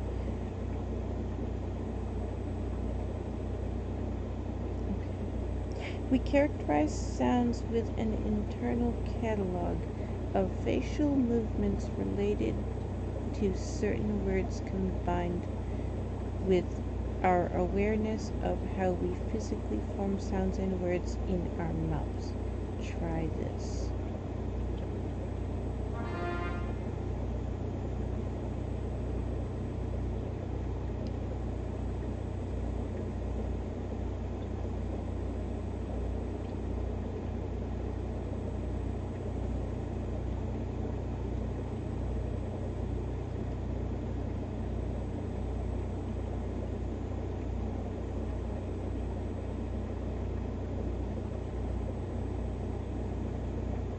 Alliterative names and consumer brands.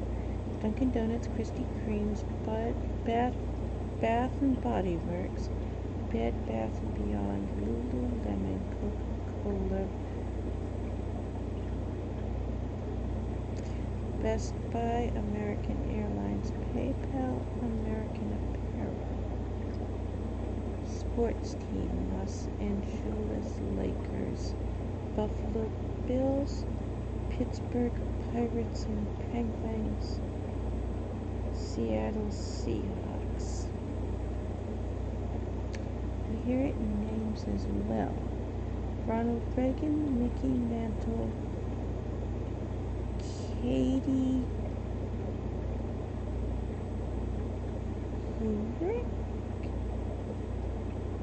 That says Jesse Jackson, Lucy Liu. Norma Jean Montesson, who was born in Caribou, Maine. Popularity and success was aided by the act of changing her name to Marilyn Monroe. Other celebrity artists who adopted alternative stage names were Backstreet Boys, Beastie Boys, Dr. Dre, Counting Crows, Foo Fighters, SpongeBob SquarePants, Mickey Mouse and Minnie Mouse, Big Bird, Donald Duck, Peppa Pig, Bugs Bunny, Bruce Banner, Reed Richards, Sue Storm, Peter Parker, J. Jonah Jameson Jr., Fin Fang Foom.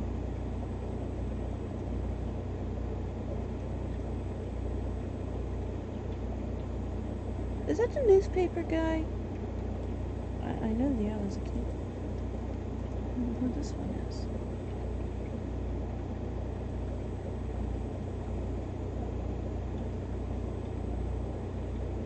Yes, it's the newspaper guy. Okay.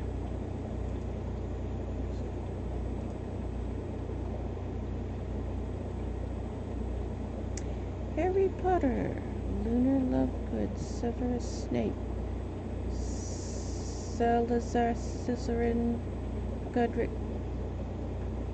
Gryffindor. Okay. What is that? Wait a minute. No, it's I know that. I'm trying to sound out a word that I automatically know. Helga Hufflepuff.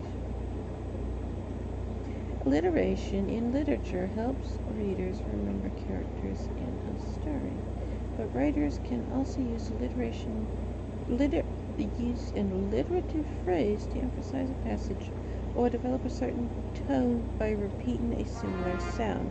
Let's dive into some creative alliteration examples in literary classics.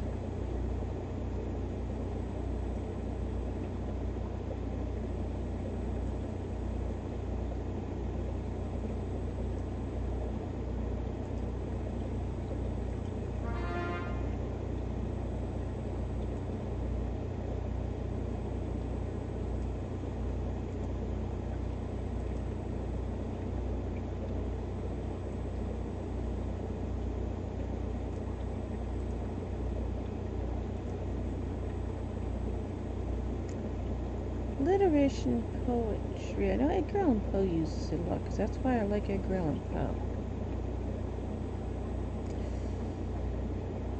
The fair breeze blew, the white foam flew, the furrow followed free. We were the first to ever burst into that silent sea. Once upon a midnight dreary, while I pondered weak and weary over a quaint and curious violin of forgotten bar, I nodded, nearly napping. Suddenly there came a tapping and a rapping at my chamber door. The rest of it wasn't there. From forth the fatal lines of those two foes, pair of star-crossed lovers take their life.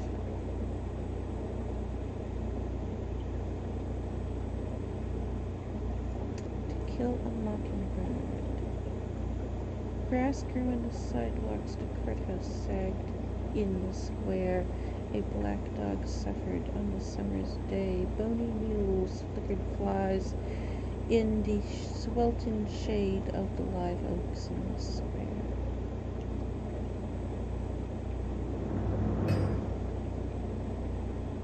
Fourscore and 7 years ago,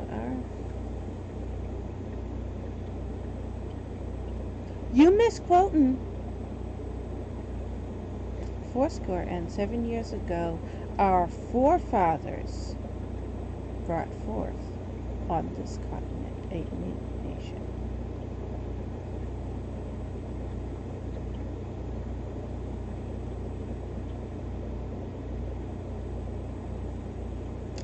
I have a dream that my 4 children will one day live in a nation where they will not be judged by color of their skin, but by the content of their character.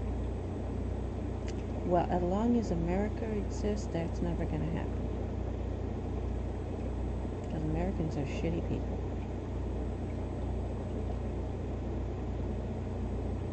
Smart speakers, as well as their speech writers, sprinkle their speeches with carefully chosen power words. Power words. If you look up power words, what comes up? Are there lists of power words? Yes, there are. Look at that. Power words. Okay.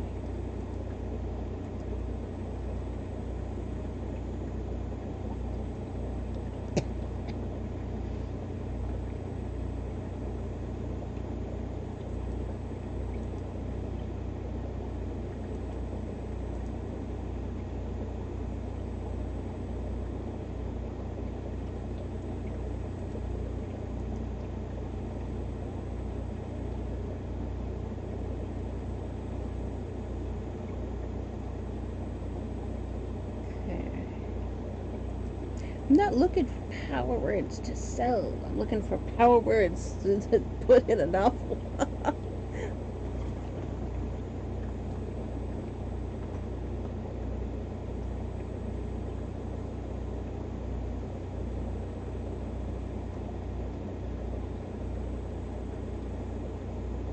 Strong words, but okay.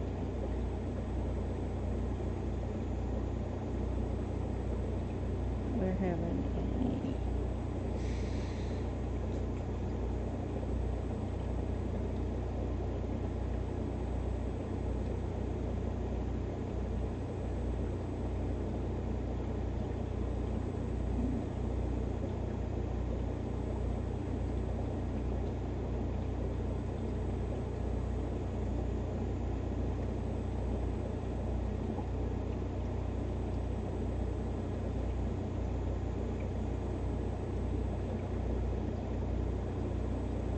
we're opening up too many pages here. We're gonna run into issues where there's just too many tabs open in one space. I'm gonna have to open it.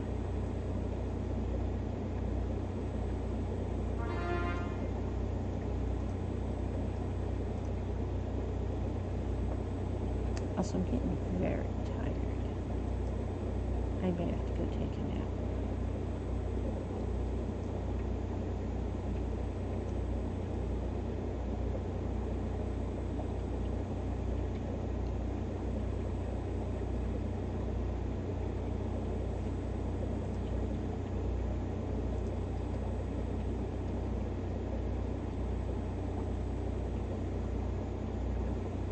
most powerful words for success. Is that a thing?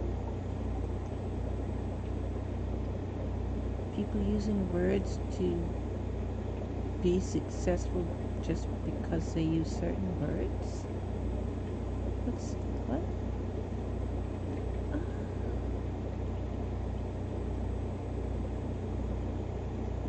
Oh yeah, I forgot those. That's Google. I don't see Google.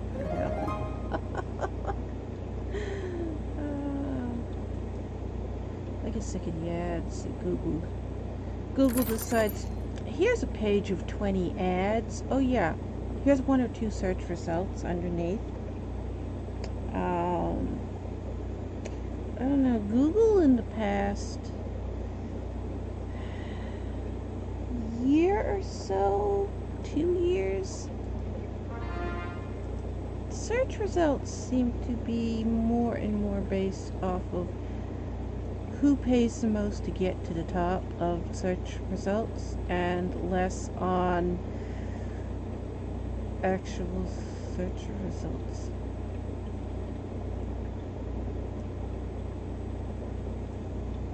Which ironically seems to be completely against why Google was the way they were originally. It's like, I don't care about this anymore.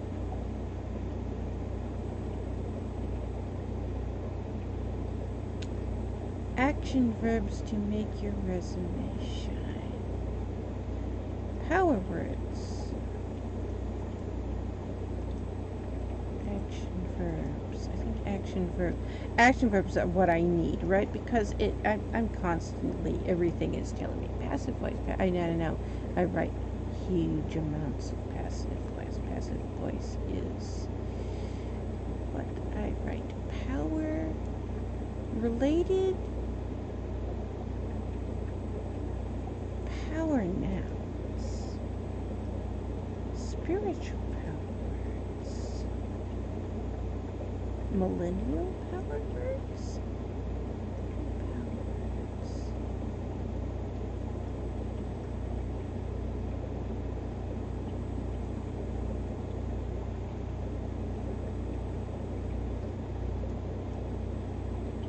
Are there scary horror power words?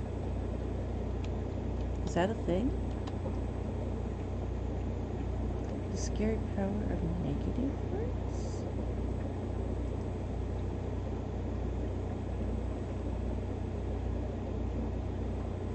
Why are some words terrifying?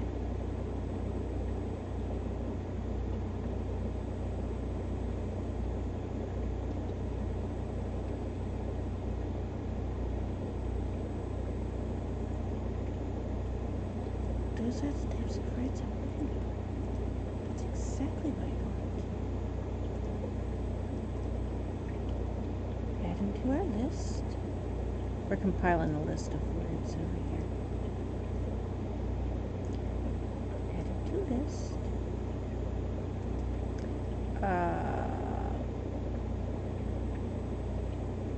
Wow, your word's big.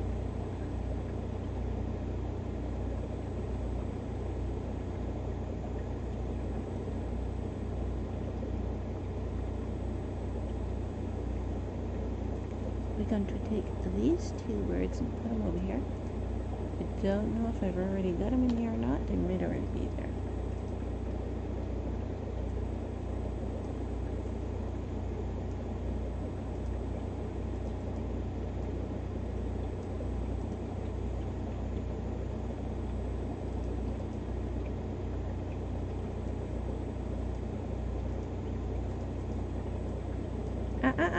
Stop highlighting everything.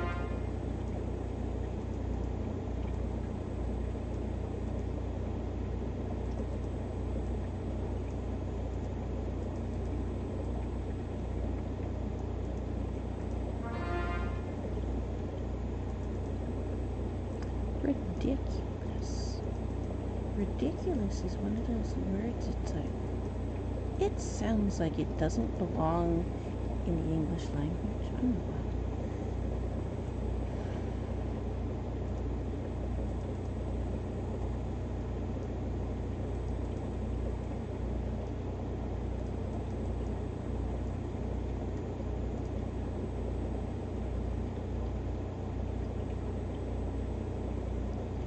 cringeworthy.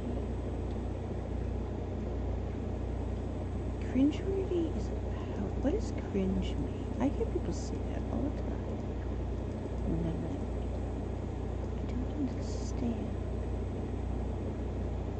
Clearly, they're not using the dictionary definition of the word cringe.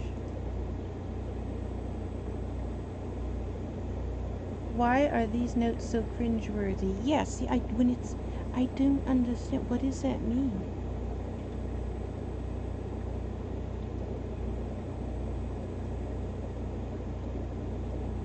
I hear people say stuff like that all the time. They're like, oh, that meme's so cringe. And it's like,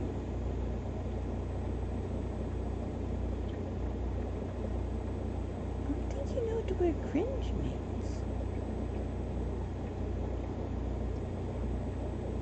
Also,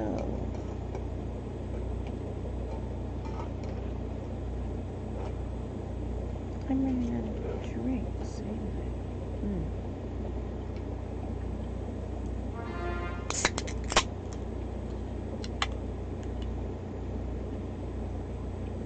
Extra power words included. Okay, you know what? I don't trust downloading things that are like, hey, we gave you extra words if you click this link on a website that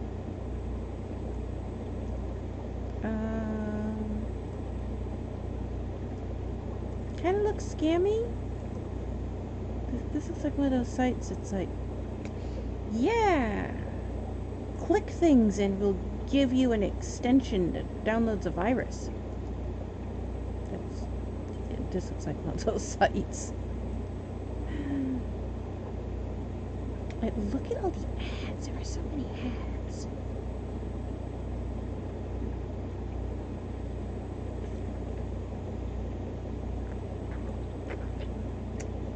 People don't read your content. I know.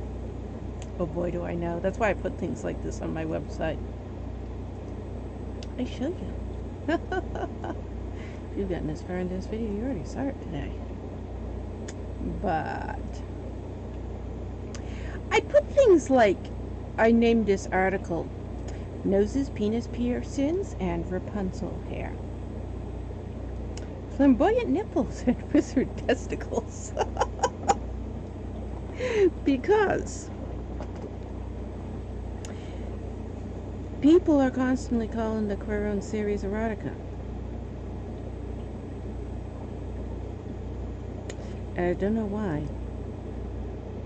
So, I made an article to talk about, let's talk about it. While we talk about how I describe my characters. Because the only things in my novels that you can call erotica are the character descriptions.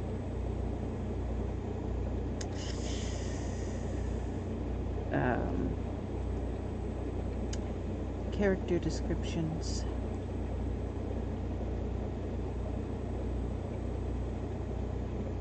I know it's on here.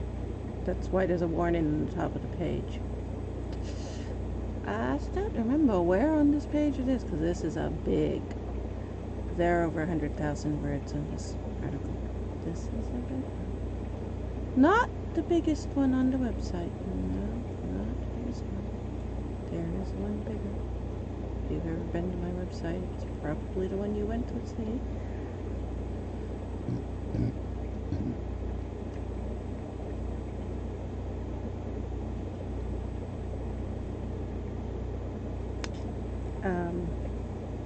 There we go. I know which novel it's in. It's in that novel. You want to read the full novel? There's Ghost Spawn. Yeah, there's Ghost Spawn. Then go think.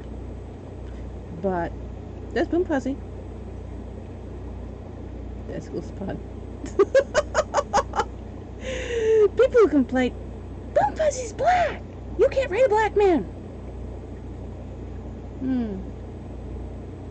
You know he's a horse, right? Yeah, you are aware that Boom Fuzzy is a horse. These people go, oh, black man, oh my god, oh! He's a horse. And then people who are like, oh, Ghost Spawn! Yeah, he's a sheep.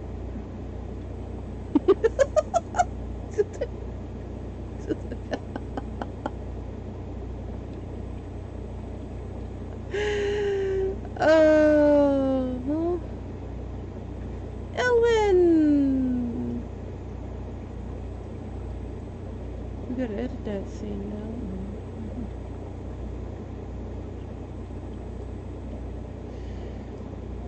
There it is. There's a scene for you. As a general rule, if people are saying, I read it and it was erotica, this is what they read. Here it is. You want to read the entire scene? I can't read the entire scene on Twitch or YouTube. But if you want to read the entire scene, it's in that novel, and that novel is up on Amazon. But the scene that everybody likes to say, oh my god, it's erotica, is this. While Quaraun was not fully castrated, his penis was badly mutilated, and his ability to have sex with anyone was desperately limited by the horrific scars left behind. Does it sound like erotica to you? It gets very gruesome. Like I said, a lot of that I cannot read on YouTube or Twitch. Goosebump could see now that Quaraun's fear of sex was caused by the great amount of pain he had suffered during the hanging tree event. Quaraun spoke fearfully of sex, terrified to let anyone touch his penis, and then began rambling gibberish about his father whenever anyone asked to see his scars. Goosebump could now see what Quaraun was talking about. To punish his son for bedding with Boomfuzzy, the old king had tied Quaraun by his ankles to the limb of a tree, stripped him naked, and with hundreds of strangers gathered around to watch a public execution, rammed a stiletto dagger up into his son's dick. Should I continue reading this supposedly erotica scene of somebody being castrated? This is what people are calling erotica when they call the Quaraun series erotica. It's the hanging tree scene.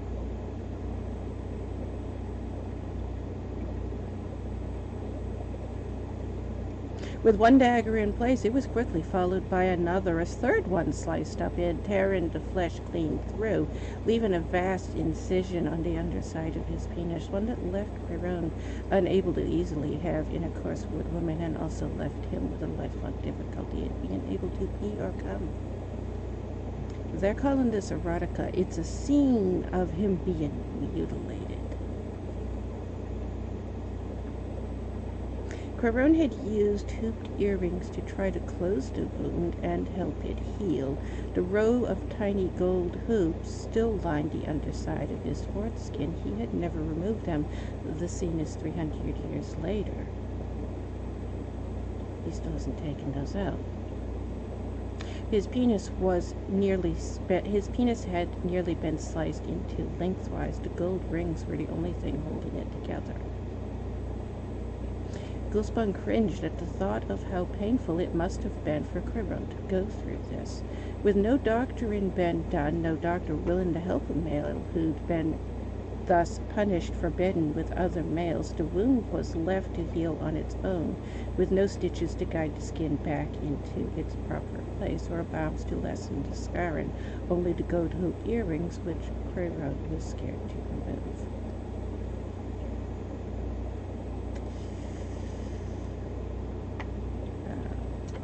Still want to call the Quaraun series erotica. So I said, the people who call the books erotica, Quaraun talks about being tortured all the time. He has post-traumatic stress disorder. He's also in terrible agony. He's lived in agony his whole life. It is very painful scars that he has.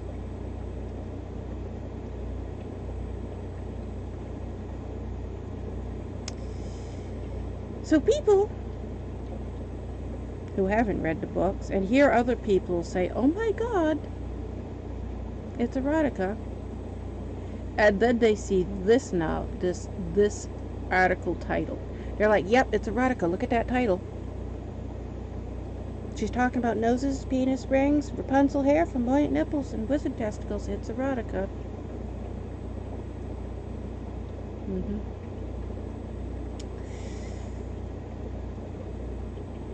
I purposely titled this article this way to see how many people read just the title versus how many people actually read what it says. This article explains why the Quaraun series is not erotica, and why you're an idiotic jackass if you call it erotica.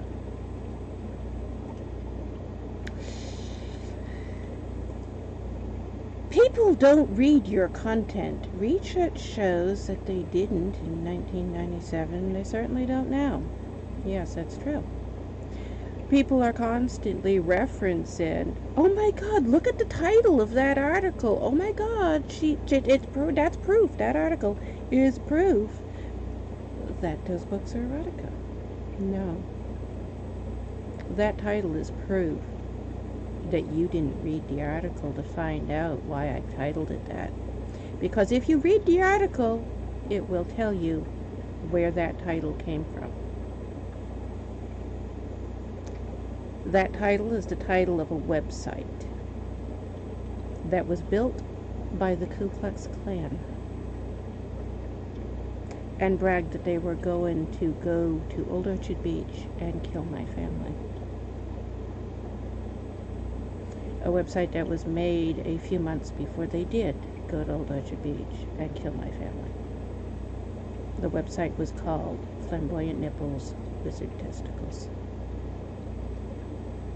And they killed my family because they claimed I wrote erotica.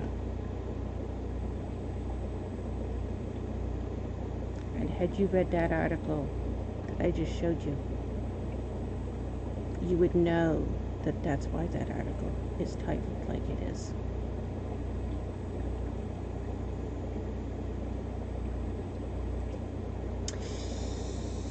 People don't read your content. They just read the title. Instead of reading, they scan. Let's see if you can catch their attention.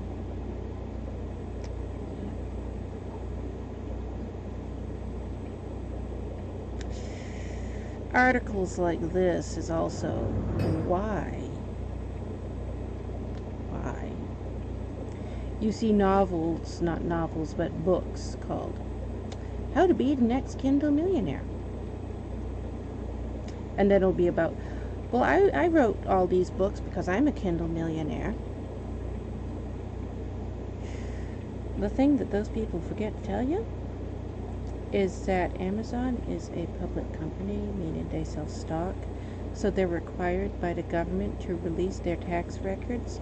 Their tax records are on their website. You go to their help section on Amazon. You go into their little frequently asked questions and customer service and all those pages.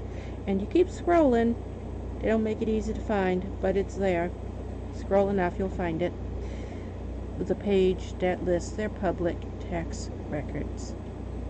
Every single author who publishes through Kindle is listed. Their names, their phone numbers, their home addresses, their IRS tax IDs, and how much Amazon paid them. Every single person who has ever published a book on Kindle.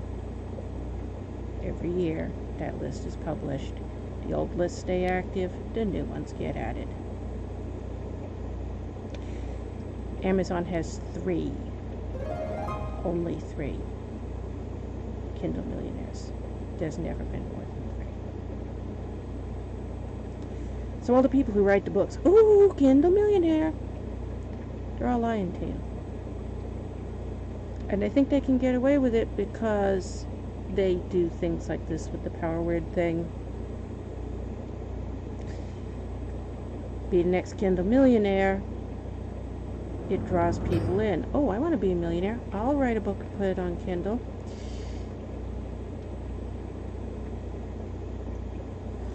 How many takedown notices have we had to give to Warriors Farm?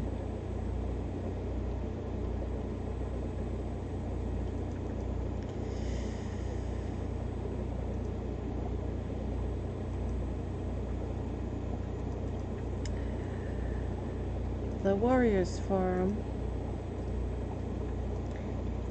For people, members of the Warriors Forum, copying articles off of my website, putting them up as Kindle books, and selling them for $99, the low price of only $99, a discount from the $499. Articles that I wrote that are free for you to read. I don't charge you to read them on my website.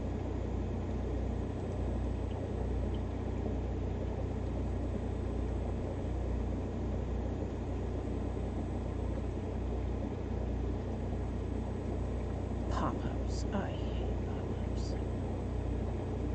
I've had so many people who go to my website and they're like, I'm an SEO guru. I'm going to tell you how to improve your website. Add pop-ups.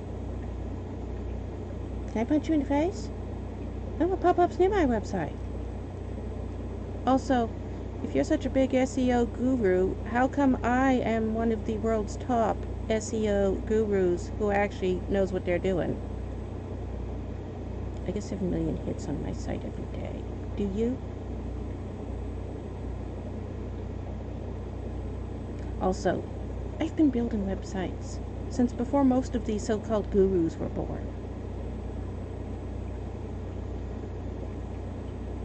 Let me tell you how to improve your site. You sure I shouldn't be telling you how to improve yours? I mean, really. You do something for 30 years. You really think I don't know what I'm doing? I've been doing it for 30 years.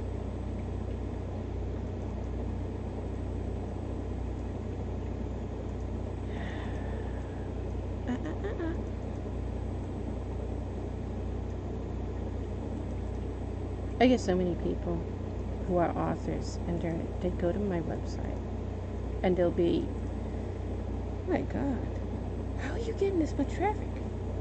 I have an author website, I can't get 200 visits a month, and you're getting millions a day. How? Well, my website's almost 30 years old now. That has something to do with it. Also,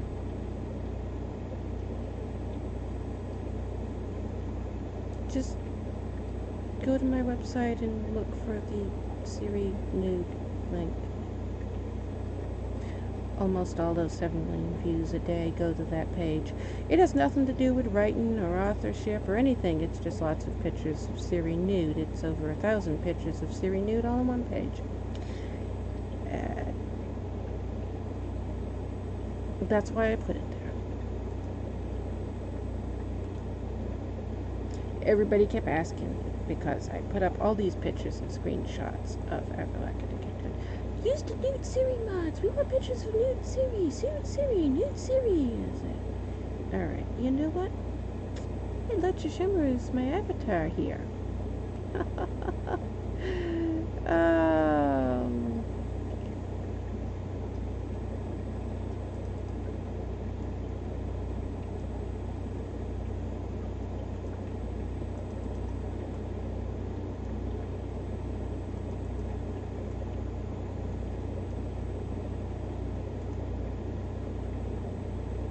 Also, Quaraun's hair didn't used to be long. That was a recent change to Quaraun.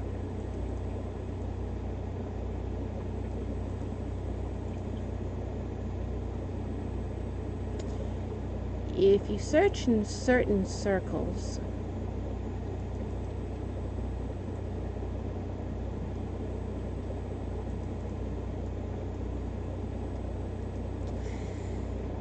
look for the term Bride of Shoshone.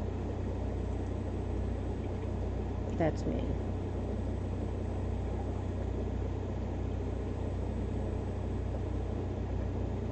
Do you think my obsession is out of control. No, there are some things that I have bigger obsession with.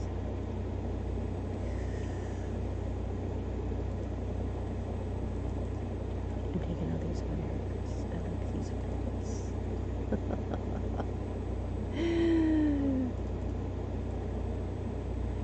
I'm making a list. I talked about it the other day when I started making it, and it's like, you know what? I've wanted to make a list like this for a while. I keep saying, let's make a list like this, and then I never do it because I never have time to do it. I'm always doing something else, and I'm like, you know what? I'm editing a novel right now. Making this list is part of editing because we're going to use it to edit the novel. So, why don't we just make it? Mickey! Mickey? What happened?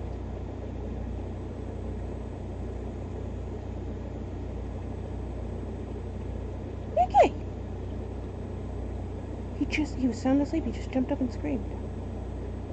Mickey, come here. What's the matter? Do you have a nightmare? Wait a minute. He did that yesterday, too. Mickey, come here. What happened? Come here. What are you doing? Do you need to go out? Come here. What's your Mickey doing? Come here. What happened to Mickey? Why'd you wake up screaming? Oh, you're a heavy dog. What happened?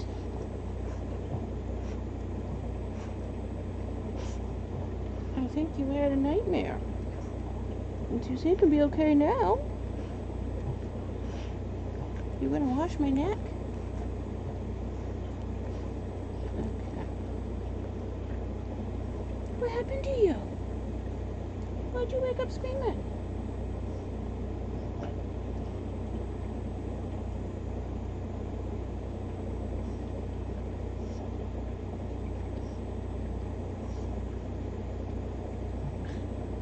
What you doing? You look so tired. You're not awake.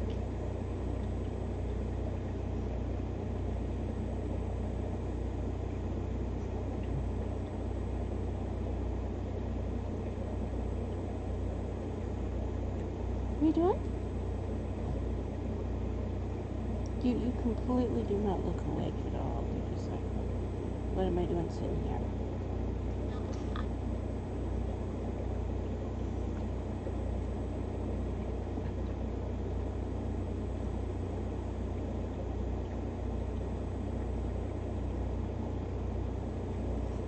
You getting knocked down? You can't do that way. You funny dog. You can't just flip over backwards. There's a floor to fall on. You're on the chair.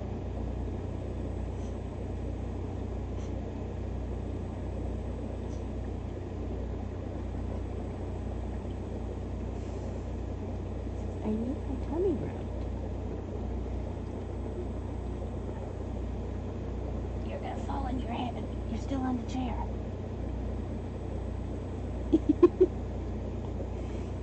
Yeah.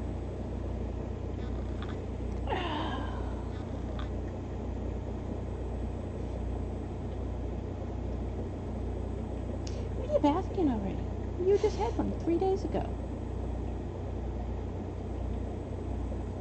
You get dirty so fast.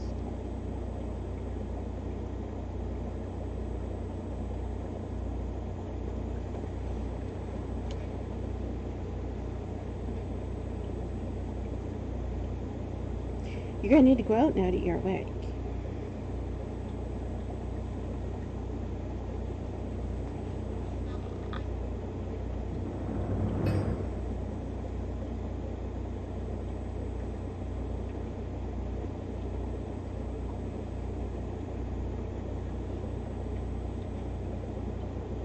You going back down?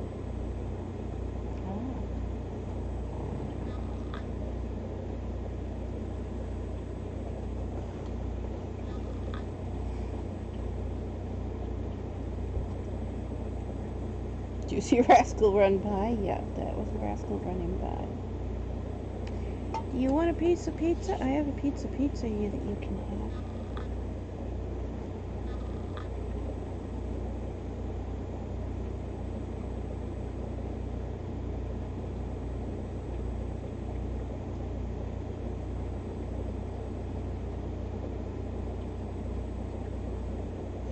I think he is probably going to be asking to go out within a few minutes because he just woke up. He's been asleep for a while.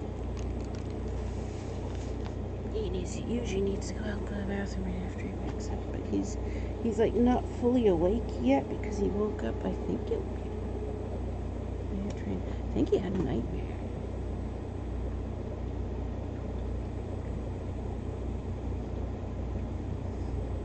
Without the word free.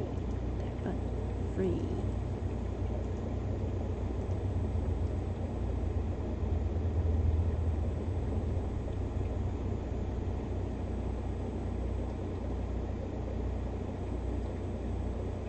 Five figure? Why is 5 figure a pound?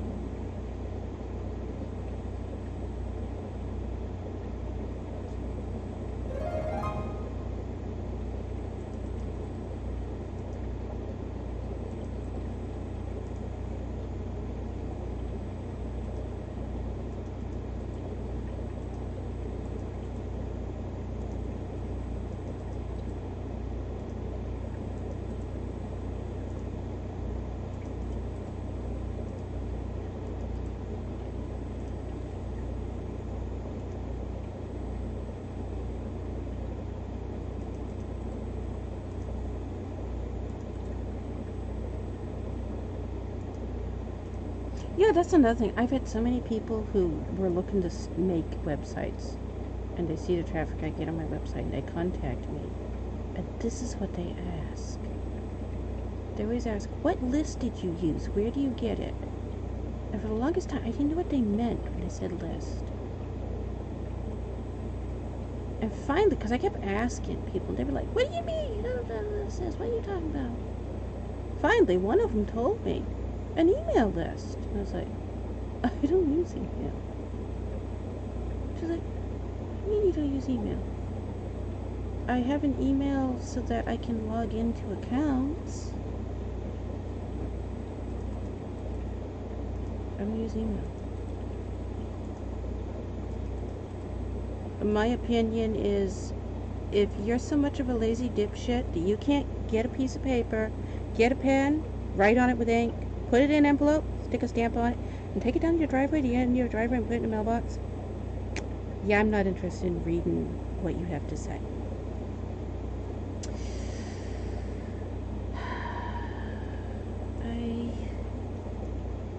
I really don't like lazy people.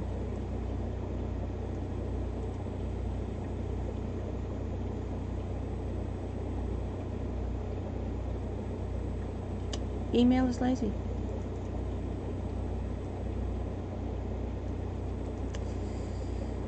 About once a week, my email hits 99 million, and I get a notice from Yahoo that says, please free up some space.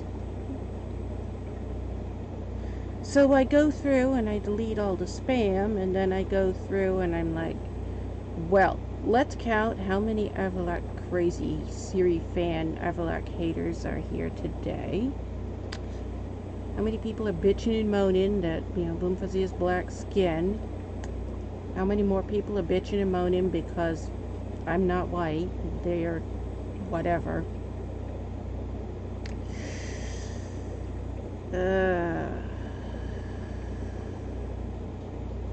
It's like time to look at my email. these jackasses. Hey, look, there's actually people not being jackasses. Rarely happens. Once in a while you see it. Shocking silvery new hair. Shocking silvery new hair. How could we use that phrase to describe Quaraun's hair? I don't know. Quaraun's hair is often described as silver or silvery.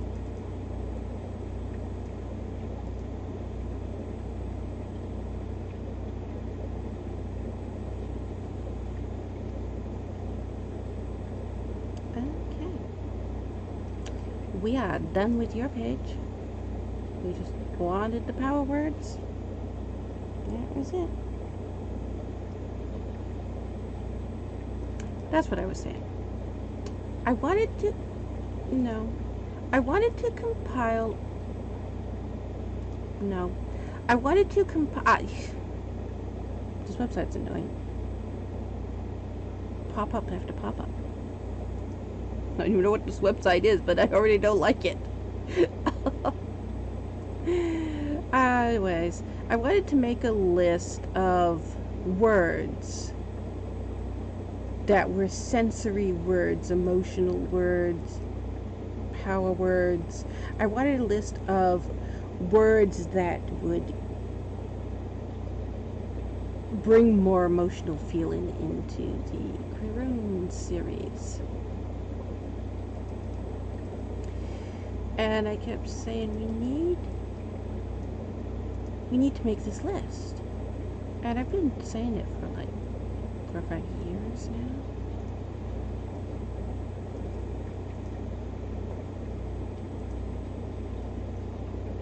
And we just never did it. I just kept, okay.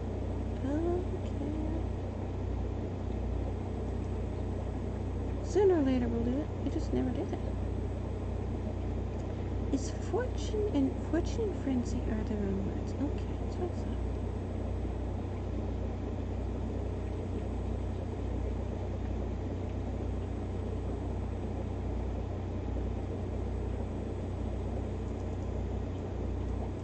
Anyways, I wanted to make like a master list of words that would incite emotion in readers.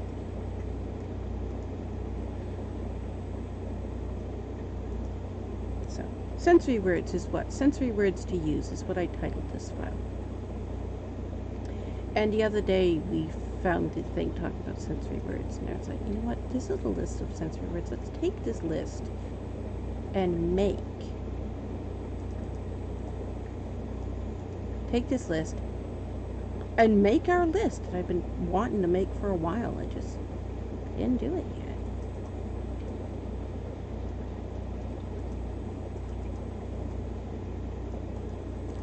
But what I want is to find a way in the editing process to use all, or at least as many, of these words as possible in every novel. The goal being to fill the novel with emotion, because I like emotion.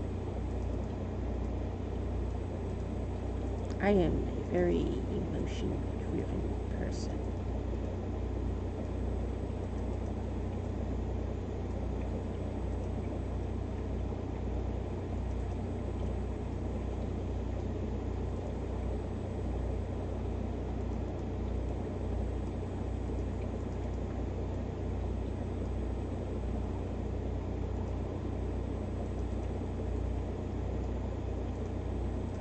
What is this?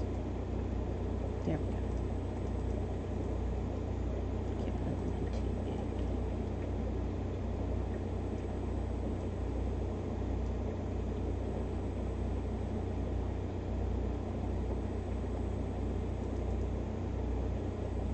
You may not think yourself vain, Okay.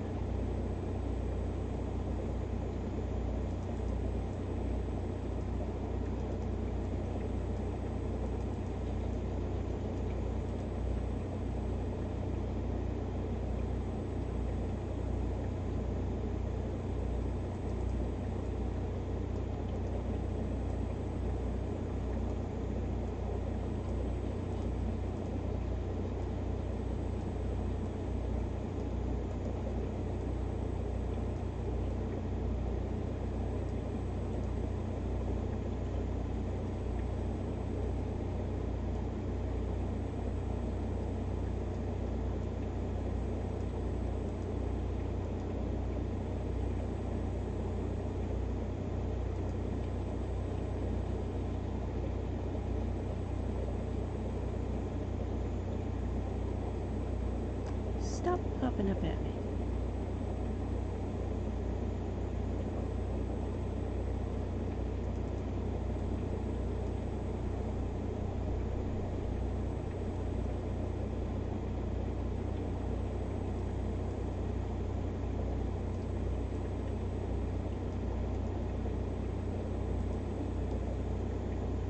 You know, with all the people who have emailed me, their raging inferno hatred for whatever it is they're raging their inferno hatred at that time, I could create one hell of an email list, couldn't I?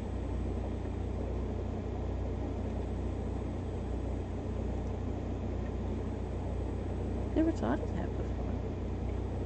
I wonder if these people think of that when they send emails out.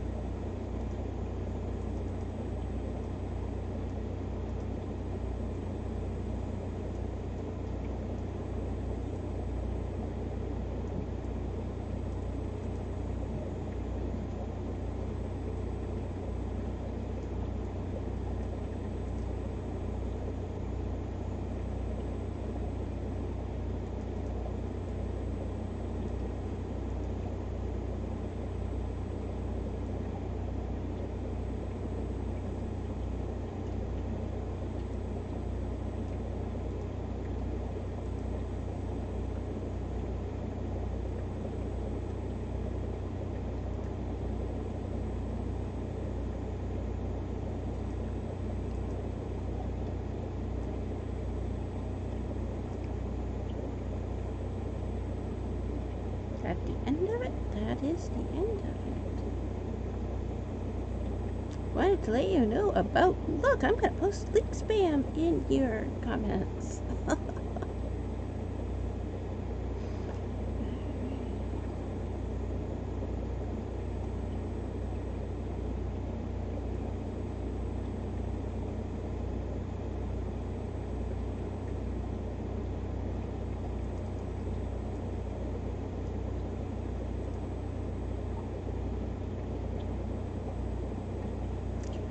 hate pop-ups.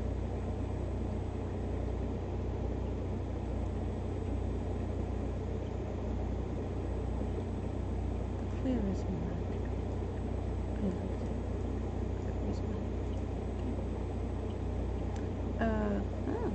It works.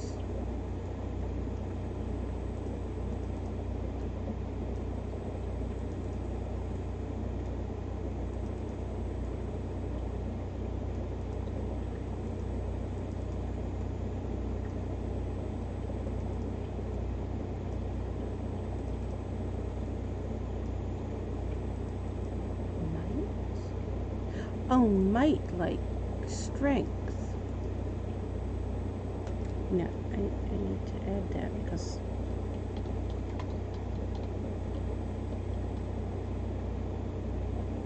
I look at that as might or might not. I didn't immediately associate that as a power word.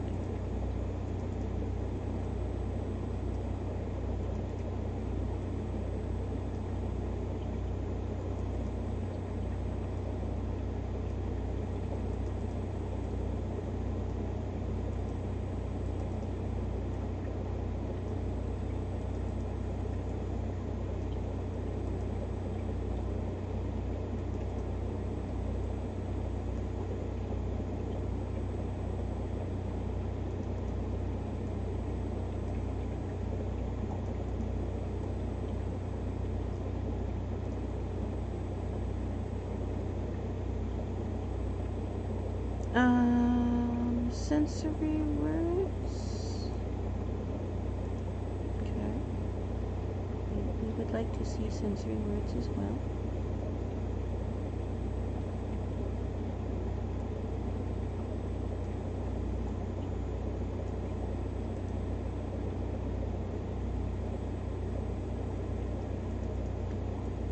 Agony, that's a word we use a lot. Pain, unimaginable. I want this entire phrase. Waves of pain, unimaginable. Shut down my spine.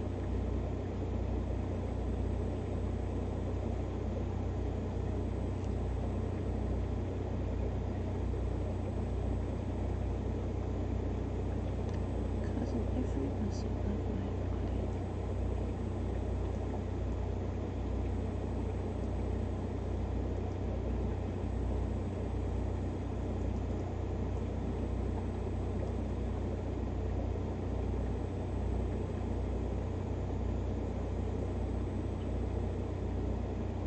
Still conscious.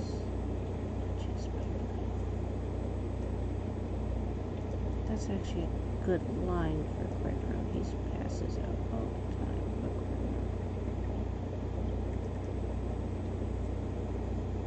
Sprinkle fear. Oh, we must give that to Blue Fuzzy. Sprinkle fear.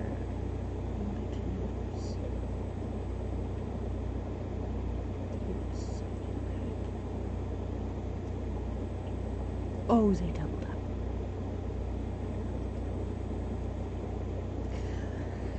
Lunatic. Well, there's a word to call Quaraun. We already use it. Quaraun.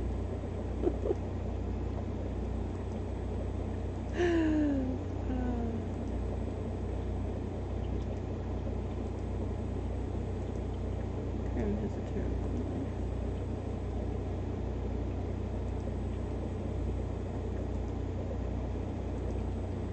Cadaver. Blue Fuzzy is a cadaver.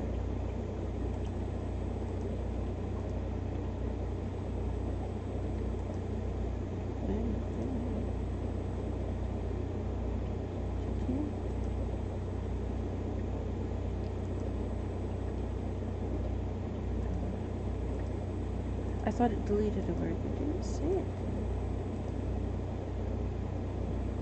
it. If I double click it, it'll delete the word before it as well as move the word after down.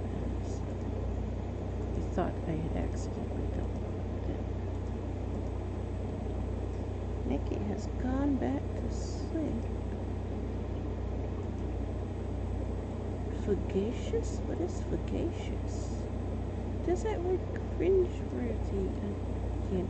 I don't understand cringeworthy or cringe. Doesn't make sense to me.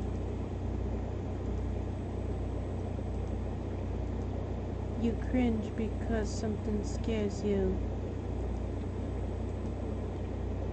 Cringe is a reaction to being terrified.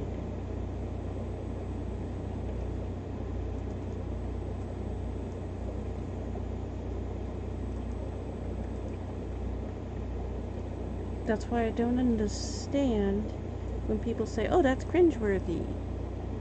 You're terrified of it? I mean, that's what you're saying. That meme is so cringe. It means that meme is so terrifying.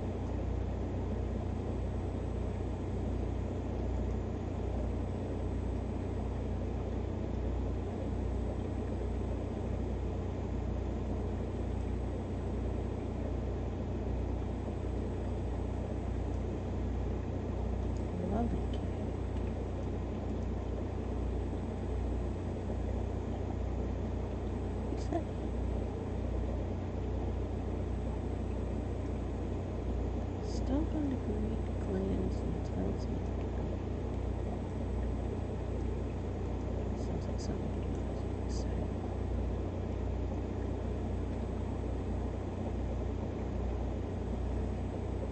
Useful alliteration. You know, this whole thing started because we were looking up alliteration, didn't we? We're supposed to be edited.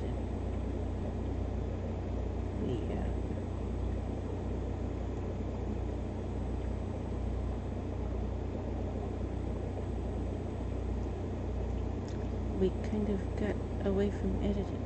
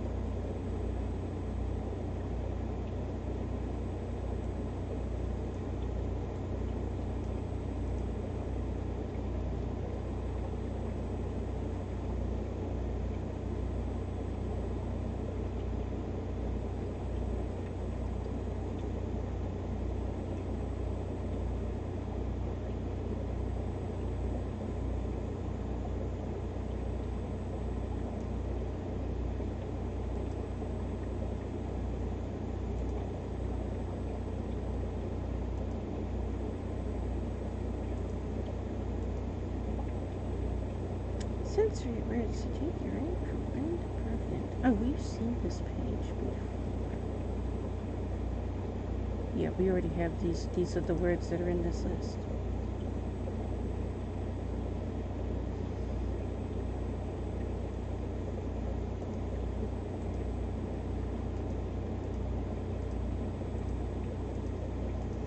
I wanted to see if it was possible to compile a list of words that incite emotion, sensory words, and then find a way to use every word on the list at least once Oh, we were just on this page.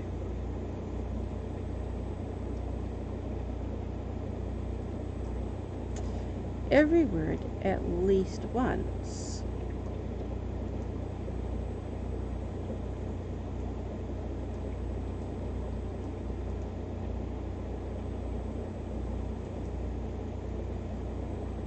In the novel. Is that possible? Is it possible to use that many words?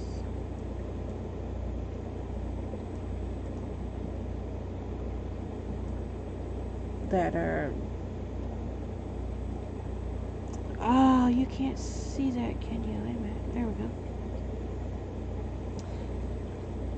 Amusement, amusing, amusingly, anger, angry, angrily, angular, annihilate, annoy, anonymous, antiseptic, anxiety, empathetical, apocalypse, appetizing, apples, approved, Armageddon, aroma, aromatic, arousal, arrogant, artichoke, dip, ashen.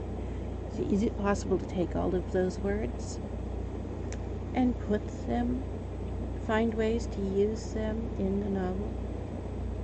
Contoured, controversial, conventional, convert, coup, cooing, cooking, cool, coolie, copy, corn, corpse, corrupt, cosmic, cottony, coffin.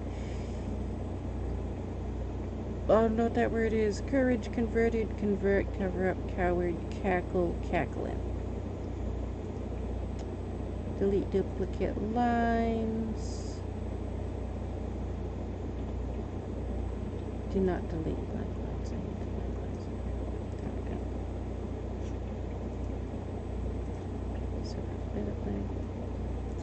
And so there are 2,624 words. Is it possible to take all 2,624 words and sprinkle them throughout the novel? That's what I want to find out. That's what I want to try to do.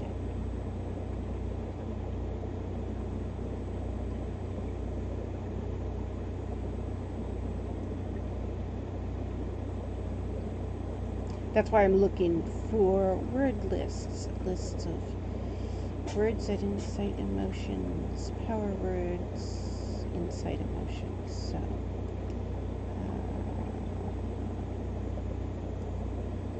you said you had a list of words here. I'm going to go quite a ways down.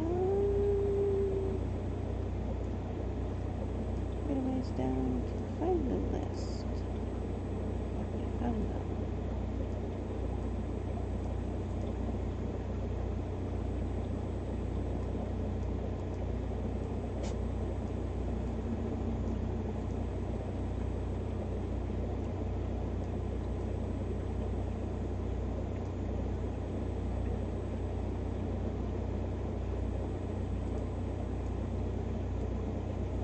Also, not if we come up with words that are like, there's no way I can use this in this novel, we're just gonna skip it. So I'd say, I'm gonna see if we can use them all, but if they're not gonna work, I'm not gonna use them.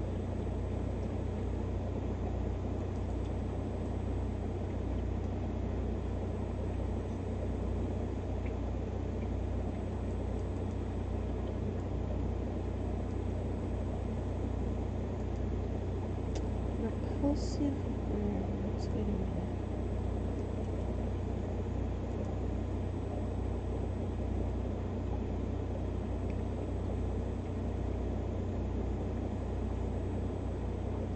Okay.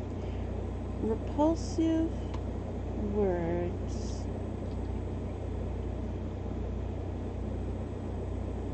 List. List of repulsive words. Repulsive synonyms, 1,421? Or is it 400? 1,422. Or is it 422?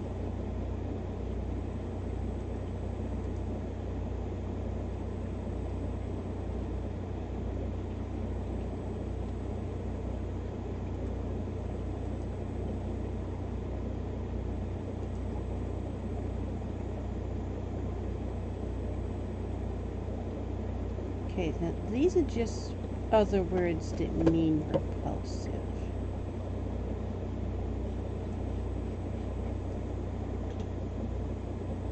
Hi, Mickey. You just suddenly got up.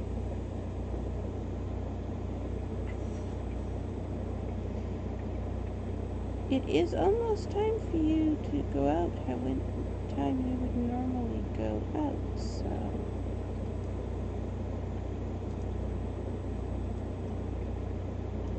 It is not going to let us do that, is it? Is it? Oh, it did. It did. Okay. The site has got so many ads on it. But also, it's just screen froze. It's got too many ads to screen froze. So many ads. So many ads. There are so many ads. Oh, ads everywhere.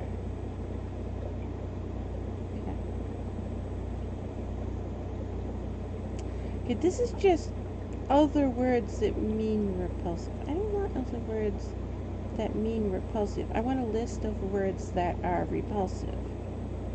Like moist, how everybody always has a fit over, I can't stand the word moist. And I'm like, why does everybody hate the word moist? I don't understand. It's supposed to be like one of the top most hated words on the planet. You see, I don't want repulsive synonyms. That's not what I want. I want a list of repulsive words.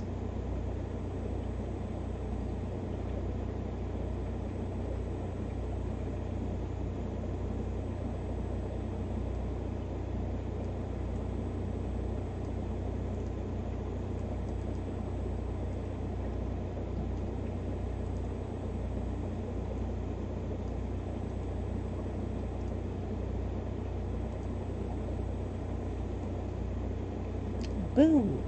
Use that one more. I got that from that chef. The chef did that. What's his name? Do you remember his name?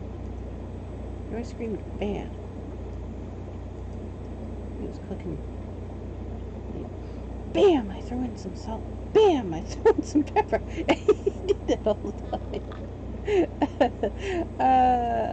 I got that from that, and then I started just saying boom instead of bam. Boom Fuzzy is a chef.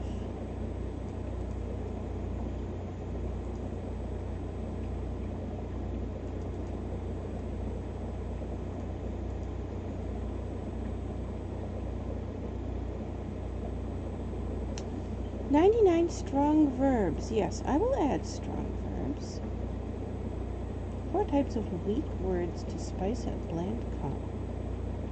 Weak words to spice.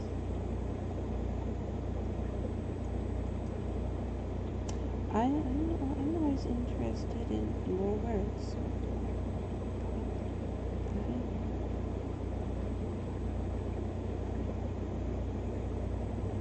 Go Now, Marvin K. Mooney.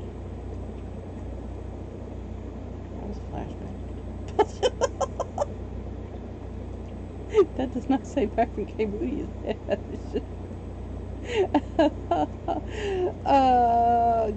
I saw it say go now and my brain automatically went, go now, Marvin K. Mooney.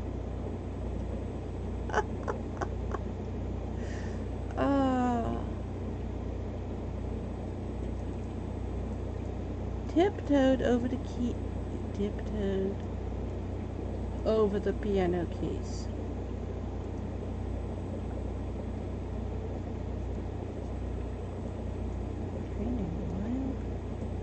Cafoniary? What is a cafoniary? I don't know that word.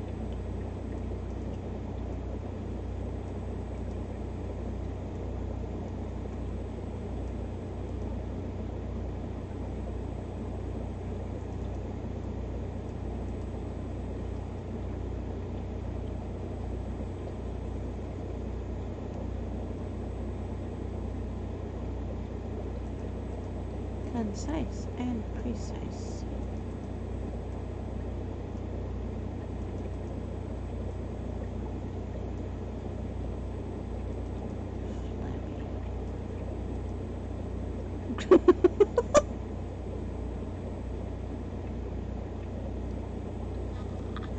I have no clue. My brain goes to strange places.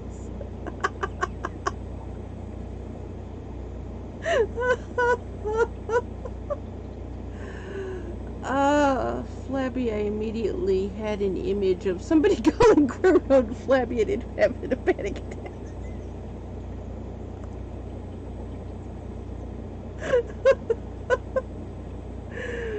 Oh, I know why. Ben did that once. More than once. This whole time.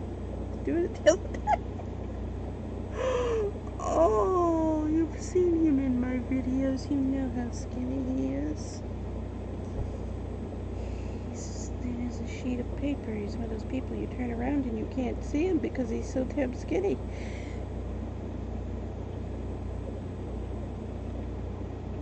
Comes over, he's got this article that he printed up. He's got this article that he printed up. It's in one of these editing videos. When he brought it over, you see him bring it over and give it to me. Oh, he started having a meltdown. I've had to stop drinking soda. And I'm like, why? What have you done now? He gives me this article. Look at all this horror stories and nightmares and he's panicking. Doing it with me, horrors. Having an absolute meltdown. He says, I've already lost 20 pounds of belly fat. And I wonder, where did you find 20 pounds of fat on your belly?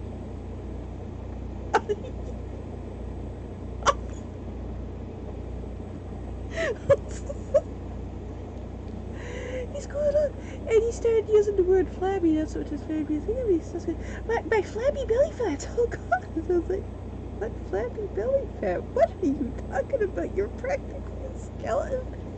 Oh, he's almost anorexic, and I've got all this flabby belly fat. I said, there's no flab. There's no belly fat. It's all in your imagination. Trim the flab. Not bad. Poor Quaraun. Quaraun is a mix of me and Ben. He has all the horrible things, all the abuse and crazy people and awfulness, combined with all the wild paranoias.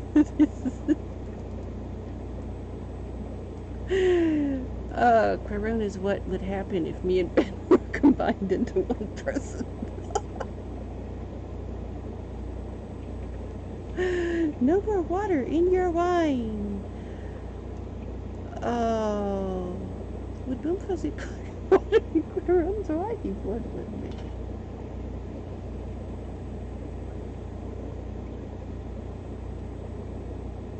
There's scenes where Boom Fuzzy is putting stuff into wine and it never says what he's putting in. Frederick's sitting there. What are you putting in his food? He's putting stuff in your food. It doesn't taste good. It always just continues to eat it. He's drinking your food. I was like, yeah, I know.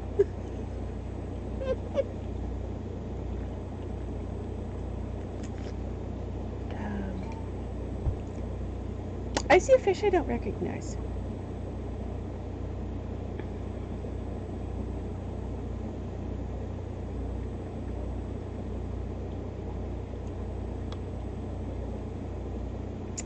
Alright. There's now 17 catfish. There's another one.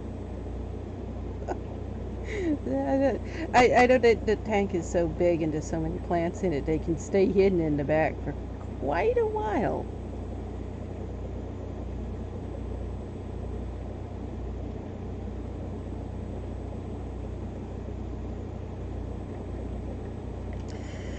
Alright.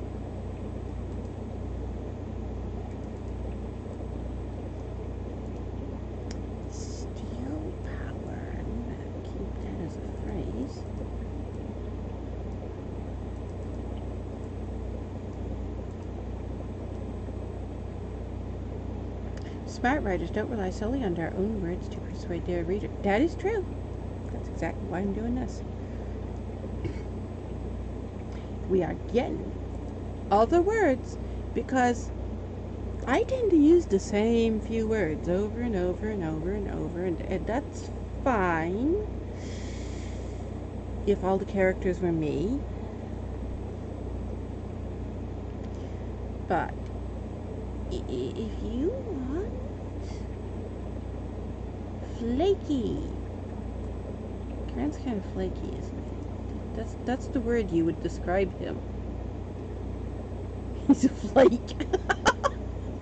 Quaraun's a snowflake.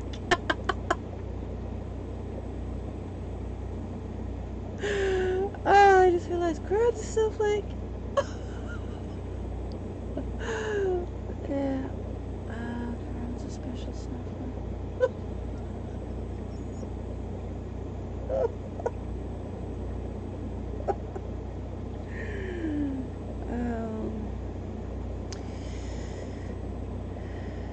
Special snowflakes aren't as bad as sensitive snowflakes, that's for sure. Quaraun's both, isn't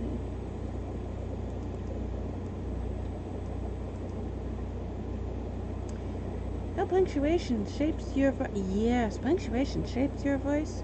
It does. I can agree with that.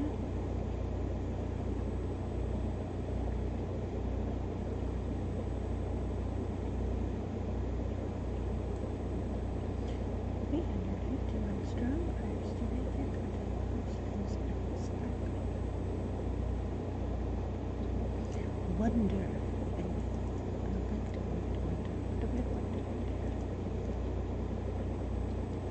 I don't know why I like the word tad.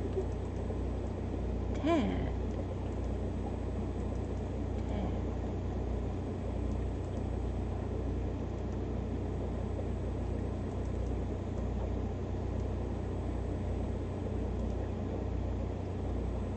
Limp, flabby, and listless.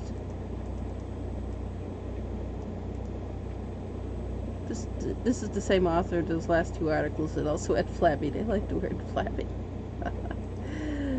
Zest. Color. Vitality. No. Just want the one word. Action. No. I wasn't clicking on that. I was scrolling down and it clicked instead of scrolling. Reverberating.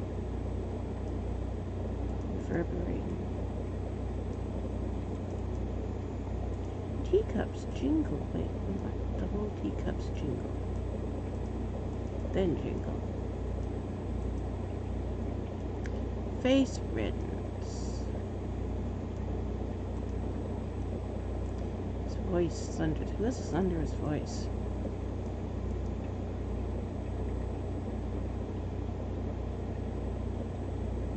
None of them do they? Just thinking, who has a thunderous voice? Nobody does.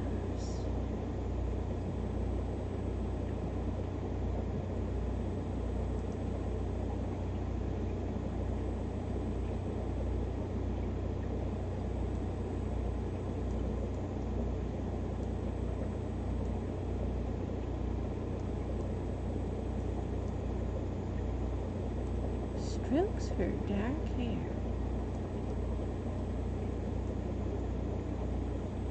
Does anybody have dark hair? Does it? His hair's gone gray. Now we're tickling chins out of context.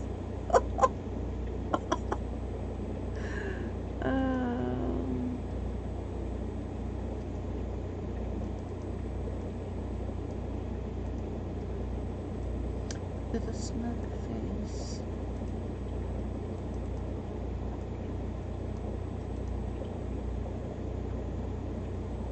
I had a rant on Reddit the other day. I can tell which people have read it.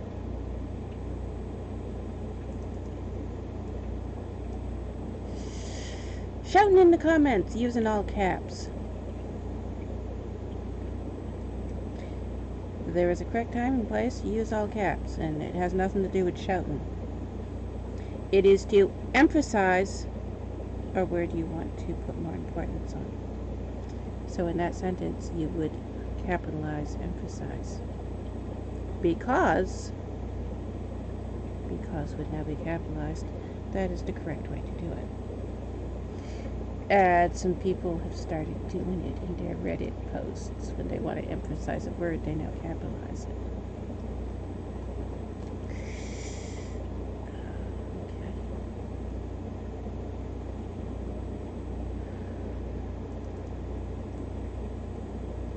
I just put scribbling. I did it again. Why did I do it again? Visualize and still on your desk. Breathe life. Breathe life. Breathe life into. Does that make a difference?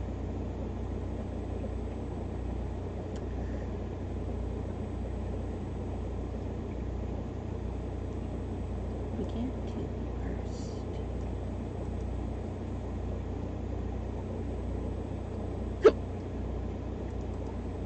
Explode. No, stop highlighting. Just want that. Stop. No. Stop. I want one word. And the hiccups again. The muse. You know, I don't believe in a muse.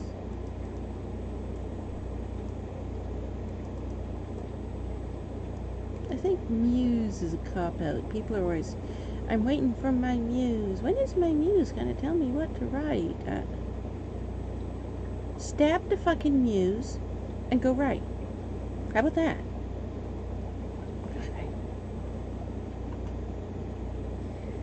And when I say things like that, I have people who then send me comments of, why do you talk so violent? Oh, I don't know. Should we count scars and start listening? How many of them did I have by the time I was 4 years old?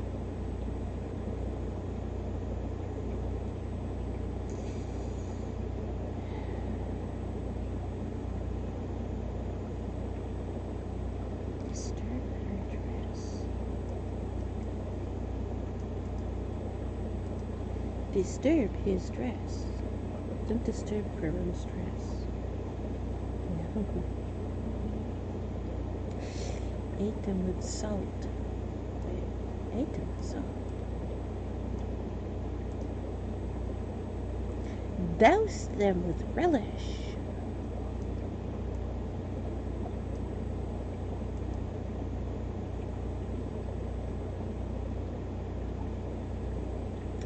With my tongue.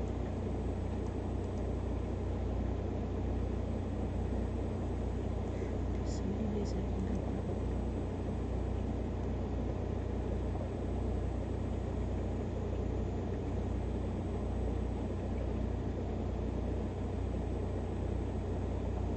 I don't know if watching is there or not, but I'm gonna edit.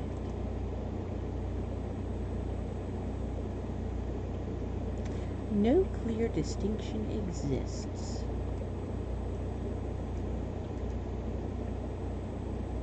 No clear distinction exists between strong and weak verbs. Really?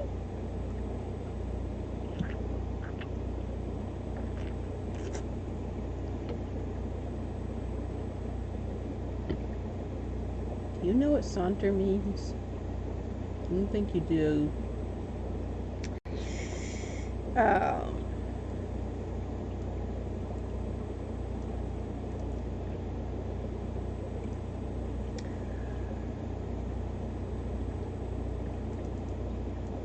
Saunter, pecan, leisurely, hike. Me and Mickey were going hiking almost every day, and does heat wave hit? We haven't been able to go for a hike in what, over 2 weeks now. Gingerly, hardly lifting her feet. Gingerly, hardly lifting her feet. His feet. Trying to need hers. I'm serious. one will show up once in a while, but wellies. I know where you live. That is an extremely regional term. Gotta put on their wellies.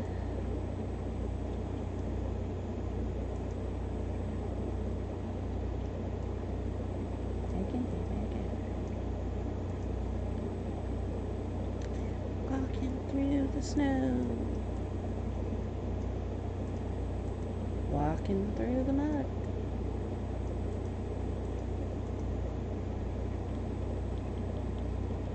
Or walking through the muddy snow. Through the muddy snow.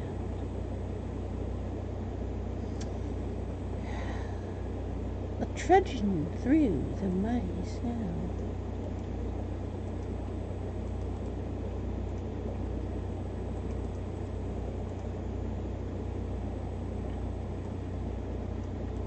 Trudging through the muddy snow. Spell it correctly. Trudging through the muddy snow.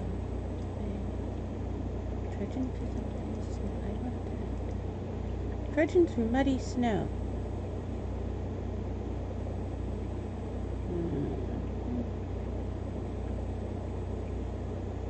Wait. Before we do that.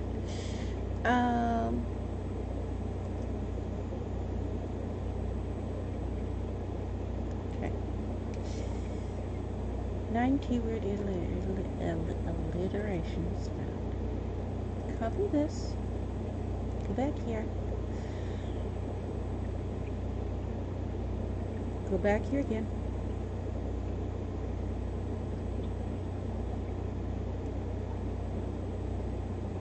Watched is the last word. Okay.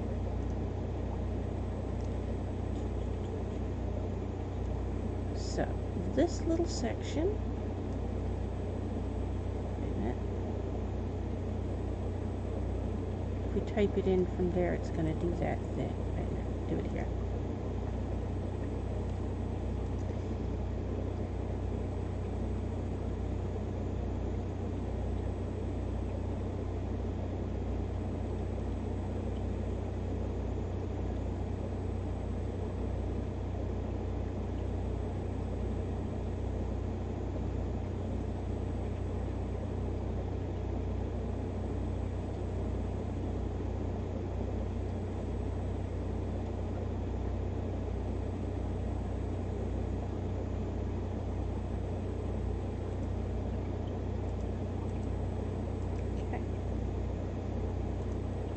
And before we start editing this, I made a copy of it unedited, so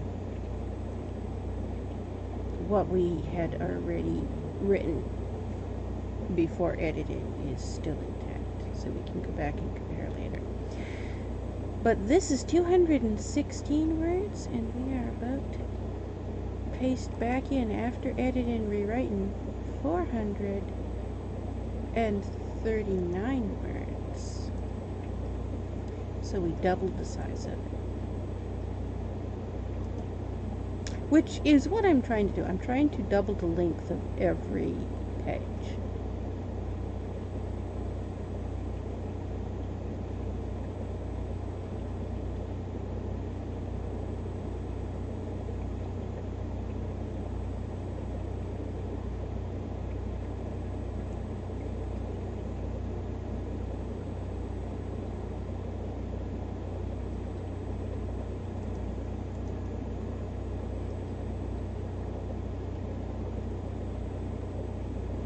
And so we're still running into the issue of this is long enough to leave a dead space over here, except before it was this one leaving the dead space.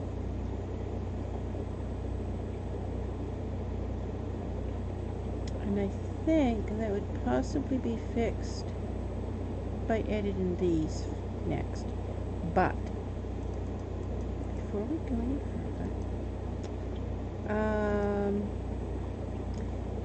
back up a few pages. Right here where we are right now.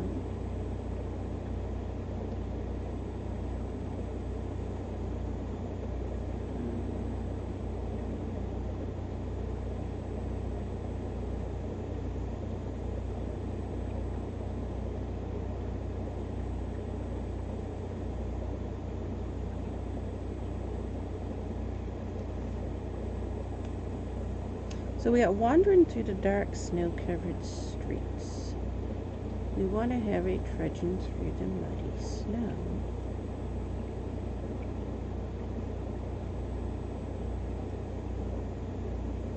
In this area as well.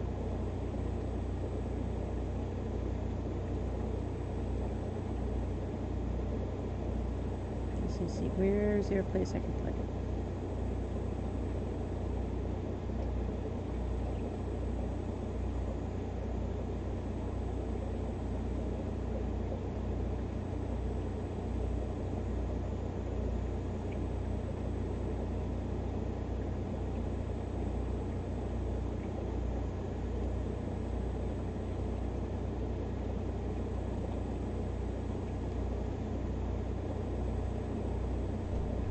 You should be able to fit the line trudging through the muddy snow in this area somewhere.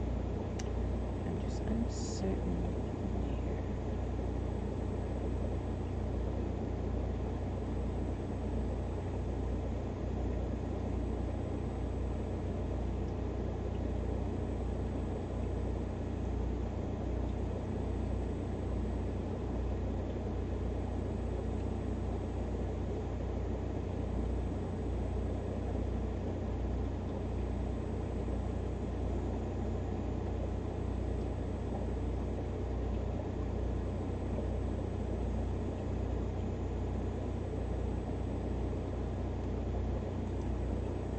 There is a missing thing there.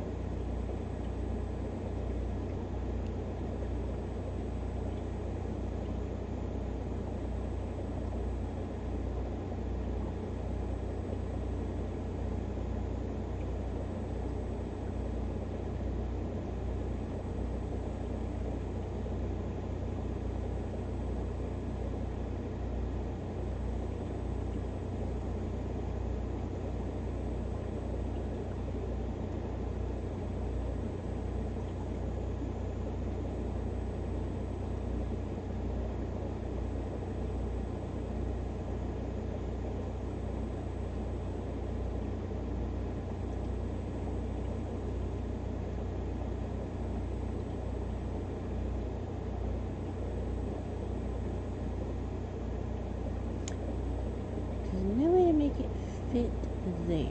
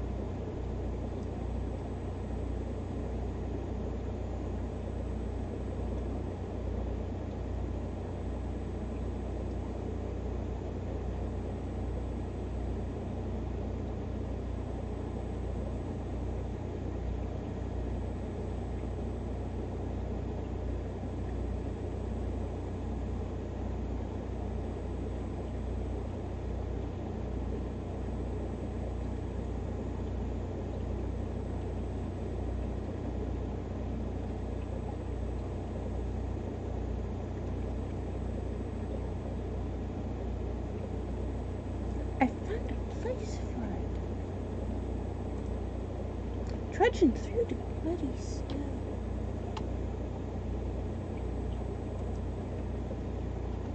There we go. I knew I could find a place for that line.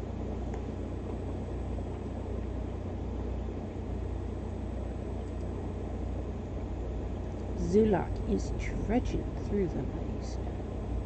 Trudging through the muddy snow, Zulak sighed, glanced around nervously, then whispered, "We are being followed." Hey, Maggie. Do you know it is almost 7 in the morning?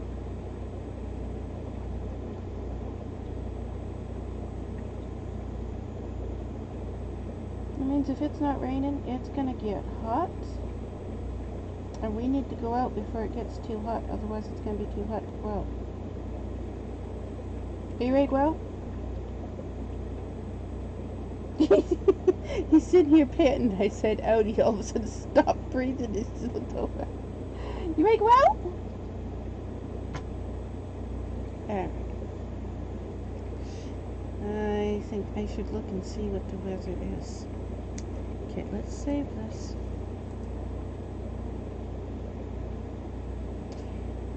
We didn't get much done because we started with 63,005 words. And we're now up to 63,334 words. So, we added 329 words. In, 6.5 hours while we've been on a long time. I didn't know it'd been that long. I was thinking it was closer, maybe getting close to 4, not getting close to 7. Okay, yeah, 7 in the morning that we've been on a while. Let's go see what it looks like out there.